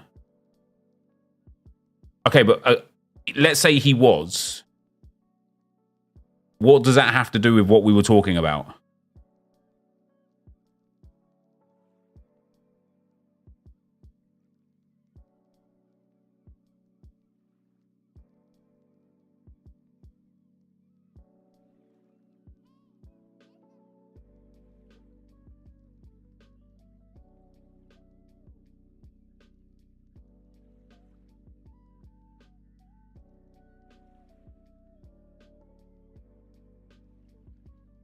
Because Fulham had to terminate him due to financial issues and personal problems. Yeah, but that had nothing to do with what we were talking about regarding Chelsea.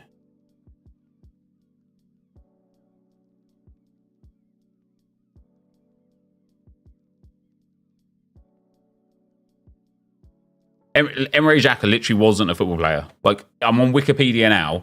and I type in his name, and searches for pages containing Emre Xhaka is 0.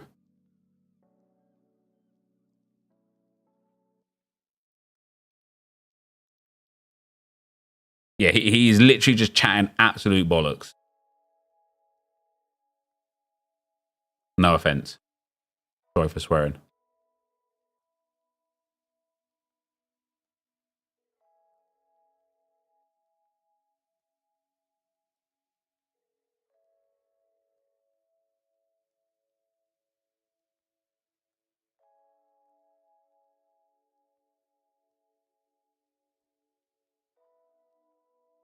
Ray Jack started hanging out with the wrong crowd, started using drugs. That was his downfall.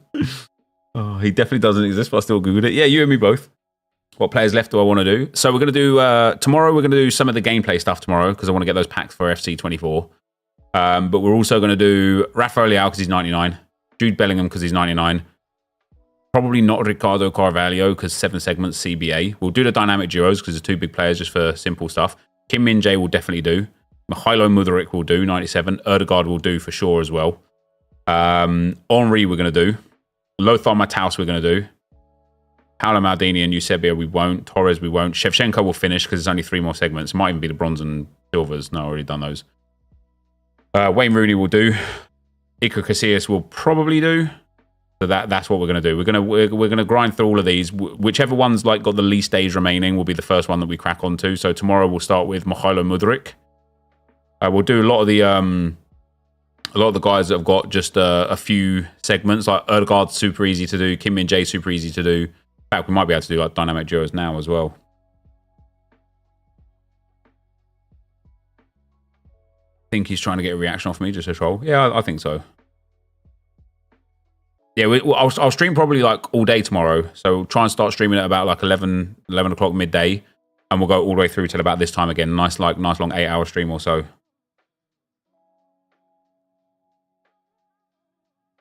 That guy's on about Emre Tugai.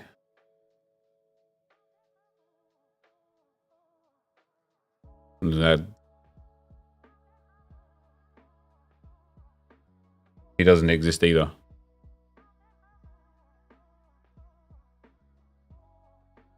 Only one Turkish ever played for Fulham. What was his name, Milrob?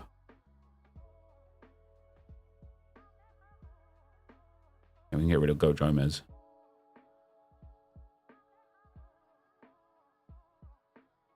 Bob Squash, honestly, you're boring now. Heron Fry.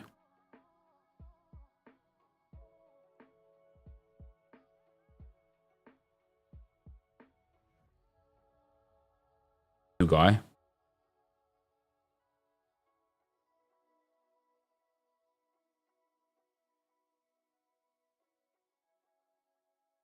He didn't play for Fulham, but he did play for Blackburn.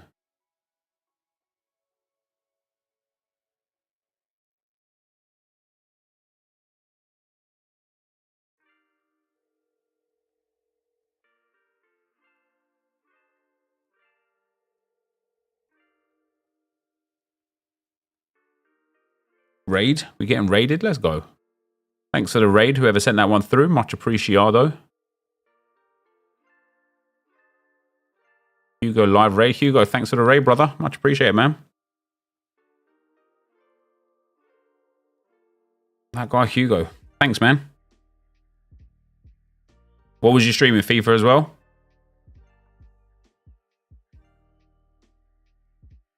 Emre Xhaka. Oh.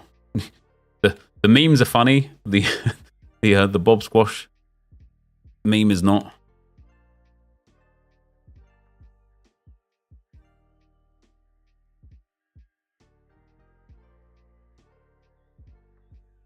The reason people can't find him, brother, is because he literally doesn't exist.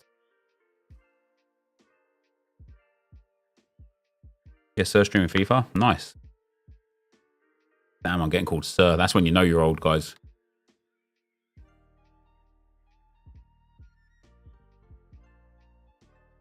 Ancho can go. Gomez can go. Joe Gomez. I don't have any more fodder. Might have to do a... Oh, actually, I'm going to check if there is a 400k pack in store. We'll open that.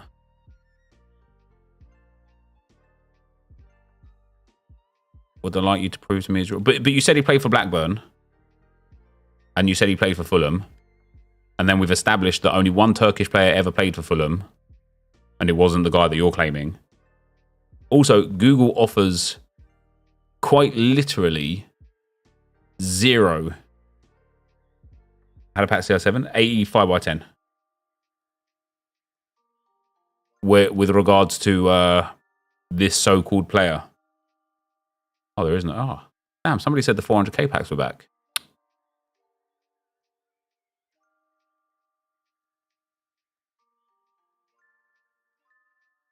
I'm actually going to have to farm the 85 by 10 a little bit again. Because we are running out.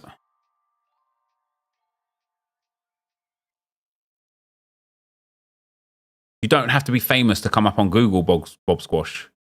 Like, if he was a genuine football player that played football for teams during the era of documenting data on Wikipedia, which you're telling me he is, he would be on Wikipedia, and he's not. Which means the person that you think you are talking about does not exist. Yeah, if he was on social media, he'd come up on Google, exactly.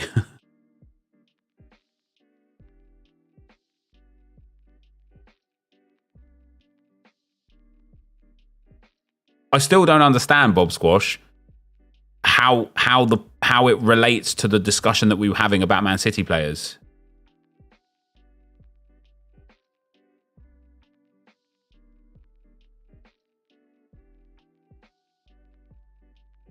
Remember Lee Trundle? The only bronze 5-star skiller, mate. What a beast.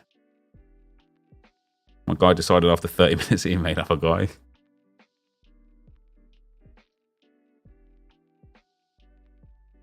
We was talking about Chelsea and how they can solve their issue. Yeah, but their issue is having too many good players. And the solution, in my personal opinion, would be picking a starting 11 and running with it, even if it pisses off other people. So I'm not sure how some unknown at Fulham who got their contract torn up for personal reasons has that same relationship. Oh, look at that. Capdevilla and Insigne.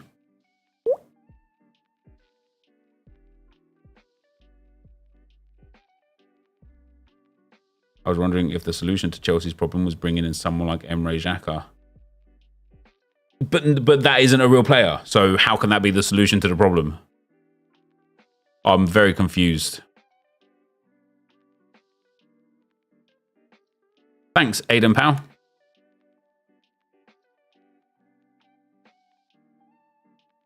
An AFC 24 icon. Oh, it's memes in it. It's memes and bants.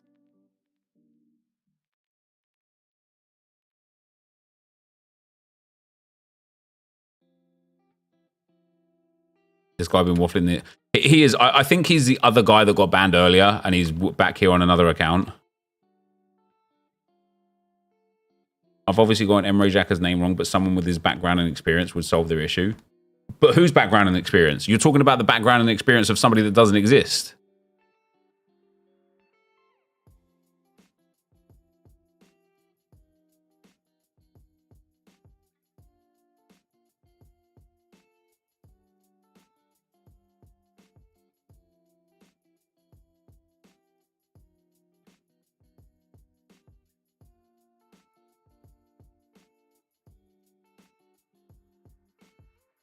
Ooh, nice pack. Oh, Demendi.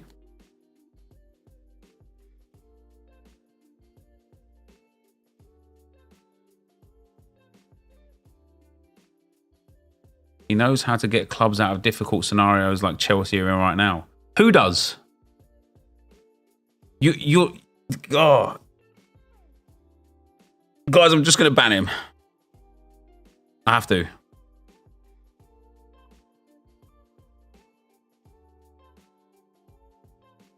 You're trying to convince over 1,000 people that some rando dude that played for Blackburn and Fulham that got his contract ripped up because he had personal problems and other issues is the answer to Chelsea's problems. I just can't.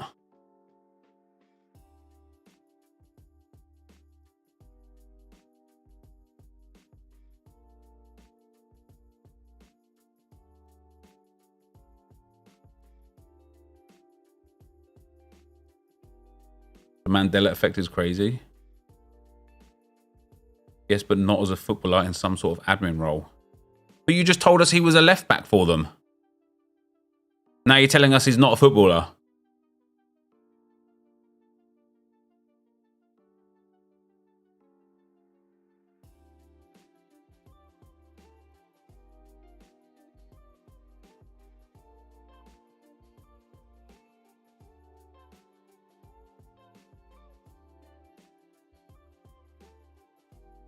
Right, so he retired as a left back. So what club did he do admin at?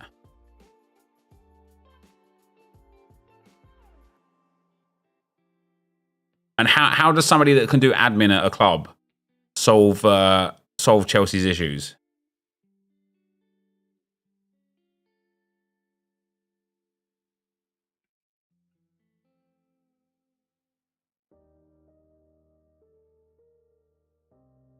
He's been doing admin at Galatasaray.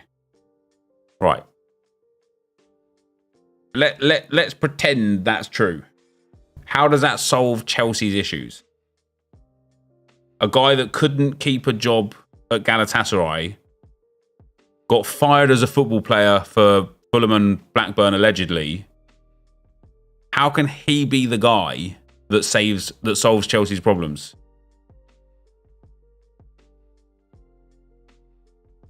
Because he could fix their issues with financial fair play and help establish their first 11. How? When he can't, when he's not involved in football and was terrible on the occasions that he was involved in football. How could he? How could he be the guy?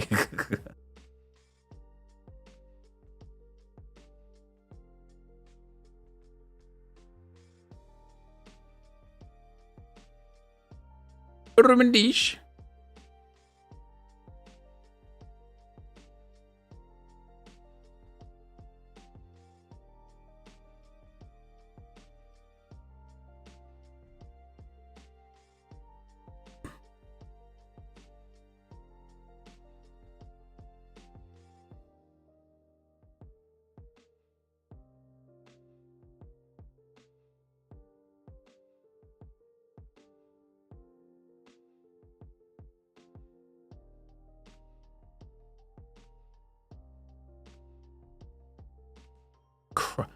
Cray. Wait, we need an 88 rated team. Have I got enough? Wait, what happened to those footies that I had?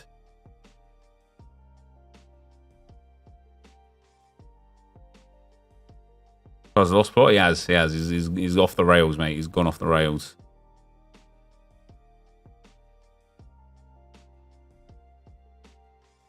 Capdevila. Who's the other one that we keep packing?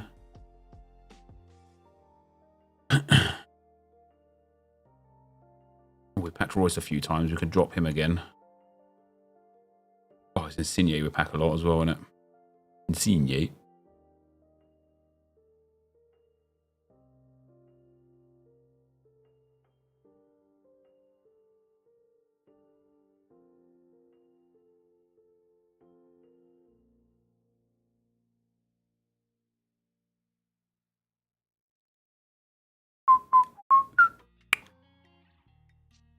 Emre Xhaka is such an inspiration to others. It's so sad that he goes under the radar. Oh, look at that. 395's in the pack. Let's go. Did you pack Ronaldo CR7, not R9? Correct. I also packed R9 as well, yeah. But that was like last week.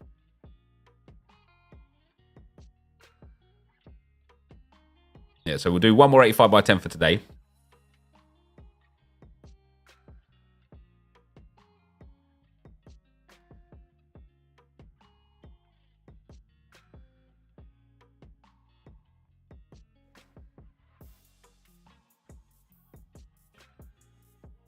So I think Arsenal get rid of Pepe. So I understand that they're like, so if we go back to like 1 week ago, what I understood was that Pepe was going to be getting like sold because we don't want him. He's not part of the team. Then out of nowhere, he was getting reintegrated into training and reintegrated into the team. And Arteta was in an interview talking about how Pepe could be good backup for Saka and how he could be, good part of the team for this season and could be really helpful for the team. And then literally out of nowhere, the news is like, Arsenal were looking to literally rip up Pepe's contract. So, like, there's obviously nothing that's going to be... He's obviously not going... Yeah, I think Pepe has gone to Besiktas, hasn't he? Yeah. So, he's just not going to be at Arsenal anymore.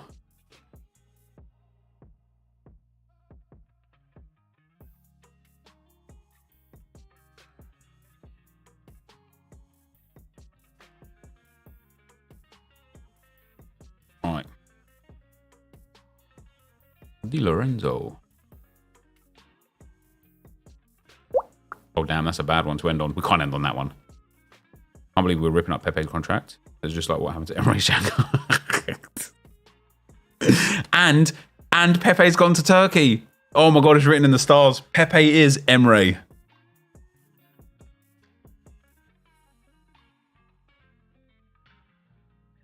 Oh, dearie me.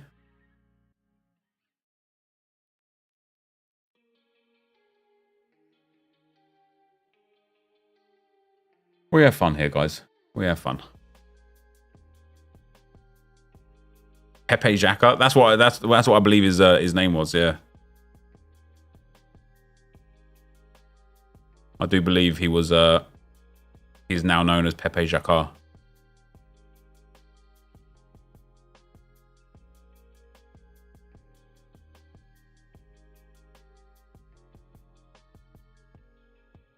Bless your trap, son. Are we ready? The last. That's more like what we end on. It's still a bit of a stinky pack. But it has got one of the greatest strikers in world football in there, which is NepentheZ. Also, nice to see that 97 level in there. Well, I've moved up the rankings in All-Star Rare Pro. Let's go.